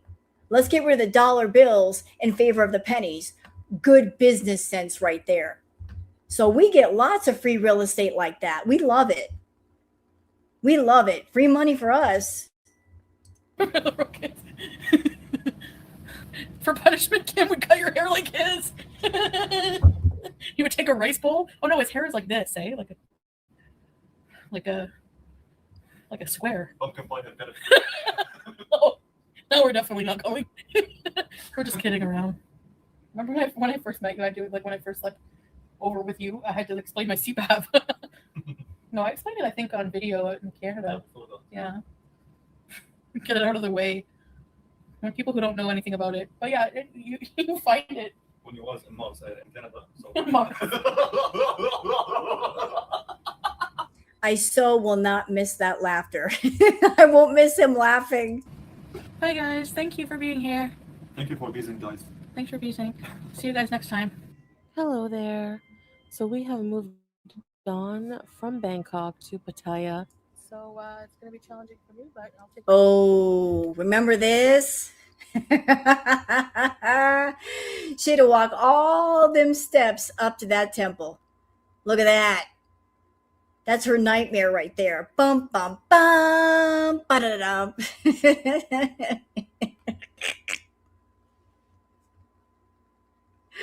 Those steps,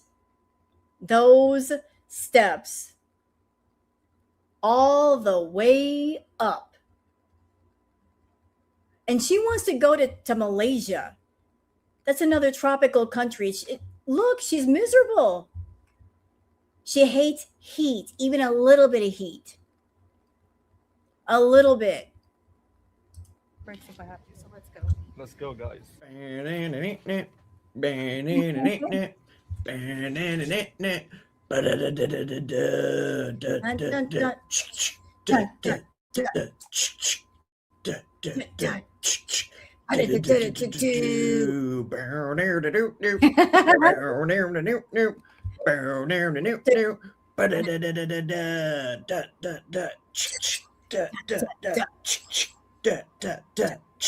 So we climb to the top just to get. Wait a minute, we got to go back to that. Hold up. What was that? Whoa.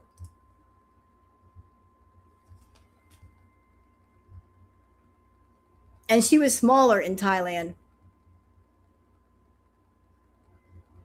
She was smaller in Thailand. This was back when she could walk them steps.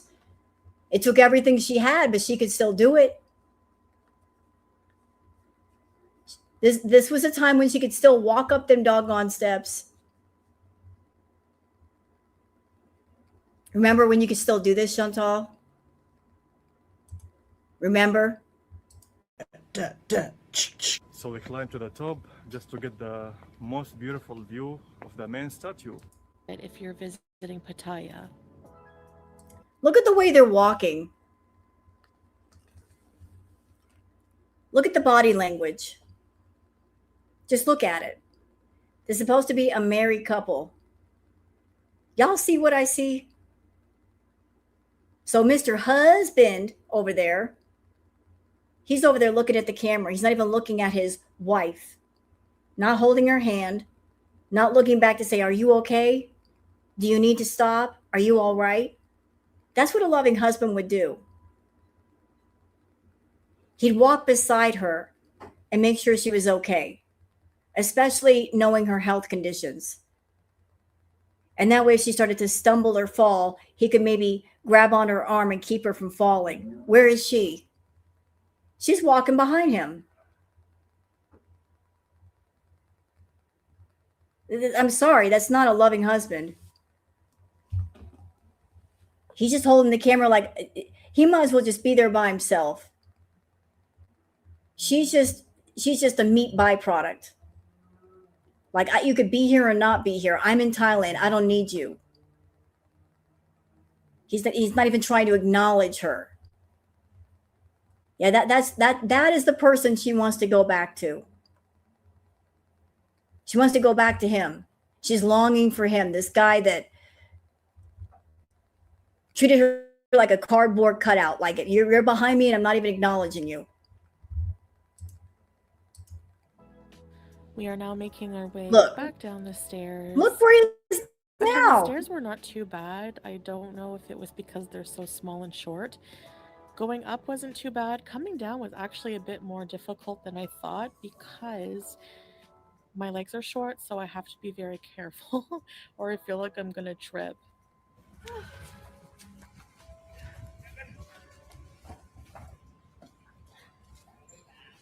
Hello. Good job, baby. Hey, kid.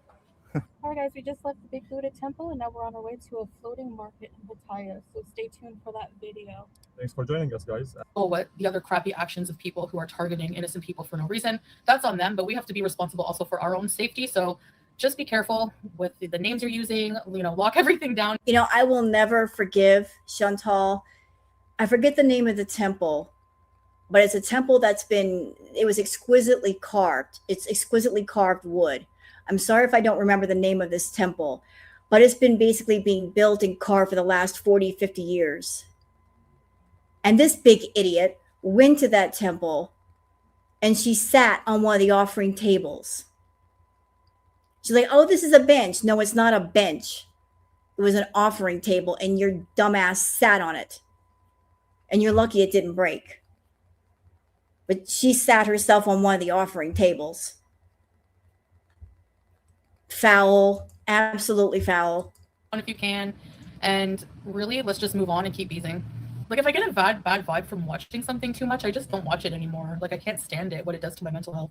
I'm just gonna say I'm sorry that happens to you guys. I'm sorry that people are targeting you for enjoying entertainment on the internet. That they have to resort that low, and I just think that, it's just sad. Yeah. Like, if you don't like me, why target other people? Like, let's skip ahead just a little bit. I want some fun footage. We're here for the fun. Shut up, Shantel. You're boring. We need the boat footage. Where's the boat footage? Hold on, I'm getting to it. Oh, uh-oh. Ruh-roh. There they are. And there's that absolutely stunning woman right next to Salah. Lady in red is dancing with me. Cheek to cheek. Salah had that lady in red next to him. And then there's Shantel. And then there's Shantel. She was hating that. This beautiful lady in red next to her husband. And she's looking all kinds of frumpy and out of place.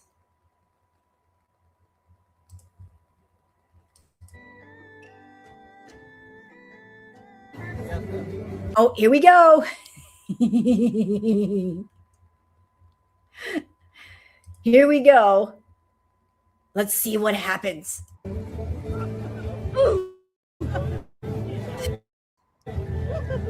Okay, babe. Oh my god. Your hand? Yalla, go.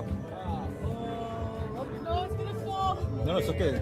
Don't worry. You're gonna tip? Oh my god. Okay. Don't worry. Don't worry. Uh-oh. Oh my god.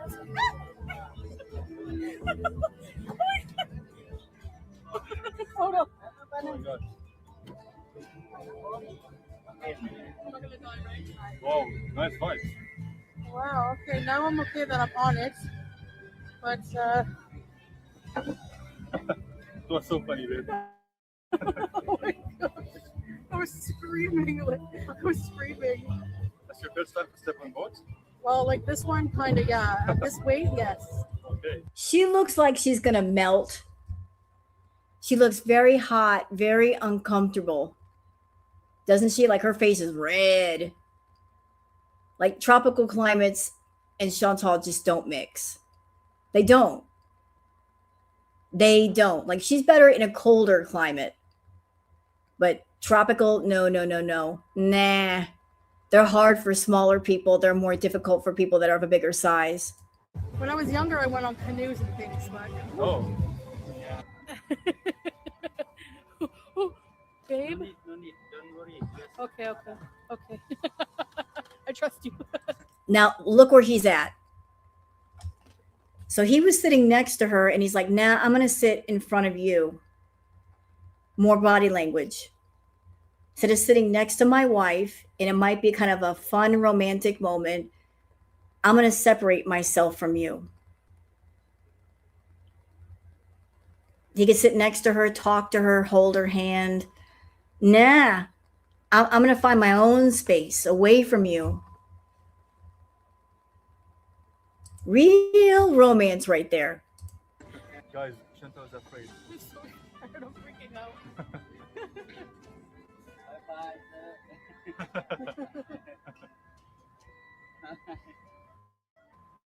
Hello, baby. Do you want to say something? I'm scared. Oh my god. I'm having a good time. I'm glad I confronted my fear. Yeah, I can tell. First dragon fruit?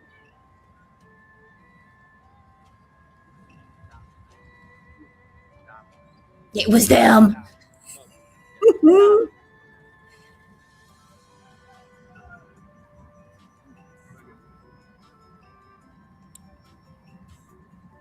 Okay. Okay. Okay. Slowly. Uh-oh, they got to get off the boat now. Okay. Yeah. Oh, Don't worry, shit. don't worry. Slowly lang, madam. Alright guys, I hope you enjoyed the video and had fun with us here in this floating market. And They cut the footage of her getting off the boat. We want to see the boat footage. That part was cut out. It must have been it must have been a horror show, her getting off that boat. Getting on is one thing, getting off is another. They cut that part out. That must have been a horror show.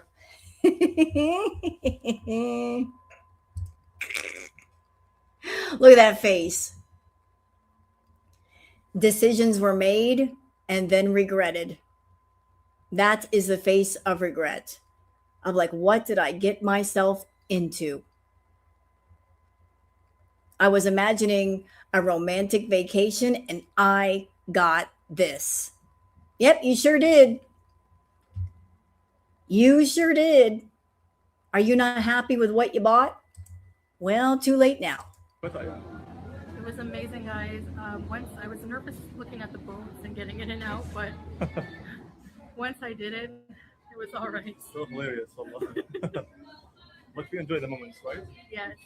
So nice place, guys, to visit, and highly recommended. So that was the that was just a piece of what happened then. That was the romance between her and Salah. And this is the now. Go ahead, Foodie. I'm not raging. I'm just explaining. Why can't I talk about something and address something and it's raging? But they can be on live stream for fucking 3-4 hours a day, bitching and moaning and moaning and moaning and being complete vile pieces of shit, but they're not raging. They said it's a lot because he's a man. Because we can sit there and discuss and talk with people for 4 to 8 hours. There's talking and there's discussing, and then there's who's raging? Who's raging? We can talk and we can discuss. We don't have to rage. It doesn't have to be like that. Here in the West, a man wouldn't put up with many of the things you do. I've been in long-term relationships, Dreamweaver. Seriously, put up with what? Wouldn't put up with what? Farting? I don't get it. Y'all don't know me. Y'all don't know what I'm like in bed. Y'all don't know what I'm like as a lover. Y'all don't know completely about me. So what grounds do you have to make that assumption? And Gore World at that, has the nerve to judge me as a partner when they're the most fucked up mentally, bigots, racists. Hold on, Chantal. Let's take the intimacy out of it. Let's just take it out of it. Like, we're not even going to address that. We're just going to put it into the trash pile. How to judge you as a partner. Today, or was it yesterday? Yesterday, you said, if you have a partner, you're controlling. You're going to control them. They can't go anywhere. They can't do anything. You're obsessive. You're going to treat them like an addiction. They got to be there all the time. They can't be around other people. That sounds like a toxic partner.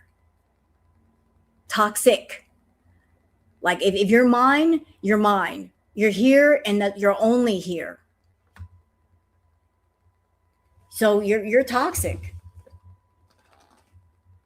We don't even need to talk about the intimacy part. You want a slave. You want a servant. You don't want a partner. You're mean. You're nasty. You're mean and very nasty. So you suck as a partner. You're no one's partner. In Trump supporters, don't fuck, ugly as fuck. Do you not think it's a bit weird and hypocritical for someone like FFG, for example? Look at how she does to sit there on her high horse and say that they don't know how a man could want to be with me. The feeling is mutual, bitch. I thought you didn't watch reaction channels. What happened to I'm not part of girl world? What happened to I don't care what they have to say? It sounds like you watch a lot of people and you don't like the things they have to say, and yet you keep going to their channels, don't you? It's stupid. I don't like them, but I'm going to watch all of them. I got my eyes and ears open for everybody. And you always go after the same people, the people that you swear you don't like and that you hate. It sounds like you watch them a lot. You watch all of us. But why, if you don't like what we have to say? You're always going after Yaba, FFG, Charlie Gold. You've got certain people that you talk about. There's tons of reaction channels, clip channels. You bring up certain ones that you allegedly don't like. And I got a theory, and it's just a working theory. I don't think she likes the people that she brings up, true, but I think she purposely targets certain channels based on the number of subs they have and the size of their audience. She picks channels that have a really big audience, maybe getting a lot of engagement, and that's the one she chooses to bring up in her stream. Like I'm looking for the big fish in the pond. I'm really not going to mention the little fish. I want the big fish. I want those big fish to react to me, to do reactions to me, to do lives, because that just means more exposure from my channel. I think that's it. I'm not saying the people that she's talking about don't have viable opinions and they're not intelligent. They are.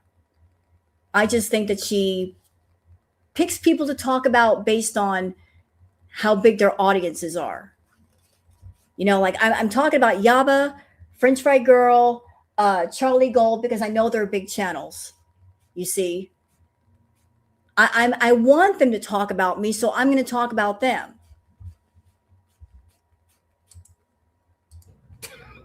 When you find out how you're sitting there alone in your fucking smoky hellhole, then you answer me.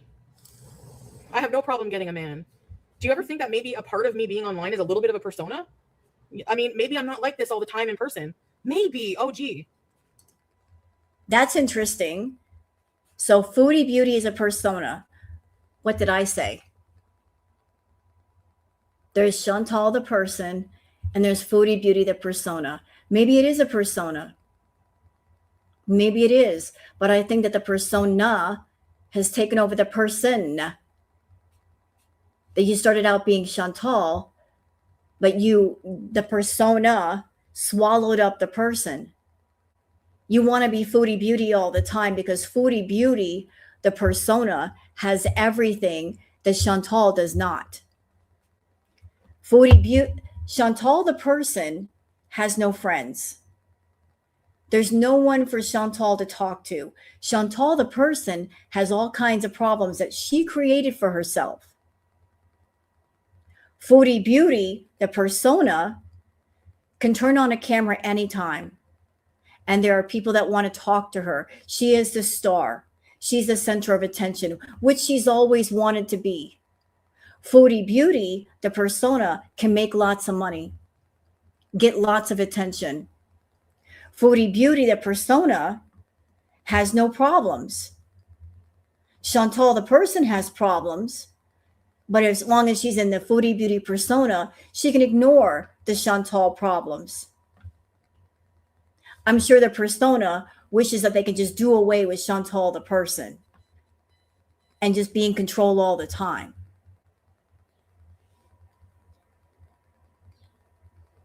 The problem is the persona is out all the time. It's out too much. It's taken over. She doesn't know the balance.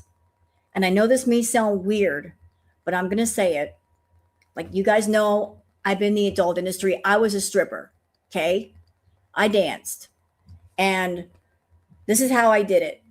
From my house to the front door of the club, I can't say my natural name, but I was that person. From the inside, the front door to the dressing room, that was my dance persona. When I was done with work, when the work is over, when the house lights come on and you put your street clothes on and you go home, like the moment you exit those front doors, the dance persona gets left at the club and then you go home. You got to know how to separate between the persona and the person. You got to keep those lines intact. This is how you keep your sanity. You can't live in a character all the time. You can't live in a persona all the time. It's not healthy. You got to have a balance. But Shantel, she decided, I don't like myself. So I'm going to create a whole new self and live in it all the time. And that's what led to all of her problems building up on her mental problems, her physical problems, her financial problems, because she lived in that persona too long and she ignored reality, anything in reality. Like, oh, I got tax problems, but let's just pretend like it doesn't exist. I'm going to ignore my taxes. I'm going to ignore my debts. I'm going to ignore my health problems, which are stacking up like bricks. I'm going to ignore my mental illness. I'm going to ignore the fact that I'm losing my friends. I'm going to ignore the fact that my food addiction is growing out of my control. And I'm attracting the death fat feeders. And all they want to do is put me in a hospital bed hooked to an IV. Let's ignore all that shit. Living in a fantasy world. Well, that fantasy world is about to come crashing down. And when it does crash down, when she's in a place where she can't be foodie beauty anymore because physically her body just can't handle it, if she's stuck in a hospital bed or private care with nurses, no more foodie beauty. She's just going to be Shantel. And she's going to be left with whatever Shantel is. And that's going to be a defining moment when reality just comes crashing right through. When her body just says, you can't be foodie beauty anymore. We can't go on like this. We can't take one more fast food meal. We can't take one more dessert. We're all jacked up and we need help to get fixed. No more foodie beauty. Her body is breaking down as we speak. So yeah, foodie beauty is a persona. But the persona has taken over the person and it's ready to swallow you whole. You know, wash your hands. I clean my house. It gets messy. I fucking clean it. I'm alone right now. When I was living with him, no, it didn't get like that. In Syria, I was doing laundry, like the hard fucking housework I was doing. A lot of you wouldn't be able to. What do you mean I'm holding him hostage? Like, you're a whole ass fucking idiot. People I think are seriously fucking jealous, or they're just mad that we haven't crumbled apart yet. Jealous of what? What are we jealous of? Chat, what are we jealous of? What are we jealous of? Name an instance why we're jealous. How are we jealous? Jealous of what? A husband that's thousands of miles away that barely texts you? Jealous of what? That you give money to? Jealous of what? Jealous of what? Name an instance how I'm jealous or anybody else is jealous. Jealous of what? Hey, Shantel, I took a 15-minute walk today. I left the house. It's a cloudy day here in Albuquerque, but I walked outside, took a 15-minute walk, and I wasn't huffing and puffing, and I smelled the air.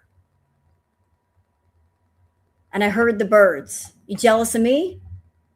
That I could walk outside and walk back in and I'm not like red-faced? Be jealous of that. We hang on, that we actually love each other, and they don't have that in their life themselves because they're hideous, and I don't know what to tell you. Hideous inside and out. I find it really fucking insane to me that reactors will sit on their fucking high horse and be like, they're the reason, like they'll sit there and make fun of my husband, make fun of our relationship, talk disgustingly about intimate, imagined details. They'll just for hours fucking shit on us. And then they have the nerve to be like, to you know what I'm saying? No. To wonder why I even address this shit sometimes. Like, it's just like insane. Like, And this, ladies and gentlemen, is exactly why she's still holding on to Salah. She just said it. Why she's holding on to him.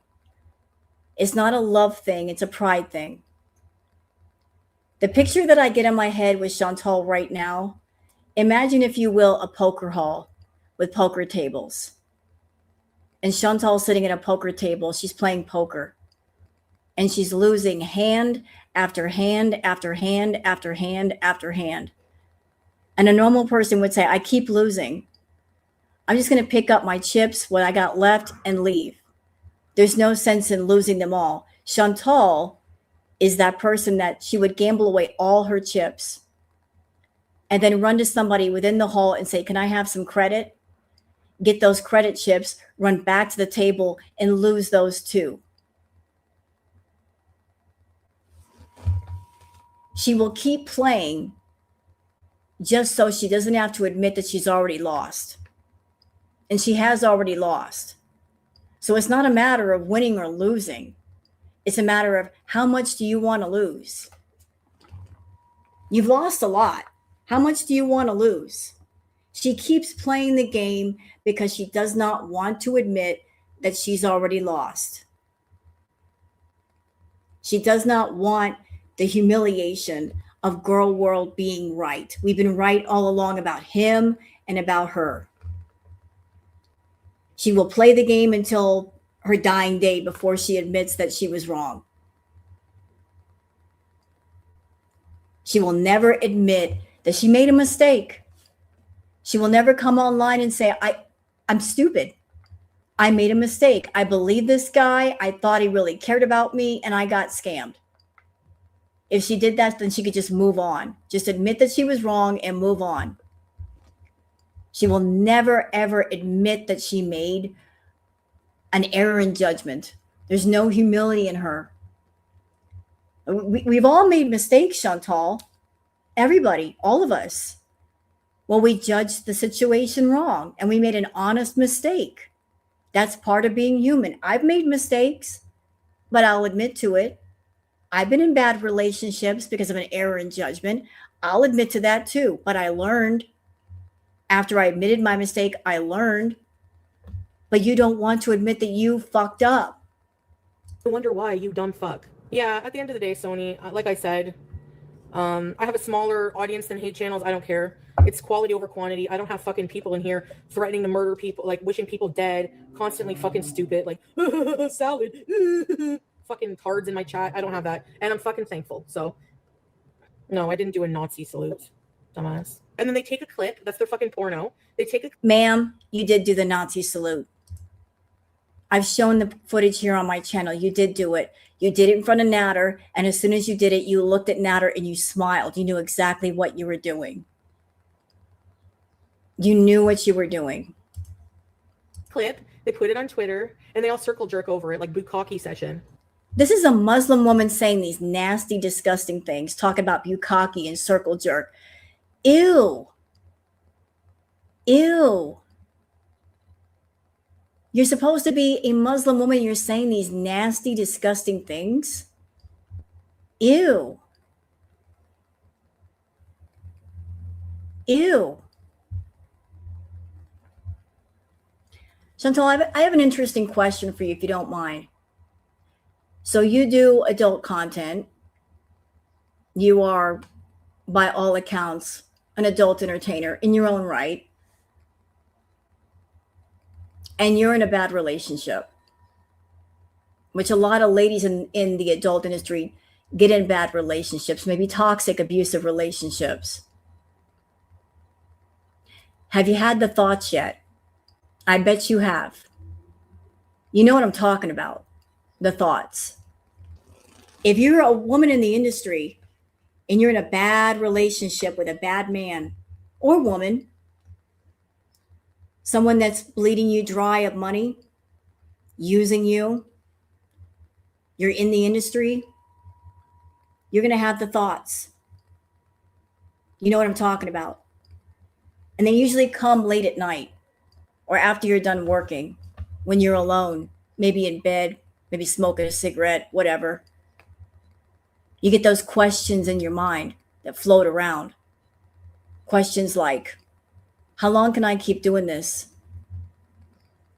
Questions like, if something happened to me with the person that I'm with, would they take care of me?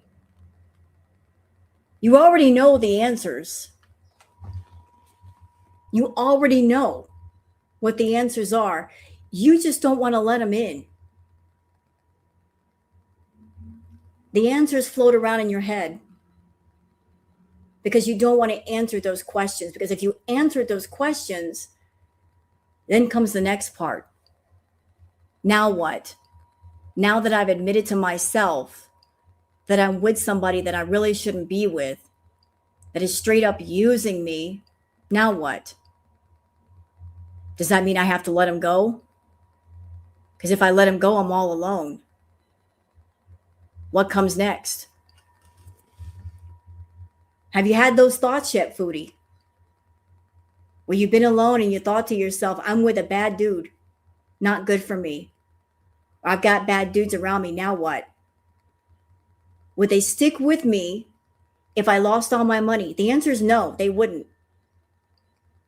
Because if you set the tone of you're starting things out, of being the sugar mama, paying for everything, you're setting the tone for that.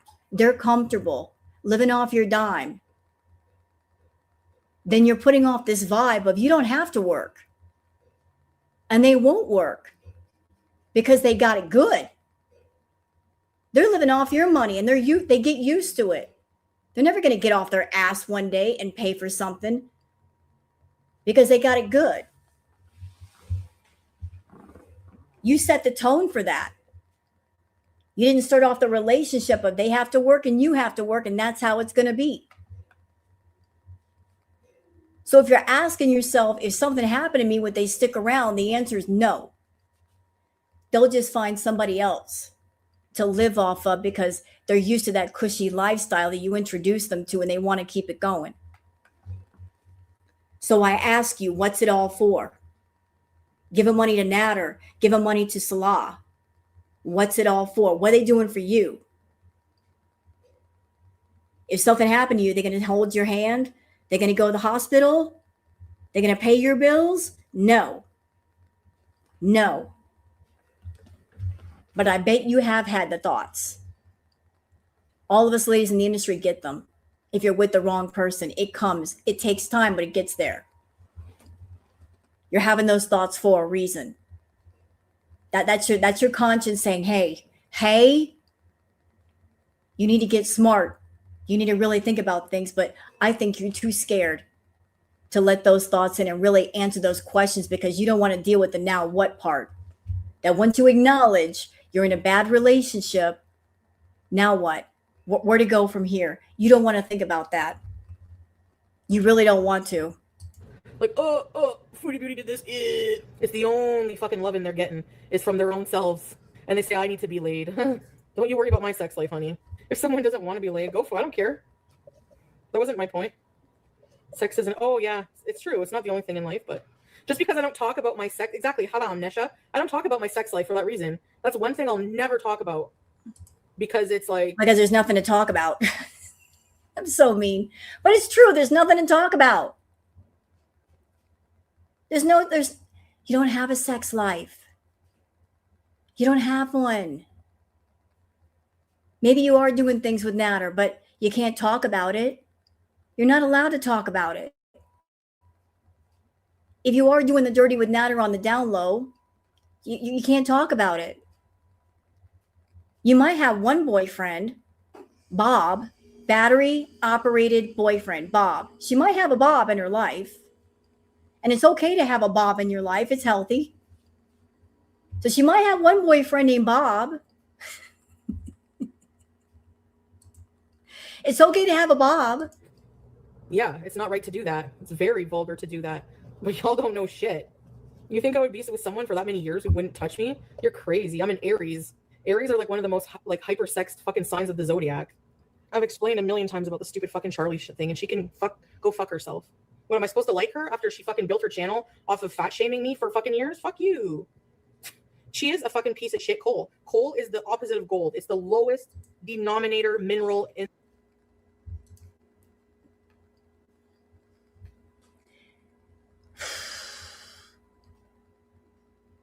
If you've gotten in trouble for something once, why bring it up again? Even if you're defending yourself, is it a smart idea to bring it up a second, a third, a fourth time? You basically being racist. Is it a good idea to really make that a talking point now? Is this a wise decision? No. No. I would think you'd be staying away from this topic. You being racist on the planet. And she's that human form. If you think that's racist, I don't give a shit. I was with a fucking black man for 7 years, and yes, that matters. Why would I be with someone I can't stand their race? Fucking idiot. And go ahead and cancel me again. I don't care. I don't like anyone who builds a fucking livelihood off of bullying someone else for years. But that's what you did. Now, can you guys see why she deleted this? Why it's gone off her channel? Look at all the things she was talking about. She was talking about Charlie. She was talking about Yaba making threats. Talking about, like Yaba's wife's children. Insinuating they were prostitutes. I mean, she was way over the top last night. Calling somebody's children prostitutes. Not nice. Going after somebody's kids. Calling somebody's children prostitutes.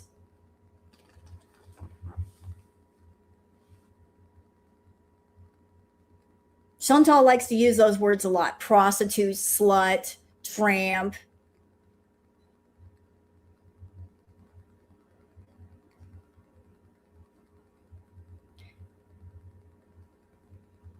Shantel, you're doing adult work, ma'am. You cater to certain people, certain kinds of people. They pay you for things, you do things. Sometimes private, sometimes public, but you do things. You get paid to do things. And yet you want to use the word prostitute when you sell yourself constantly. You sell yourself every day. You do your live streams, you come online, and you basically dry beg, waiting for people to send you money to pay for your meals. So you sell yourself every day, every single day. You look for new and creative ways to sell yourself. And then you want to classify somebody else as a prostitute?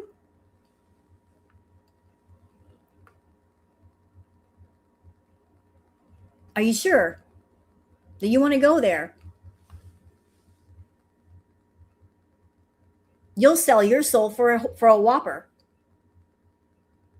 Even before YouTube, you did sexual things for a burger. So even before YouTube, you were selling yourself. And you're going to go after somebody's kids and say something like that.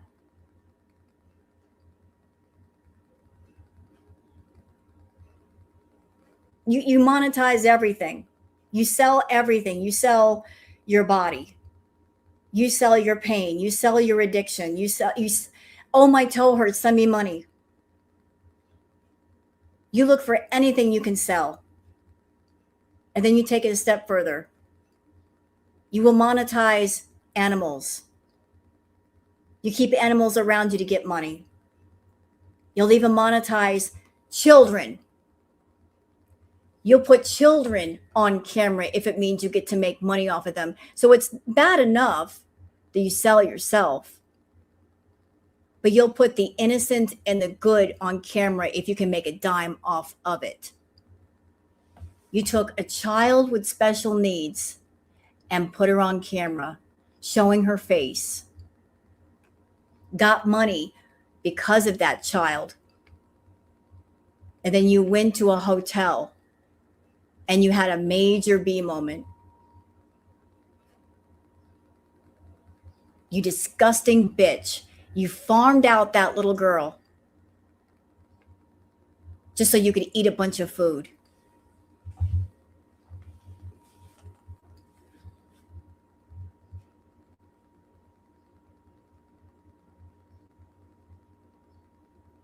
And then you put her on camera, and then that person came in your chat and they said that nasty shit, and you didn't block them.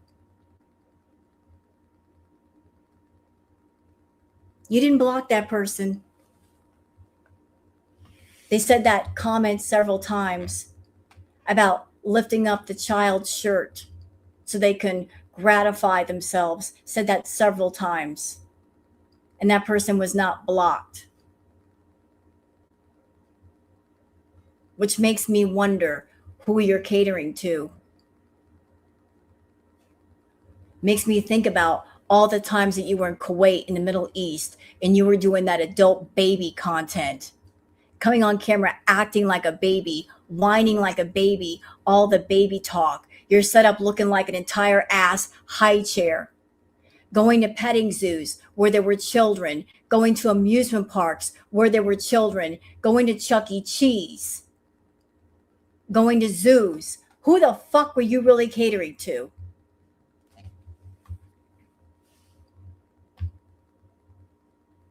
Who are you really catering to?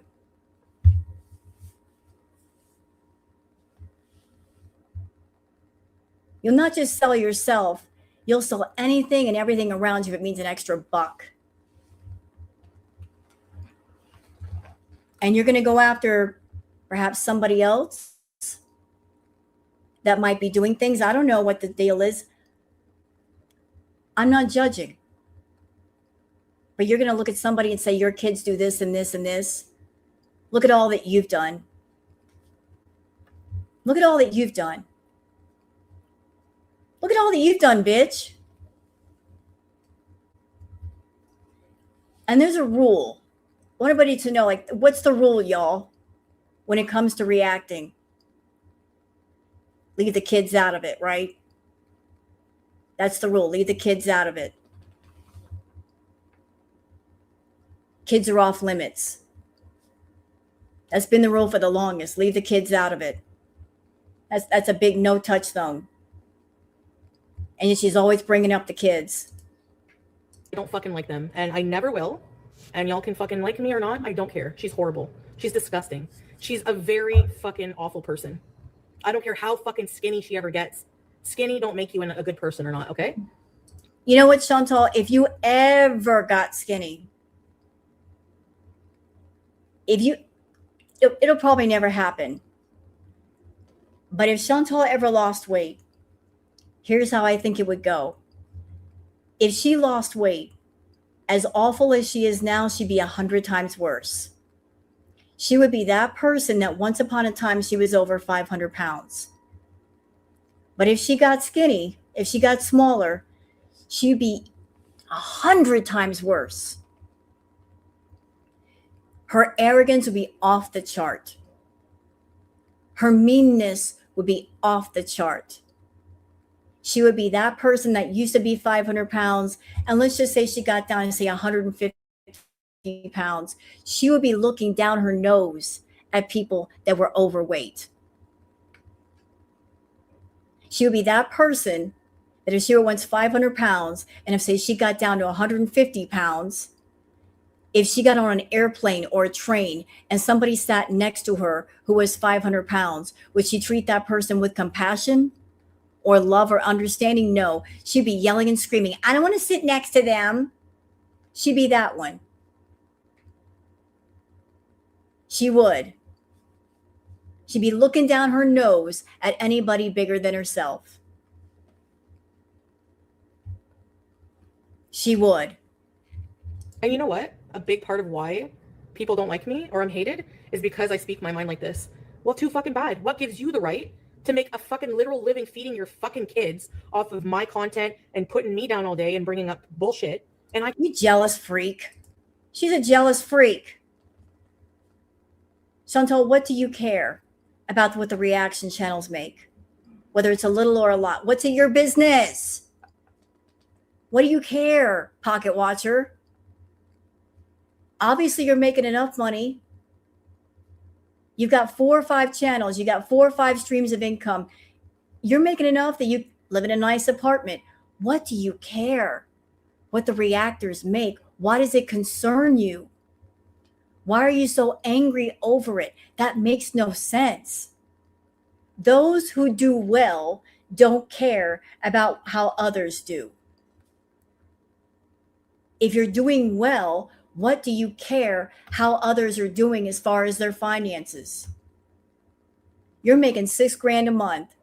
What do you care what other people make? I would think to be doing well enough, you don't give a shit. Why do you care so much? can't say anything. I don't care. Say mine.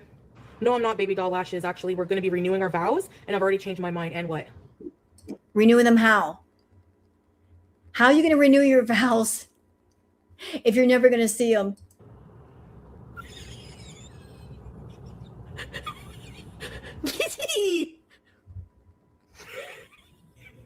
She has a king. She has likes the green door farts. And yes, I. What? Oh, hell no. Uh-uh.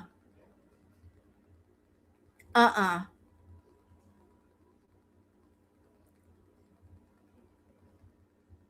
She's. Did y'all hear what she just said? She said she has a kink.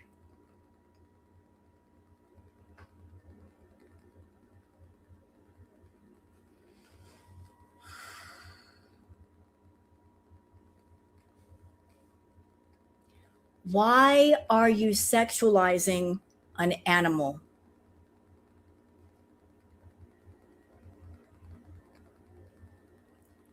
You gross, nasty bitch.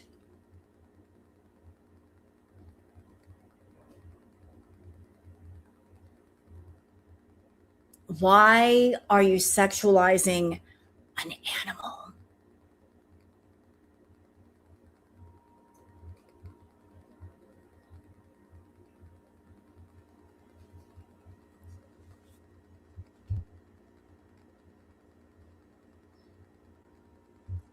I'm going to keep going. We're almost done. The things I could say right now.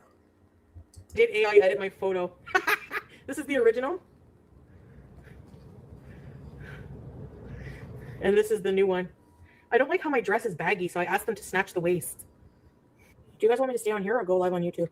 Don't feel ashamed. Look at me. It's not working for me either, Xiaowei. You're supposed to eat healthy with it, but why do you need to eat healthy with it? I mean, like, it's not really doing much for my appetite right now, so. But it's not at a good level. It's not at therapeutic level yet, so. Going down. Good night, Gab.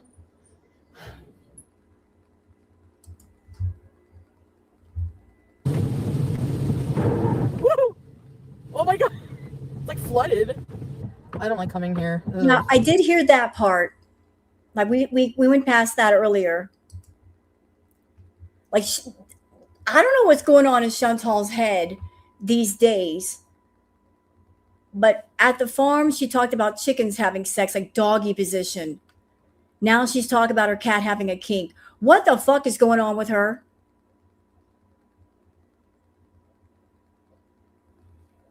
What is going on in her head? Like, she's got some nasty thoughts in her head. Nasty. Nasty. Very nasty. Like, I don't know what this is, Sensei. If if she's got horny on the brain and then just projecting that on the animals and like anything sexual just like fires her up. I don't know. I don't know. But she needs to stop that projecting on animals because that's just nasty. Nasty. She needs to keep all that over here with herself and not project that on an animal. Ew, I have not been in this area since this gas station is where I escaped to. I just have bad memories. Hello. Hi, can I have a number 7? Le trio avec extra mayonnaise. I didn't feel like eating my leftovers from the green door, so I'll have them tomorrow. I wouldn't come here if it wasn't the only Burger King open, trust me. Hell no. I'm not going to park near where Swordfish used to live, so let's park where BB used to live. Better memories down that way. I'm sorry, but you're never going to find a chick. You know, you give them an STD and then they pay for your medicine. No, I'm one of a kind. What? So we're going to where BB lives and we're going to more revisiting of the past. Why are you going to where BB used to live? Why are you going to where Natter used to live? Why are you talking about him giving you an STD? You were the idiot. How old were you when you were seeing Natter and you were raw dogging that guy knowing that he raw dogs people? You're stupid. He gave me an STD. How did he give you an STD? Because you didn't wrap that rascal. That's why. You're an adult. Why weren't you using a rubber? Why didn't you tell him to use a rubber? Maybe if you had, you wouldn't have caught the STD, stupid. Grade A fucking idiot. I better lock the door. This is not a very great area. Long chicken. The Whopper Jr. Yeah, ours is kind of small too. I think I'm gonna like drive home and just like listen to a podcast and go to bed after. I'm tired. Bye guys. Good night. So that's how she left the live stream. She didn't end the live stream at home or close to home. So she's in the area where Natter was and where BB was, but that's how she left the live stream. Isn't that something? She didn't end the live stream on the way home. No, we're going to be in a certain area. And oh, I got to go right now. Bye. Why end it there? With a big old smile on her face. Look at that smile. Like I'm about to go do something I know I'm not supposed to do. I'm about to go somewhere and spend time with somebody that I ain't supposed to go to. Funny, huh? I'm in the area where Natter and BB used to live, and I'm going to end it right here. You missed a good part. I didn't miss it. The video's almost over, darling, but let's see if there's any more. See, that was it. That was it. That was all from barbecue chicken. They had a more pared down version of the live. That was it. What part was missing? What exactly was missing? That wasn't shown. What part? Can you tell me, please? What part?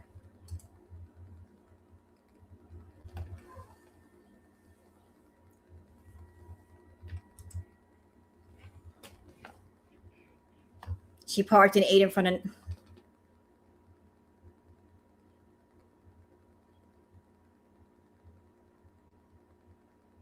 So she parked in front of Natter's old place and ate.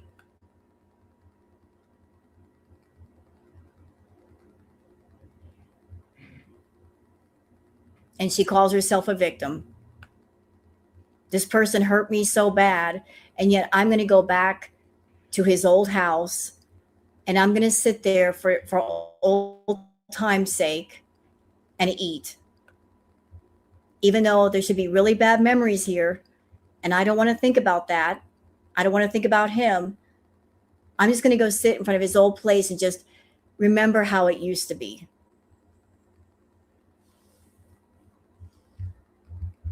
No real victim would never.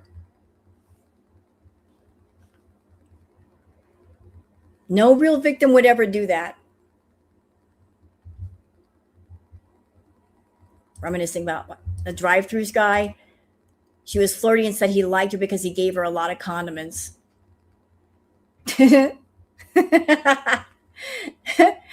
I just ordered Postmates today and I got 2 extra ketchup. Does that mean the guy wants to marry me? He gave me 2 extra ketchup packets with my fries. Does that mean he wants to get married? Should I be asking for a ring?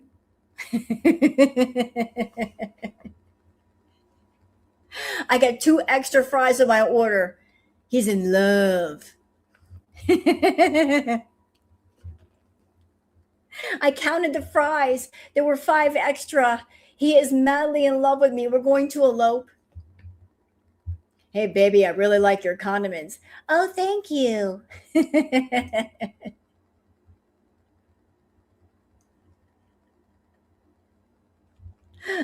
I got marriage proposals and don't even realize that I had them. I should just count the number of fries in my order and the ketchup packets. Damn, I've been missing out. I saw her eat in that creepy neighborhood, but I did not know it was by Natter. Yep. Going over there to Gatineau. And she's over there sneaking around, trying to see him, maybe getting the party favors from Natter. She wants him so bad. And if she got back together with Natter, she would let go of Salah. But as long as Natter is denying her, she's going to hold on to Salah because she needs some man to talk about. But if she had her CPAP in the car, she had plans. Don't know if she was able to do those plans, but she had plans. So that's it, guys. That's it for me for today. I got to go and get some stuff done. But you guys have been amazing. I'm going to go see what Shantel's doing. And I'll see you guys later. So thanks for dropping by. And I'm going to go. Take care, everybody. Bye.